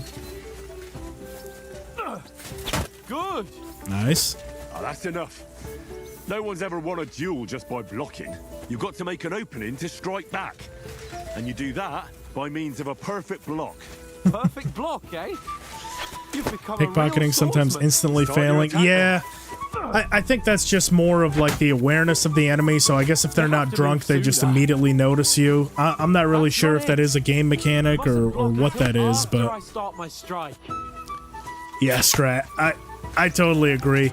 Sometimes it's probably some fucking poor intern over there at IGN that's never even heard of the name Kingdom Come Deliverance, so they just Nice. But what about a riposte?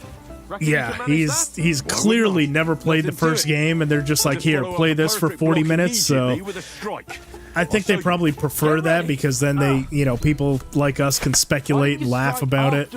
But yeah, it always blows me away. I'm like, how are you this bad at this game? Bro, why stream now 6 hours into your hardcore? Nice. Couldn't you have waited? Well, I mean, I released that almost a month ago.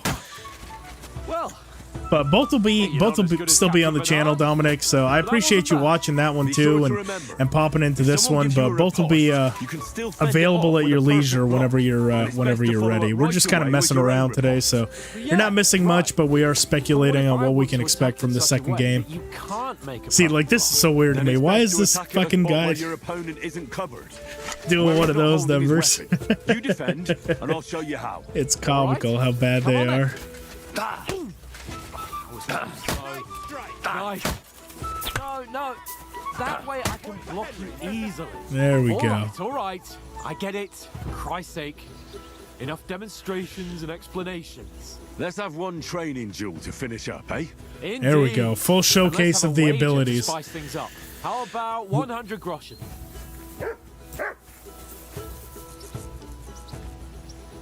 Didn't even read what the hell it said. Defend yourself. First hit. That must have hurt. Jesus, this is painful. Block. Riposte. Oh. No stamina management whatsoever. No sort of sense of what Hans is doing. Block. Put up a fight at Block. least. Go for it.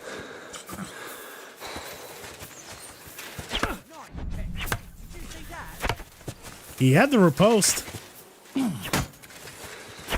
That was a good hit. Let that stamina recover. Don't start attacking. You're not doing nothing yet. You ain't doing yourself no favors. Gotta wait.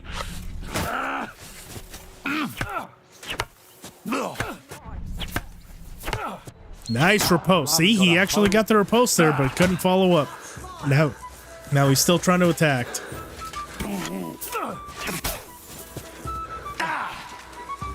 Stamina. There you go.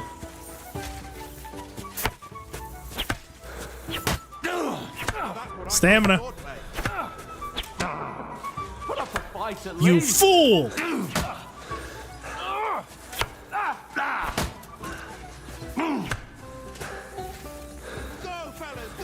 You fool! Oh, you haven't got It's at least a 7 out of 10 based on this, yeah. Oh, of course, Dominic. I was messing with you too. Yeah, no, I'm really glad you're watching both. This is something kind of good that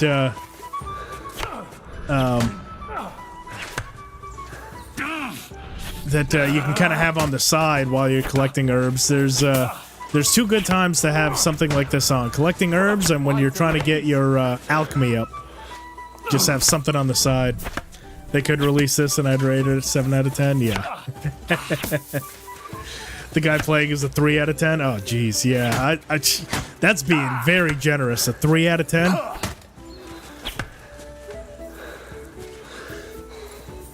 I mean, I guess he is getting hits. Okay, that's fair. I'll give you 3 out of 10, but the way it started, look, and he had to yield. The victor is clear. Pathetic. I'll get my winnings from you later. Pathetic. Now it's time to eat. Oh, that sword play has given me quite an appetite. Yeah, this is IGN gameplay. Some poor bastard who's never even heard of the medieval times. Some 18-year-old making $2 an hour is being forced to showcase the first 43 minutes of this game, and it is not going well for him. Luckily, it's mostly cutscenes. I think that's the only part he so far hasn't fucked up. Is the cutscenes. Gentlemen? That's obvious, isn't it? Henry learned a lesson or two, and I won our bet. At least I'll have someone to buy me drinks in the tavern. It was almost like that time in Rattay. True. See, so this is a little bit more of that showcase from the first game. So just like that time I won in last time, and then the bow. So going back to when we fought Hans in the first game. I wasn't in my best form that day. We had a drink or two beforehand. Oats? What's this food supposed to be? What's left of our supplies. Tomorrow we'll be at the castle, and we'll get some decent grub. If you told us earlier, I could have shot a hare. And you could have cooked it like they did in the tavern the day before yesterday. That tavern where you drank away all your coin? You've got to have some fun. And then you tried it on with the innkeeper's daughter when you were shit-faced. She was pretty. A real peach. Admit it. Only a fella was there.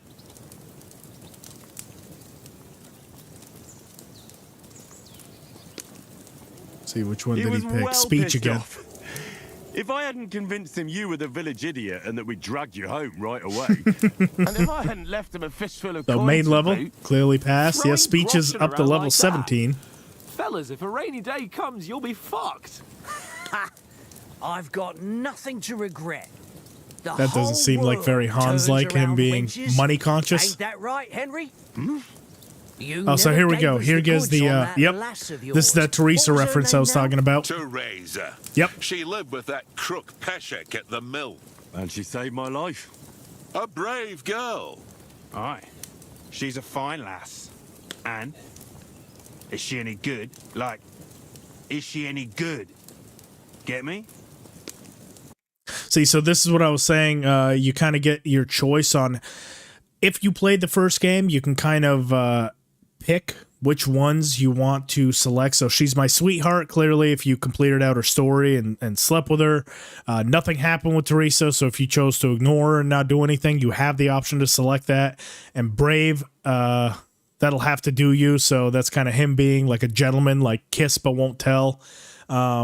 or maybe just, you know, the fact, because no matter what, she does save him from Skalitz. That is irrefutable. So what he said before, she saved me, that is going to be true no matter how you played the first game. This is going to be dependent on, you know, how far you took it with her. That's going to be where the real strength of this choice is. So again, another cool reference. She's brave. Where you can really do that. She saved my life, went back to Skalitz, bunch of mercenaries. So again, catching you up with the story up to date. A bunch of mercenaries attacked me. And that's all I'll say. But you can lie. You know, this travelling isn't too bad. Access media is all fraud. Aye. Political activists, not proper. I mean, I never said that they were proper game reviewers. They do game reviews, but it's it's not my favorite. I like it because they get exclusive stuff like this. But I've got to always mention that it's one of those things where, yes, I see the appeal of Warhorse going to companies like IGN because they're going to have they have a lot of pull. They can get this kind of game in front of the right set of eyes. The problem is they're going to cover this for the first week or two that the game comes out, and then they're immediately going to move on to Civ 7. And then right after that, Assassin's Creed Shadows. And then right after that, the following week, whatever the new hot release is, that's what IGN is going to cover. So I think it would be smart of Warhorse to give some others, because clearly they have a copy of Kingdom Come Deliverance 2. That's how they were able to capture this footage. That's how they were able to play it. And they're probably going to get a hard copy maybe 2 to 3 weeks before the game officially releases, because that's how they're able to get those, 100% game reviews out on day one. Like day one game drops, they have the review already set, and it's, I use the review very loosely. I think it's going to be important, especially for a company like Warhorse, to give access. So I think ones like Roxy are probably going to get that special access as well. So she has stuff that's ready on day one. I think probably ESO Danny is probably going to get access 2 to 3 weeks before the game starts, so he has something day one. I would really like to campaign for myself and Strat to get early access, so we have something. It's just because the ones like Roxy, like myself, like Strat, we're going to cover this game in depth in a way that companies like this, the very corporate ones, are not going to be able to cover it. Like, they're just not going to be the same kind of in-depth coverage that keeps a game relevant 2 to 3 years after release. This is going to be the flavor of the month for IGN for the first 2 to 3 weeks. Guys like me, guys like Strat, guys like, people like Roxy, people like Danny, to an extent. It's ESO kind of has its own like quirks and stuff, but he does have a lot of pull and influence. But that's the ones that are going to keep this game relevant 6 years after release. So I think giving us the ammunition to be able to battle companies like IGN, and not battle in a sense of us versus them, but give us something so we can have something day one also ready to get that fan base behind us, so we can keep your game relevant 2 to 3 years down the line. When the game goes on sale, it's going to be people like me, people like Roxy that are going to promote that and say, hey, go buy this game. It's on sale right now. IGN will be long since moved on from a game like this, unfortunately. So yeah, that's I'm definitely going to campaign for it. I would love to have early access to the game, and not even for a free handout. Like, I have my copy of the collector's edition already bought and paid for. That transaction's already taken place. I just want the access to it so I can get something that's polished and good out day one. And then also stream and just be able to kind of have that, have that outreach where it's out there. Love to see company. Yeah, no, I agree with you, Strat. And that's the thing is, it's that double-edged sword. You need to work with a big company to get your name out there, especially for still what's an indie developer studio. Like, obviously everyone within this community knows exactly who Warhorse Studio is. I guarantee you, if you were to take 10 gamers across like all genres, right?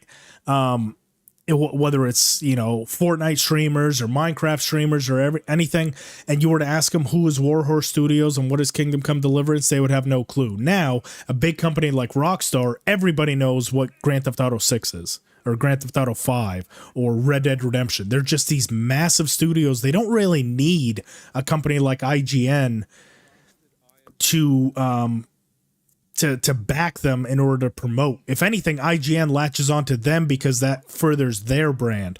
But unfortunately, developers like this, like Warhorse, they need the IGN. You know, I think they've got 8 million something subscribers, you know, on YouTube. So the potential to get this out in front of 8 million people as opposed to 200,000 that Warhorse has, it makes sense. But I do agree, they should try to use the influence of these big companies like IGN to get your product out in front of people, but also work with those small creators that are going to keep it relevant, that are going to show the passion, that are going to actually break this down, like not just show you the first 43 minutes 2 months before anyone else gets a hold of it, but I'm going to take you through the whole game, probably multiple times, multiple different ways, make the guides on it that are not going to be the same arbitrary guides of, you know, make sure to speak to NPCs. And I've said all this before, but actual useful, excuse me, stuff that breaks this game down. Give us those same abilities, because I think it's going to be worth it in the long run. You give us that sort of access, we're gonna bring, you know, giving us that free copy might sell you an extra 50, 100, 500 more copies by having someone that's passionate cover the game early and get the people behind it. So that's kind of my little spiel there on that. A little bit long-winded, but I hope you guys understand. Like, that's why I would love to get hold of this game early, but quietly, is to ultimately benefit them. Hans, We'll have plenty of more from Kingdom Come Like big Deliverance companies 2 throughout review, December. much prefer But for YouTubers, everything yeah. else, stick with IGN. Non-spoiler teasers for this game, yeah. I mean, that's all that we have out right now, unfortunately. So it's like it is spoilers and stuff. But when I heavily edit stuff, I can kind of, you know, just watching through like this on a live stream, I can't really tailor out how many spoilers there really are associated with it. But yeah, if I had actual footage of my own, I'd be able to kind of filter out what spoilers, or at least give warnings like, hey, this part is pretty spoiler heavy. Don't watch this if you don't want to. This one's kind of lighthearted, but another one that IGN again developed, kind of comparing what the game looks like compared to what it really is in real life. So this one we really don't need the volume for. All it is just a bunch of screenshots of them going to the real life location and breaking down what it looks like within the game versus what it looks like modern day. So I thought this was cool for myself. We'll kind of power through this. Through this one, because then the final two videos are developer tricks and details you shouldn't miss, and that has a little bit more, excuse me, has a little bit more of stuff.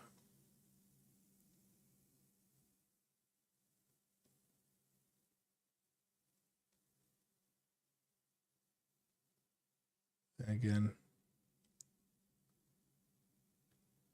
Yeah, going for big celebrity YouTubers. I mean, it's one of those things where you almost have to do it if you want to get it in front of the right set of people.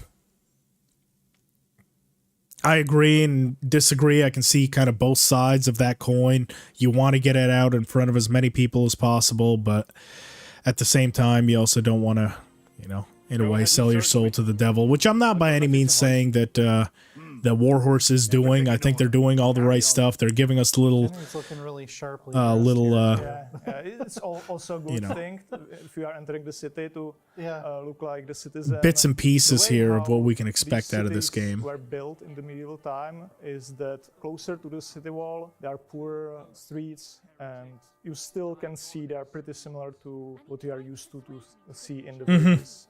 But Yeah, we're closer to gamers. IGN, you can tell they kind of run it only solely as a corporate business. It doesn't seem like they have the passion for the games. I do know what you mean, Dominic. It almost seems like that for them it's a job. the silver was mined. They literally go in, they clock their 9 to 5, and you know, oh, today I have to play Warhorse Studios and I have to come up with something. I come home, I'm like, oh shit, what can I do on this? You know, what can I get out of this game and kind of relax and have fun while doing it? So that's where a lot of my passion comes from. I'm actually having fun when I'm doing this. It's not just like well, how much money can I make today? It's like I've had guides that come out that do really well, which I'm super grateful for, and I've had some, like my speed runs, I knew that shit was gonna flop. I knew from the get-go, nobody is trying to speed run KCD 1. It's not the way the game is meant to be played. It's not the most fun way to play. It's something I had wanted to do at that point for a long time. I'd seen the previous speedruns, and I just kind of thought to myself, I think I can do better. How do you go about... But I knew that shit was not going to be riveting content that everyone and their mother was searching for, but that was kind of like a play for me. Like, I'm like, well, I'm going to do it anyway. I might as well, you know, make a live stream out of it, make a video out of it, and I had a fucking blast. I absolutely love doing it because I was passionate about doing it, even though that wasn't what made me the most money. Whereas IGN is always going to pick the money route over the what do I want to showcase about it route. They're after views and money, so they always have their own agenda. Whereas me, I'm like, I feel like fucking around today. I feel like watching 4.5 hours of previously recorded footage and just kind of chatting and talking to you guys. And I mean, this live stream is probably going to make me like $5 and, you know, for 6 hours invested. That is not good. That is not good business practices on any sort of metric that you do it. But I love doing it, you know, so that's the route I'm always going to pick, is having fun. PewDiePie is pretty cool. Yeah, I've seen quite a bit of his. I'm suggesting they should allow more than one company. Exactly. Yeah, no, Strat, I know exactly what you mean. Different audience that we have covering different things and different aspects of the game. 100%. 100%. Definitely going to have to reach back out to Sir Toby again soon and start bugging him for the holidays. Roughly how many That's going to be his Christmas present from me, is about 50 emails explaining exactly why I need this game. He's going to be like, okay, enough already. I can't do that accent either. If you guys haven't noticed by now, I am a master impersonator. I can pretty much do anyone, but they're all going to have fucked up accents and languages. This one wasn't quite as, I guess, riveting as I thought. I guess they're just kind of walking around. Not really much to be seen there. So let's go ahead and... Oh, lost my mouse. Here we go. So this one is the 8 developer tips for surviving IGN first. Again, not really the the tips and tricks videos that I typically do, but again, it's more footage and a little bit more info from the devs as far as what their suggestions are for surviving within Kingdom Come Deliverance. Let's see how fucking by the book this is. And we'll kind of keep a tally of how many of these can you apply to this game and 5 other RPGs that are in the same genre. I mean,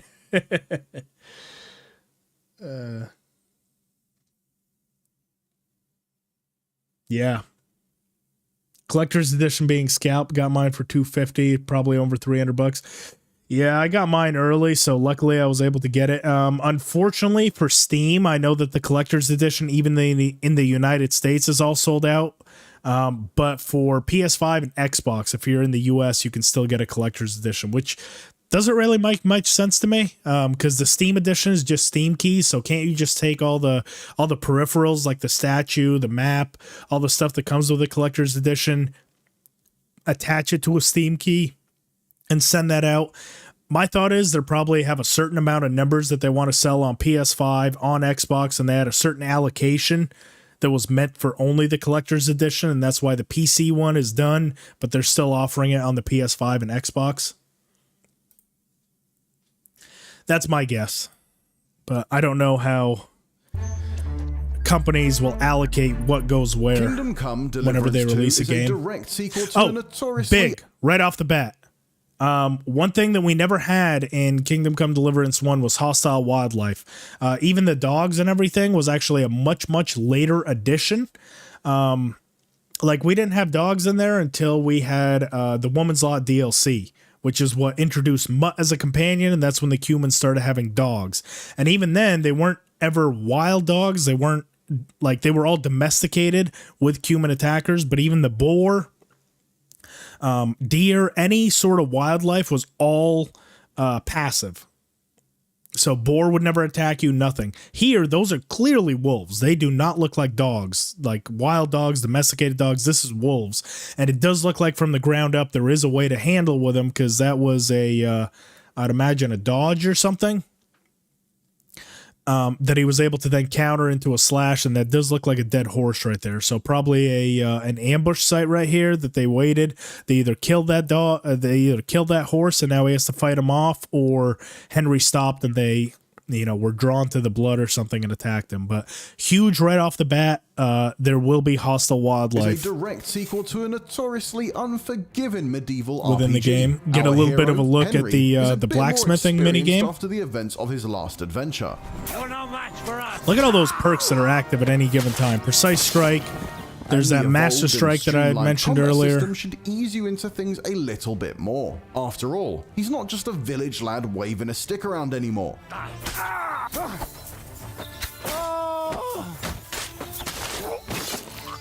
Nice. But like the first game, KCD2 isn't a power fantasy. Always remember that Henry isn't a superhero. The world, especially at the beginning, is dangerous. You don't have any real equipment. Everything will be hard. So that's towards the start when they swam into the river right there. Easy Riders. So this is that initial. So Easy Riders, right? It's still part of that first quest that we have. This is where Henry is fighting this bandit, and that's the one that throws him off of the cliff right there. And that's how Henry sustains all of his injuries. So this is still early game that he's fighting like this. And you can see his health is clearly very low. We've worked with the developers at Warhorse. This looks like that same ruin they did in the showcase. That can help you through your first several. So notice here, he didn't get the full stab through the neck.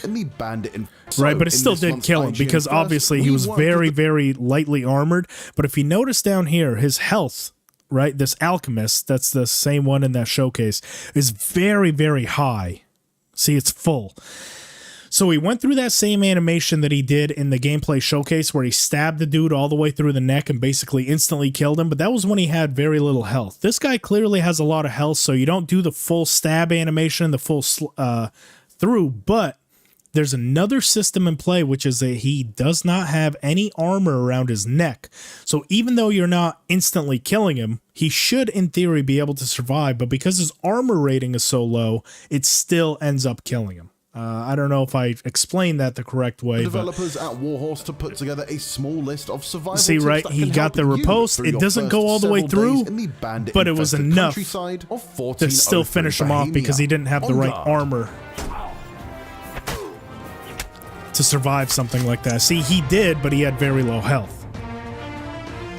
You're not going See, to here we find go. Keep an ear MMO-style out. quest givers with Yeah. big exclamation marks Make above sure to their speak heads to all the here. Those weren't NPCs. invented until the early There to go. 2000s. But if you're willing to do a little eavesdropping, Yeah. Who would have thought in an RPG you need to speak to others and listen to the dialogue that's coming to you? This is fucking riveting. Come. Let's you hear can it. buy everything you need from me, but excuse the selection. A few days ago, when I was returning with new goods, the horse got spooked and my wagon tipped into the pond. A lot of times people will give this little tip about that somewhere, I don't know, some merchant caravan was like ambushed. And you can go really there, you can find useful items. I mean, that is cool that if they say that the caravan is overtaken, but yeah, it's also obviously important to think listen about to all what the the ways you can stack the deck in your NPCs tell favor you. before the clash of steel rings out.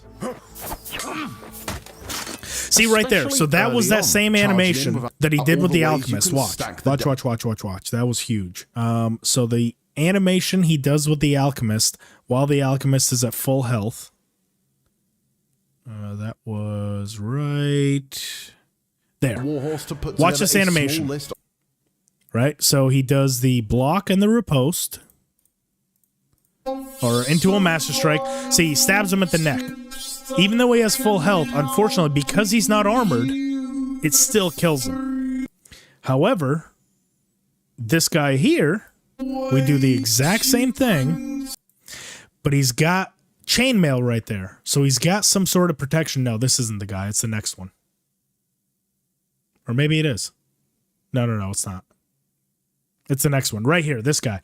He's also got neck protection. See, his health is very high, so he's only going to do that lower case one, but because he has the protection, we see the sparks. It only damages his health a slight little bit, but it does not kill him.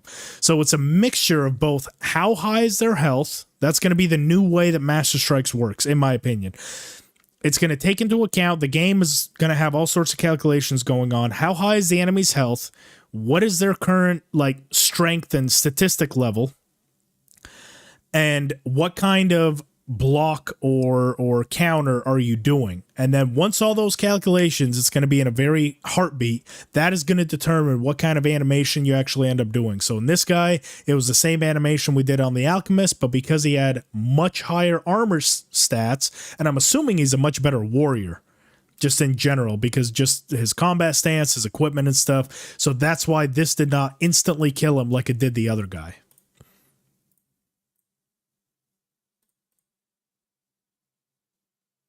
Nope, I still have the volume all down. the tools you have, you can kill somebody from stealth. And yeah, at first. so you can lure some people using away, so using the the combat is full combat abilities, so both stealth, lockpicking. This looks like it's in that what that IGN gameplay, that the first 43 minutes, that looks like what this kind of led to, because they heard women, they decided to sneak off, and now clearly they found women. So this is probably your stealth tutorial. We already had the combat tutorial. This is probably teaching you how to use all the mechanics of stealth. We see Henry throwing that rock to distract her, and then there's probably going to be, as we see later on in the live stream that the developers did, once we get to Bojena's, that's going to be our alchemy tutorial. So each one is very cleverly tied into the story of what we're currently doing, but they're kind of, spread out to where you learn each game mechanic as you play, as opposed to just having a dedicated section with everything thrown at you at once. What was that? You can poison your weapons, for example, so you'll have easier combat. I like that animation. In the world that can teach you something about combat. The famous Master Tomcat visits your region, and you yokels don't even. So this is probably going to be the Captain Bernard. In Nomad Camp. Yeah, the Nomad Camp. So this is probably, we see combat arena described right there. So this is probably where you can learn the new moves. It's a really good place to gain some free skills. Or if you prefer ranged weapons, there are some shooting contests. So that's going to be your new Captain Bernard, where you can improve. If you play a lot of action games these days, you're probably used to how a stamina meter works. But in KCD2, it's a little different, and you'll need to learn how to balance your stamina use between attack and defense. Attacks that hit any area where you're currently armored can be absorbed, but only if you have the stamina for it. So if you have some armor, usually your enemy's attack will not pierce your armor, but in that case, it will hurt. All right, everyone get that? This is riveting stuff here. So apparently, if you don't manage your stamina meter, you're not going to be able to fight effectively. This is, I don't know where else you can get exclusive coverage like this. Who would have fucking thought? Don't be afraid of heavy armor. A historically authentic experience. I was terrified up until now. Let's see what they have to say. If you're used to old school RPGs, you might be surprised to find how different kinds of armor work in this world. There's a lot of misconceptions about historical armor, that they were super heavy and that people in heavy armor. I mean, they are pretty heavy. It's not true. But they're all tailored to it. They're all fitted. Not true. If you layer your armor correctly, right, you're really able to move quite freely. It doesn't mean it doesn't affect your movement at all, or your stamina that's so cool. regeneration. Even in our game, it still does, but you can remedy that by improving some of your skills. For example, if you have high agility and high strength, you can really carry a lot more armor on yourself. But there's always a choice what armor you will equip. If you really want to. Oh, that is cool. That's got to be the new photo mode. Mostly bows Okay, and so spells, and in combat, I have a really feeling. high stamina Oh, shit. regeneration. But I still think that if you have the stats for it, going for the proper layered armor. Yep. So I think that is actual confirmation that you can indeed do photo mode in the middle of combat, because that is clearly Henry in the middle of an attack with an enemy that he's engaged with, and the only way I can possibly think of, unless they're running some sort of crazy mod, that looks like the effect of the camera mode. So I think that's confirmation. The camera mode can indeed be done mid-combat. And can we also talk about what that quiver? Ooh. I wonder, you know, just looking at that, because we saw Hans Capons earlier. It was very kind of proper looking. That almost looks like a deer hide. So I wonder if after instead of just having to sell hides and stuff, I wonder if we can take that to some sort of either maybe not necessarily the forge, but if we can make custom armor pieces, not just swords, but like custom pieces like this, like quivers and stuff to put on our person. That would be super cool. But that looks pretty badass. And yeah, I think this is a cool thing. A little bit of clipping right there, but Agile warrior, you know, mostly bows and styles, and in combat, it is really high stamina regeneration. Photo mode. That would be a pretty cool photo, you know? I still think that if you have the stats for it, going what's for this the naked dude doing there? Armor is the best strategy you can employ. Let's go and strip, Henry. Fellas, come and help us get out of this armor. This is almost done. There we go. The Strike first when the Kingdom iron's Come hot. Deliverance began with helping your father make a sword. What but was that? that? Was only possible. Hang on, that was not a sword. The first Kingdom Come Deliverance. That looks like an axe. Does that not? You got the... So I'm assuming a wooden hilt goes right there. Yeah, so it's not just swords you can make. I mean, we kind of knew that it was weapons and everything, but that looks like an axe. I wonder if you need to find like molds and stuff, like how they determine when and how you can do certain things, but that's pretty cool. Began with helping your father make a sword, but that was only possible in that one cutscene. In KCD2 though, Henry can take up his dear old dad's profession for real, and a good blade fetches a high price. So there's There very we go, minimal so clearly UI. that's a You really sword. have to do all those things you really have to do even in the game. You know, you have to heat the sword, you have to check how temperature of the blade is, and you check it by just looking at the blade, and you have to correctly gauge the color of the blade. I think it's really cool minigame, but it That can is be awesome. also a very good source. And it of looks like money you at the beginning. pick how There's far one in you have to quest at put the it beginning, which will when you introduce hammer you it. to a smith, and you can help him, and he will also To the forge, give you move the access to workpiece. a blacksmithing place where you can do that. So he's quenching it. Pretty cool. Enjoy nice And brew. if you're not fond of pounding ingots into shape, you can also pick up I do Henry's like old this alchemy too. Oh, I do like how this which has also been uh, streamlined. Fond looks. of pounding ingots into shape, you That's can all also new. pick up Henry's old. So if we compare it to the first game, it's definitely a little bit more streamlined. So that is the symbol for water. And then we've got a nettle, and I'm assuming a marigold. Nettle, 2 handfuls of marigold. Yeah, so it's saying take the nettle, drop that in, then you go to 2 turns. Go to number 3, mash the marigold, and then you pour it into the flask. So add ask the nettle. Ask the nettle to the cauldron and boil for 2 turns. Grind the marigold and ass it to the cauldron. Finally pour. A lot of ass references in this one.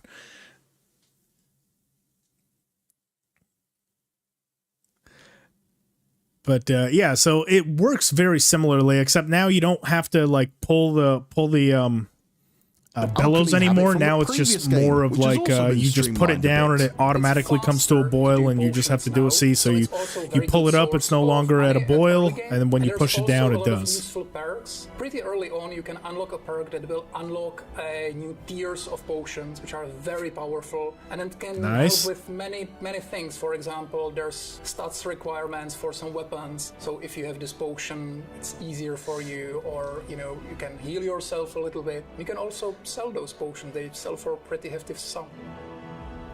How bold of you! Which I'd also mentioned before. I noticed that all the way back in the gameplay showcase, and a lot of other people did too, where you now have actual tiers of potions. So we noticed in that gameplay showcase when he went to the alchemist, right? When he opened that that chest, there was all the different tiers. Gameplay showcase, here it is. I know exactly where this one is because I've covered it pretty extensively at this point. But if we look right here, right? So strong Aqua Vitalis, strong Artemisia, strong Cockerel, strong Nighthawk. So just those preparatory words right there will tell me that there's different tiers. So I'm assuming when you first start, and the other cool thing, if we notice here, it looks like now chests are going to have their own capacity. So you can't just store endless amounts of stuff in there. It looks like 233, unless that's the player's 500. I could be wrong about that. Don't quote me, but found that might be Henry's capacity. Scratch that last bit. The first bit remains. So strong Aqua Vitalis. So I'm assuming at the very start, you're only going to be able to make weak potions.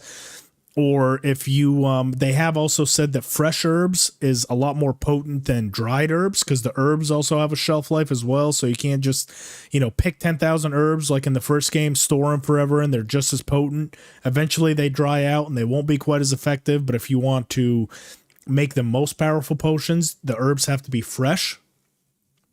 So all of that will lead into which tier of potion you'll actually make.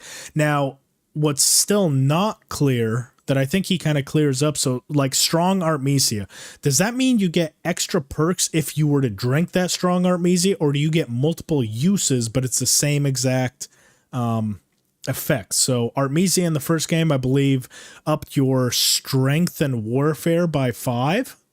Right, so a strong Artemisia in the second one, does that up your warfare and strength by 10 because it's strong, or do you get to use it 2 or 3 separate times instead of each separate time? So still questions to be answered, but I have a feeling this just this makes it go up. So a strong one will up it by 10, a medium one will up it by 7, a weak one will up it by 5. Oh, they said both multiple uses and a better effect. Okay, that's pretty cool. Scanx, welcome, by the way. Thanks for stopping in. I mean, the potions would also have an expiration. I don't think so. These all look to be like 100%. I'm assuming maybe once they get cooked, they don't. I think it's just to try to, so you can't just hoard a bunch of herbs and still expect to have strong potions, but it doesn't look like these are, but that would be interesting. You can't just hoard up a bunch of potions and expect to keep them for forever. Definitely something to test out, though. So let's get back to this where I was. There we go. So we were right here. Steal something from us and then 5-finger you go discount. walking around with it on. That's not happening. But what if you'd rather not bother with an honest day's work at all? After all, what's the fun in a big open world with guards and laws if you can't go on a criminal rampage? KCD2 has you covered there as well. Pretty cool there. You are not afraid to do some Now the other stealing. The other key note here is in the last game, the only time that this would ever take a real big hit to your time is if you were stealing something big, either something worth a lot of money or a big weapon, so like an axe or something, that's when you would take the hit. But otherwise, it would stay unaffected. It looks like here, even for keys, pairs, anything you take is going to have an effect on how long you have to keep searching. So that is a change. Does look a lot more refined. It looks like, what, two strength for for what? To eat the fucking apple, you need 2 strength? I don't understand what that is. How much it's worth and what its current condition is. Spot. Oh yeah, thanks for stopping in, Scanix. Anything you missed, it'll be up on the channel. Hopefully you enjoy it. We've just been kind of bullshitting this whole stream, if I'm honest, but I've had a lot of fun. And selling horses is really a big source oh, of that was the thing I forgot. Yes, selling horses. That's another RDR2 thing. Does anyone remember in Red Dead Redemption 2 when you had that horse trader just outside of that second place where you set up camp, but you can go and sell horses. So now, if you find horses out in the wild or if you steal them from someone, you can go in and basically it's almost like a they basically turned that mini game in the first one for Miller Wachek. When you steal the horse from Merhoyed, they basically turned that into a game mechanic outside of just a singular quest, to where any horses that you steal from anywhere, you can bring to them and they pay you a certain amount. So that's pretty cool. So you have to first search for people which will buy the horses. And once again, it is the Nomad camp. So I suggest going there. Nomad and if you camp? want to do something like this, it's a really good source of income. I've got a horse for you here. What do you want to do with him? I want to exchange him for groschen. For this one, I will give you this much. That works for me. And you can still haggle. Here is the silver. I will handle it from here. If you're Saddle going to be up. a proper knight though, you're going to need a steed of your own. And it won't do to ride around on a stolen one, because someone might recognize it and report you to the law after all. Luckily, there's a quick way to obtain. So that's something else that's new. It used to be as long as you're not seen stealing the horse, you could pretty much endlessly go around, even though, which I always found kind of odd. Like if I steal, Al Barak from Neuhoff, it's a very distinct horse. It's all white. It's super fast. Like you're telling me if I rode straight up to Zora, riding her horse that I just stole, she wouldn't even be the slightest bit curious. Like, how the hell did you get that horse? It's only if you can mount it without being seen, then you're pretty much, you got away scot-free. So it is a pretty cool mechanic that now anything you have stolen on you, especially if you take it to the people that you stole it from, they will still report you even though they didn't see the initial theft. But it does look like now we almost have a way to wash it, like with Peshek in the first game. If you sell him the items and he sells them back to you, they officially become washed. So it looks like that's a game mechanic now that's built into the thing where you can kind of wash whatever stolen items you want, probably for a fee. And obtain one more legitimately. And kind of go from there. It's really useful. It will vastly expand your inventory and obviously could move way faster. Horses are very expensive, but there is a little surprise at Semine Fortress, so definitely go there. I like it's this. a good place to get your starting horse. There are 3 main types of horses. One is It's like pretty the cool too. Warhorse, workhorse, and racehorse. There are the courier horses. These are fastest and most agile. And there are the war horses that are the most courageous. A horse that is not courageous at all will just drop you off in any combat. He'll just drop you off instantly. So be careful with that. Armed with these tips, So you basically should be ready to pebbles. make your way in the threatening world of Kingdom Come Deliverance 2. For more, stay tuned all December long as our exclusive IGN First coverage of Kingdom Come Deliverance 2 pretty cool. continues. But if you want to watch something So this is right very now, Bannerlord make sure to like, check out when our you can grab the exclusive stones hands-on and preview. throw them down.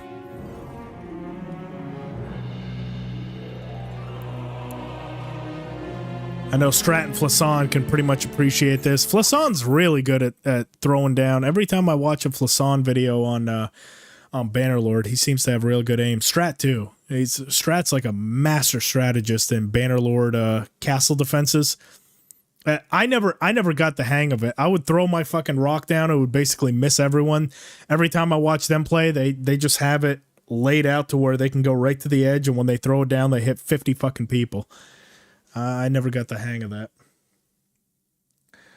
Assume selling Peshek lowers the price a lot. Sell all merchants, have a chest a few days instead. Yeah, no, I just meant not necessarily for that. So selling to Peshek and then immediately buying it back from him will wash the gear. So anything that you buy will no longer be stolen. But yeah, if you sell it to the merchants, it's going to be a higher price. I meant for Peshek, it's to wash the gear if you actually want to keep using it as opposed to sell it flat out. So yeah, not really. I mean, this isn't game breaking in any sort of way. The tips are all pretty shit, if I'm honest, but it is cool to see this kind of footage. That's really why I'm watching this. This isn't really, this isn't going to make me a fucking alpha player following IGN tips, but they do have a lot of exclusive footage that not many of the rest of us have access to. So let's move on to the last video that we're going through. Oh, my mouth most of all. Glad to be of help then. Take care. The open medieval world of Kingdom Come Deliverance 2 was built with even greater authenticity in mind. Not just after a few games, or not just after a few days. So I think that the degradation rate is about 100 groschen per day. So if you steal something that's worth like 2,000, you're going to be waiting for quite a while. You're going to be having that sit in your chest for probably about 20 in-game days. So that's why I just prefer to sell to Peshek and immediately buy it back and then steal my groschen right back from Peshek. I have a few videos on that, but yeah, you definitely can wait it out if it's something, if you have the patience for it. I just usually sell to Peshek, buy it back, and it's ready day one, and then just take my groschen back. If you sell a few stolen pieces amongst normal, the trade may overlook that. Which they do have that, Scanix. I've definitely had that where I'm doing like a 10,000 groschen trade. They'll overlook some of the stolen pieces. So that is something that's in the first game, especially once you have the perk. But even before the perk, you can mix in some stolen goods and they'll accept it. Than its historically grounded predecessor was capable of. Whether you played the first one or not, there are plenty of potentially overlooked details you'll want to pay attention to. You fight like an old See what this overlooked details are. Sometimes because it might help you succeed on your journey, and other times because it's just a neat touch of realism. In this month's IGN First, we'll be taking a look at 8 little things you won't want to miss in Kingdom Come Deliverance 2. That's going to be good news for everyone. Turns out that the herb mechanic is still in place. Find an old friend. So this one is pretty cool.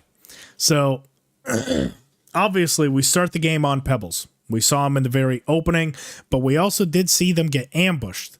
And Henry is kind of parted from his armor. He's parted from Mutt as well. We don't see Mutt all the time, but we definitely saw him at the start.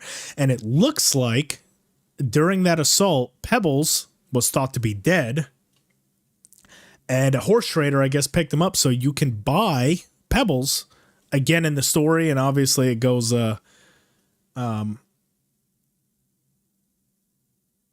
yeah. Let's see. If you unlock Peshek chest, pick up all the things in Groschen during the night. Easy. Yeah, no, I agree. Miguel, thanks for stopping in, buddy. Do you believe the game will benefit from third-person point of view? Personally, I don't think it will. I think it might make it more accessible to more people. I know some people, they get motion sickness from the first player. Honestly, if they were to announce that the game is available in third person and first person, I think it might open it up to more of the public, but my personal opinion, I don't think it will. Maybe from a sales perspective, but it's not something that they want to do. I know that he's said a lot of times, KCD stays KCD, and they truly believe in first person. So, no, I don't think it will. Well, you do have a photo mode, so I guess that is a way of showing off what you have for character customization, but you can also see it in the menu. I always prefer playing in first person anyways, so I've never been big on that, but I do think the addition of photo mode is huge. So then you can kind of admire it a little bit. Streaming the game on launch. That is the plan, Ramos. That is the plan. Definitely plan to do that. Hopefully everything goes well with it.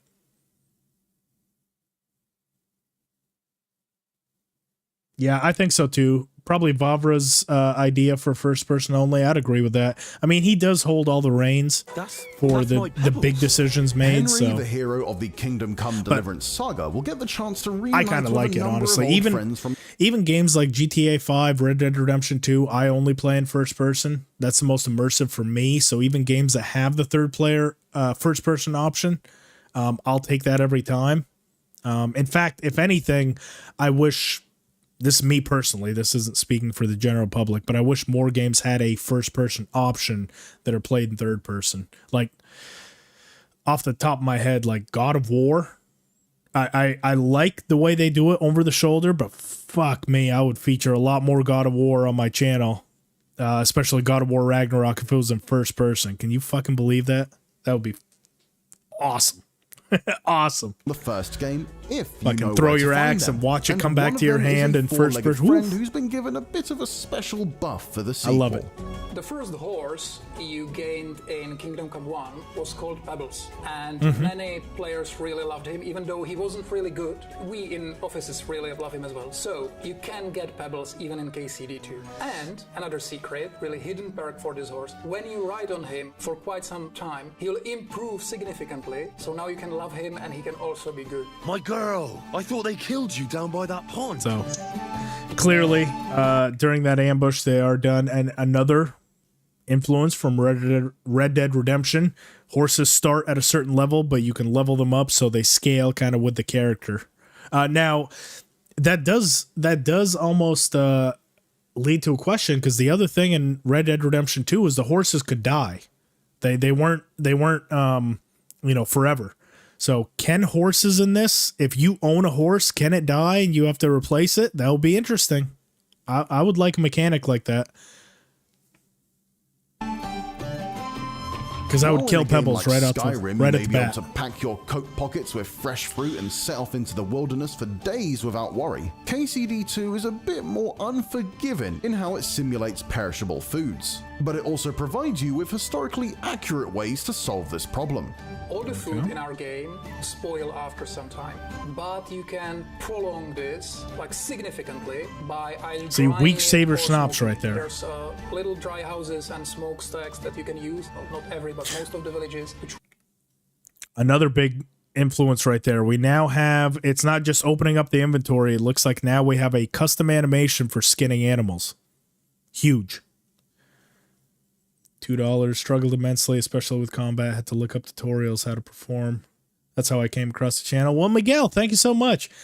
I appreciate it. Hopefully it's going better for you. It's definitely a rough start to the game, especially when you're going in blind. But it does open up significantly as you get into the mid game. I know that's not ideal. You know, it's like those people telling you like, oh dude, you just gotta watch 3 seasons of the show and then it becomes amazing. It's like, well, I don't want to watch, waste all my time, but this is one of those times where it really does open up. Once you get to about the mid game, once you're semi decent at the combat and you can actually take on 2 or 3 opponents and you have some decent gear and some decent weapons, the game has a complete shift in tonality. So hopefully you were able to stick with it and get better. Warhorse Genda aggro. That's great news. We can level up Pebbles now. Yes. It's news. I don't know if that's good news that we can level up Pebbles. No. I promised at the start of the stream, my hatred for Pebbles has gone away. Woosah. I can't keep going with my Pebbles hating ways. Dynamic driving, you can switch the point of view. I guess maybe for that makes sense for, I guess, traversal reasons. I mean, again, I'm a first person kind of guy, so I never mind it, but I can see, like I said, to open it up to a broader audience, I can see the appeal of it. Accustomed to being OP superheroes, KCD. Yeah, and they were very, ScanX, they were very open about that you're not a superhero, it's a regular person. And, yeah, people are still mad. Oh my God, you can't take on 8 people at once. You're not the Dragonborn. This game sucks. It's like, well, it doesn't suck. You suck because you didn't listen to the fact that he had never held a sword a day in his life, and you got to train. Like, I'm sorry to say it, but yeah.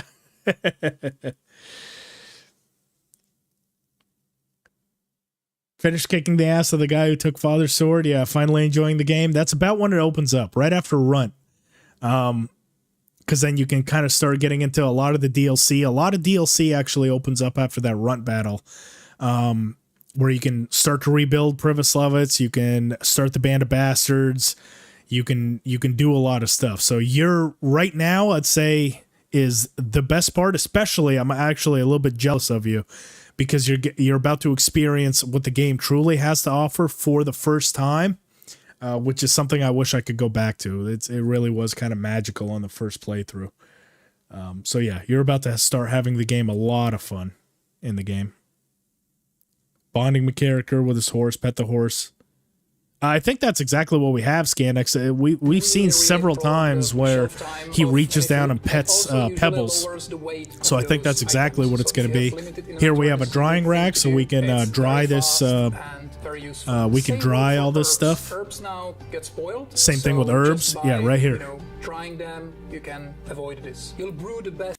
It's very fast and very useful. The same work for herbs. Herbs now get spoiled, so just by, drying them, you can avoid this. You'll brew the best potions with fresh herbs, but there are perks which will allow you to do these best qualities or best tiers of potions even with dry herbs. The best and fastest remedy for that is chamomile decoction. Luckily, it ain't too hard to brew, but we'll need some fresh sage for it. And, of course, chamomile. Someone gave me shit, and I know I always mispronounce it, but I've always said chamomile. I know it's chamomile. It's something that I have to trigger in my brain. When you've said something wrong for so long, I have to stop and audibly think about it and know it's chamomile, and then I still, like a dipshit, say chamomile. So anyone that's giving me shit for that, I know it's wrong. It's just the way I've always said it. So I said it how I read it, and it was wrong, and now I can't convince myself to say it any other way. People in medieval Bohemia loved their drink. After all, we didn't know much about water safety at the time, so alcohol tended to be safer. And there weren't any open world RPGs around at that time either. So options for... So the one who you gave us away for. So if we notice what the dialogue here is saying, clearly at the beginning when they were going around and sneaking around the women and stuff, I guess Henry must have seen her. Yeah, so if we go tended to be right, what is it? Safer. Hans is asking him. That's the woman down from the pond. That's Henry saying that. Open world RPGs around at that time. And the one you gave us away for. So clearly Henry just couldn't stop himself, and I guess he threw himself at her or something, and that's how the bandits found out where they were. In KCD2, booze can be both a blessing and a curse. Chamomile in German. Say how you want. So drinking usually can help you a lot, basically. What are you waiting for? She can any catch that. alcohol will give you some positives when you're like only slightly drunk, and there's a lot of perks that will even improve this, but be very careful, because if you overdo this, if you get really drunk, it will give you a lot of negative stats, and there's also always the danger of being addicted to alcohol, so be careful with that. There's like stages of addiction that will get progressively worse. And also, if you get so drunk that you will like fall unconscious, because we are Kingdom Come and every NPC is simulated, so if some NPC will encounter you unconscious, and if you especially have low reputation with him, they can steal your clothes or weapons. And because Kingdom Come, now NPCs, even when they pick something up and it's kind of similar to what they're already wearing, they can wear it themselves. So situation can happen when you just fall unconscious because you're drunk, and when you wake up you see somebody wearing your shoes or your hat. Be careful about it. So, quick thing on that. That's very similar to the first game, obviously, as far as the alcohol. Now, the big change here is anyone who ever tried to convince someone to wear something certain, like, you could choke them out, you could put it in their inventory, but the NPCs never wore it. It would just sit there. They would just walk around fucking butt naked, but they would never wear any of this high level stuff. So apparently now it's been changed to where their AI will actually put on, especially if it already matches something that they wear. So if you give them a high set of clothing or something, and it matches kind of what they're wearing. It's that's pretty cool. So that's the big takeaway from that point. The alcohol, we all kind of knew you could get addicted to it in the first game. If you get to about midpoint, you get all positives. Anything past that, you get negatives. You get too drunk, you pass out, wake up somewhere random, half your shit missing. All same old with the alcohol there. One of Henry's biggest character moments in the first KCD was learning how to read, which was so rare it was practically a superpower in the Middle Ages, and he can continue his erudite journey into KCD 2. There's also a new skill, scholarship. You gain experience in that by some dialogue choices, but mostly by reading books. And there are perks in this skill that will help you gain experience in all the other skills. Read books, always. That's pretty cool. So instead of reading, we now have scholarship, which I guess overall whether just you're an academic, a drunk, does or your both, knowledge. Your role-playing possibilities will expand to fit your personality. My God, where are your clothes? Mind your own bloody business. How rude. Actually, there are perks in drinking skill and in scholarship that will unlock completely new dialogue options with guards, and you can use these new dialogue options to get away. This is from pretty crime. cool. And they are really funny, especially the one from drinking. Really unlock them. I want to try mess with those. this. It's really funny. And what do you want from me? Why are you bothering me? I mistook you for one of my friends. He's also a guard. That's a very unique hat, like And a we're peacock always feather getting hat. That's pretty cool. A bit of mischief, No, I don't know. Drunkenly explaining why you didn't kill the chicken is hilarious. You want to fight, do you? Enough. I give up. I don't know what your problem is, but you're not going to fight with me, you bastard. Go to hell. You bastard. So let's actually try to make heads or tails of this. So I'll pay the fine. Here is what your... Wow, he is dripped the hell out. He's got 30 speech, 30 charisma. He is looking dapper as all hell. So I guess now you actually have... That's kind of cool. I guess for... Maybe not for immersion's sake, for that, but I guess just to kind of show how well you stack up to the guard. So you can pay the fine. That one's going to succeed 100% of the time. I accept my punishment. That's to go to jail. But then we see how hard it is to pass whatever we're trying to pass based on whatever skill. So we have a 30 out of 30 in speech. We can come to an agreement. So it's going to be easy to talk our way out of it. We have a 30 out of 30 in charisma. Do you know who I am? But that's going to be an easy pass. However, we only have a 19 in this like intimidation. So that's kind of medium, right? It's not very likely. There's a chance that we fail, probably because the guard. So these two are probably substantially higher than the guard, but this one here is probably close to what the guard is. So it's kind of like a 50-50 shot on whether or not we pass this.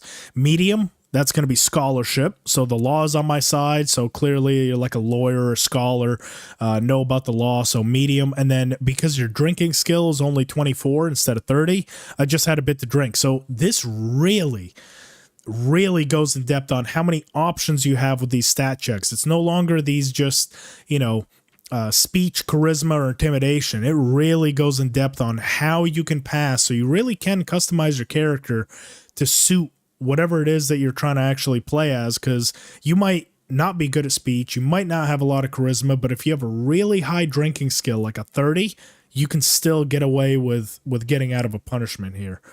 Super cool. When I noticed it, I was like, that's pretty in depth, actually. Oops. Sorry, God. It's just I had a drink or two today. And you thought you could just fight with me? Well, you made a serious fucking mistake. Bleep. Serious While mistake. Henry's abilities and even attire can affect his chance of success in different social situations, like being well-dressed giving you more play with the nobles, and being covered in blood letting you scare off bandits easier, these buffs and debuffs don't only apply to you. Always remember that all the skill checks with NPCs are based on your and their statistics and skills. And in our game, you can actually influence even their skills. For example, if you really want to use your charisma in a skill check, it's kinda calculating against how good they are looking. So night before, you can steal their fancy clothes. Or if you want to intimidate them, it might be easier if you poison them a little bit the day before, and they would be easier to intimidate. In the first game, it can be a bit of a pain to optimize your fit for every possible situation. After all, it takes quite so this goes a while, through. This is even on an brand new inventory feature screen, where you to can one squeeze out click of and heavy change plate armor into and something a totally bit different snazzier armor. or sneakier. But KCD2 has made this a breeze. There's also now 3 clothing outfits, basically presets, which you can quickly swap in your inventory. So it's now much easier to have your heavily armored Henry. Yeah, and we went through this Henry, pretty and extensively your very earlier. charismatic Henry. It affects even prices in shops. So it's always a good idea to, when you're selling or your loot from killing and exploring, it's usually a good idea to change your clothes. You can do it quickly now. Nice Push your custom clothes animation above, now and for you the will gain washing. quite a lot more money than you would do otherwise. And then last but not least, when in doubt, This far yell. along on Henry's journey, though, he's not necessarily just dressing for the job he wants, rather than the Pretty job cool he combo. has. No, he's a bit more of a force to be reckoned with, and it's possible to flaunt this with certain enemies who really don't have any business crossing swords with him. We also introduced battle cries. It's very good for roleplay because it's really fun to just roar away. For glory! But also in our game, all your opponents always carefully gauge how well the combat is going. For example, when you are in a very strong armor, completely blooded with a high stats, and he's really low level enemy, he could just I feel flee quite immediately. hungry. It could be attempted ambush, they will see you and they will say, oh, and go away. But usually it's more nuanced. They will not flee immediately. And battle cries actually really help with this. If they're on the close to giving up, you can just shout at them and they'll just flee. And there's also perks that will heavily improve that. And there's perks that will unlock very, very funny battle cries. So definitely do that. So see, and exactly what he said, watch this. So use the perk Battle Cry 2. So clearly it can... It does scale with the character, and then also use the perk Dreaded Warrior, so that's probably some sort of intimidation where you can do, and clearly we also have Sick'em for the mutt, to attack him. Right! I'm here! I feel quite hungry! You. There are tons more little things to discover. That's probably my favorite part of the whole video. I'm here! I feel quite hungry! Fuck you. You. There are tons more little things to discover in Kingdom Come Deliverance 2 for the sharp-eyed explorers out there. That's the So stuff I don't live hesitate to for. take it slow and try out new things. But if you're in the mood for even more from KCD2, make sure to check out our exclusive hands-on preview, the first 43 minutes of gameplay. Yeah. and We've more. already seen it all. But yeah, so a lot of, again, as far as the tips and everything, this is all stuff that we all kind of know. It relates to any, pretty much any RPGs out there. It's have good weapons, have good armor, use all your skills, use all your stats. But what's interesting is we actually get to hear from the developers and talk about it. And really just the footage that I'm after here. The exclusive stuff, like the fact that Pebbles clearly is lost in the beginning. Nice little shot of Doug there. Is that Doug? Yeah, that's Doug. So lose Pebbles at the start, but you can get them back at some point. For number 2, drying racks. That's going to be a lot more prevalent of a feature. It used to be you could only buy dried meats, or I think there was a feature if you rebuilt Privislovets at the tavern, you could dry your meats, but now it's fully built into the game, and you can do the same with your herbs. Liquid courage, nothing new about the alcohol, but with the NPCs being able to wear different gear, that's this is something I'm curious if they're going to go away, because the first game actually launched with the same mechanic, Zacharias, and it would put unconscious if they were just unconscious beside it, and if they were dead, it would say dead.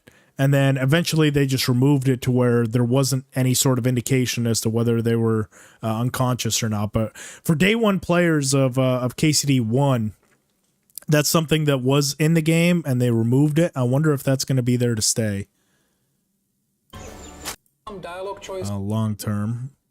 So we know this, yeah. A few new perks and alchemy level 6 and perk points, scholarship level 6 and perk points. So new updated perks. Love that hat, by the way. Instantly going to go for that when I play. This is new. The fact that you're able to actually use a wider variety of skills when talking to guards. And I'm sure that's going to transfer into gameplay as well. We also know of another one where if you're branded with like a renegade mark, that sometimes opens you up to dialogue choices that you might not have before with some nefarious people. So that's another way that you can pass speed checks. So definitely a lot of options here for how you want to play, and there's really no longer one viable good way to play. You can really choose how you want to play, so that's pretty cool. Armor, we've kind of gone over that pretty extensively in this time, and just for old time's sake, let's go ahead and one last hurrah here. Deliverance 2 for the sharp. So definitely do that. Christ! I'm I hit! feel quite hungry! F you. Good stuff. All right. So that is all I really have so far. I'm sure, like I said at the very, very start, I know that there's a bunch of stuff out there on stuff like this. And, you know, there's interviews out there. I had a, you know, if I do humbly say so myself, even though I was shitting my pants throughout the whole thing, I had a great interview with Sir Toby. If you're new to the channel and haven't checked it out, he does reveal quite a bit in that. I had a very fun chat with him. Fantastic human being. Love everyone over at Warhorse. They've reached out. They've been super supportive, super nice. So can't say enough good things about the studio as a whole, as far as people, but also for giving us content like this to be able to enjoy and explore. Let me go ahead and swap this back, and we'll go ahead. Oh, there we go. Much better.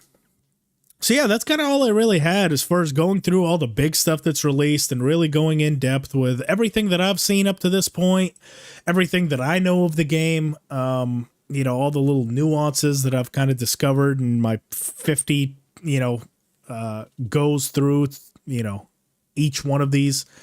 What are your guys' thoughts? Is there something that I missed? Is there one specific thing that you saw that you think is going to be big? Now's your time to kind of go back through it. I've got a little bit more time. I'm probably going to be on here maybe another like 5-10 minutes, and then I got to go eat. I have not eaten yet today, and it's almost Jesus, what time is it? Holy shit, it's 3. Okay, yeah. It's about high time that I eat. Oh. That's not it. There we go. That's fine.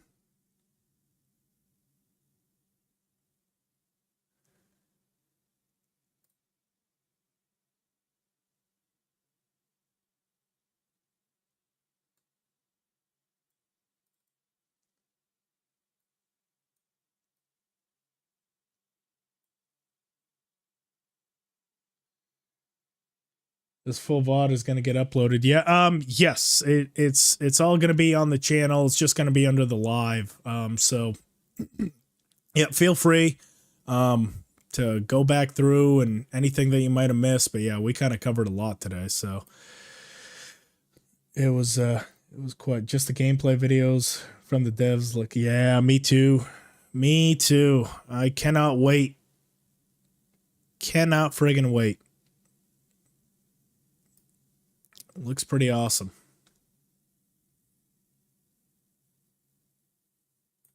I'm going to have to mess with that later. Glad to stop by. Gosh, 5-hour stream? Yeah, no kidding. Trust me, I'm feeling it now. I don't know if you can tell, but my voice is starting to crack. I have a shitload of filters on this mic, so it's probably editing it out pretty well, but I'm getting pretty hoarse. It's been a minute since I've streamed, so talking for damn near 5 hours straight is definitely stretching the old vocal cords out quite a bit. So probably going to be pretty hoarse tomorrow and going into Christmas, but I'd say well worth it for something like this. glad I was able to do it, and honestly, I'm just happy that all the hardware was able to hold up. That was really what I was most curious about, was making sure that the CPU, the GPU, all of the peripherals and everything, it doesn't look like anything broke. So I think I've got it to a pretty stable point where the game can actually, or the system, this is a brand new system, can actually handle what I'm throwing at it. So yeah, I think the next step from here is I've got some more videos that I have to edit. So I'm probably going to go eat and start editing a little bit for the rest of today. And then I can start trying to plan something for January. Now that I know it's a pretty steady live stream setup, I'm going to start trying to plan and get some mods in and see what we can do for our next challenge run. My opinion, best information, KCD people. Oh, thank you, John. Much, much appreciated. I appreciate you stopping by. Thank you. I'm very passionate, so I'm glad that kind of rings through with everything I really do covering the game. But yeah, I appreciate it. Everyone for stopping in. Let me see if I can backtrack here. We got Radig? For Radigam? I'm assuming that's an A. Paradigm? Dominic, Scanix, Miguel, Sakito, John, Vogan, thank you. Thank you all. Mohammed, if you're still around, it's been a minute. Ramos, everyone that stopped in, I really, really appreciate it. By the way, have you tried Bellwright? Yes, I have. I actually did a live stream on Bellwright maybe, what was it, 4 months ago or so? Just kind of getting through the intro and stuff. And unfortunately, I kind of got busy around that time as well. It seems like it's never ending. I start something and tend to have to put it down and not touch it for a couple months and then end up kind of losing track. But yes, I have tried Bellwright. I tried their latest patch. Maybe, what was it, 2 weeks ago, 3 weeks ago, something like that. I'm still enjoying it, but not something I really featured on the channel outside that one live stream for it. So. And I also did do Sengoku Dynasty. That's the one I've been kind of playing offline quite a bit lately. That one's a lot of fun too. A lot like Medieval Dynasty, except I feel like the combat is a little bit more refined and a little better, but Medieval Dynasty also just had a huge update as well. So that one's, I'm definitely going to have to get back into that one as well. I don't know. With KCD just around the corner, I'm always so hesitant to start playing anything else because I know I've got all these videos to edit, and once KCD 2 hits, I'm going to be, pretty much exclusively covering that for some time. So it's EA once released maybe, but I love that game already. Yeah, I had a whole spiel on EA earlier. Not something I want to get back into, but they need to get their shit together. All right. Well, shit. I think I'm going to go and get myself some food. It's a long time. My back is also, I've been slouched over, unfortunately. I got this new ergonomic chair that I'm still not, I guess, used to sitting into. So still got to get my posture better. Exclusive KCD2 full-time job. Yeah, I wish. If KCD2 could be my full-time job and pay all the bills, my God, I would do it. But unfortunately, that doesn't look to be in the cards for the next couple of years. We'll see, though. Never say never, I guess. But yeah, everyone that stopped in, thank you all so much. GG's, Vagan, thank you. And yeah, everyone else, y'all have a fantastic rest of your day. I will try to get that video out on that no menu run that we did several months ago, probably close to 8 months ago now. I'll try to do something with the setup. I'll have to find out the best way to shoot that. It's probably going to have to be with my phone, so the quality might not be the best, but I'll definitely do a full setup tour once everything else behind me is done getting set up, and then we can look forward to possibly the next live stream. But until then, y'all, thanks for stopping in. I appreciate you. Love you guys very much, and we'll see y'all next time. Bye-bye.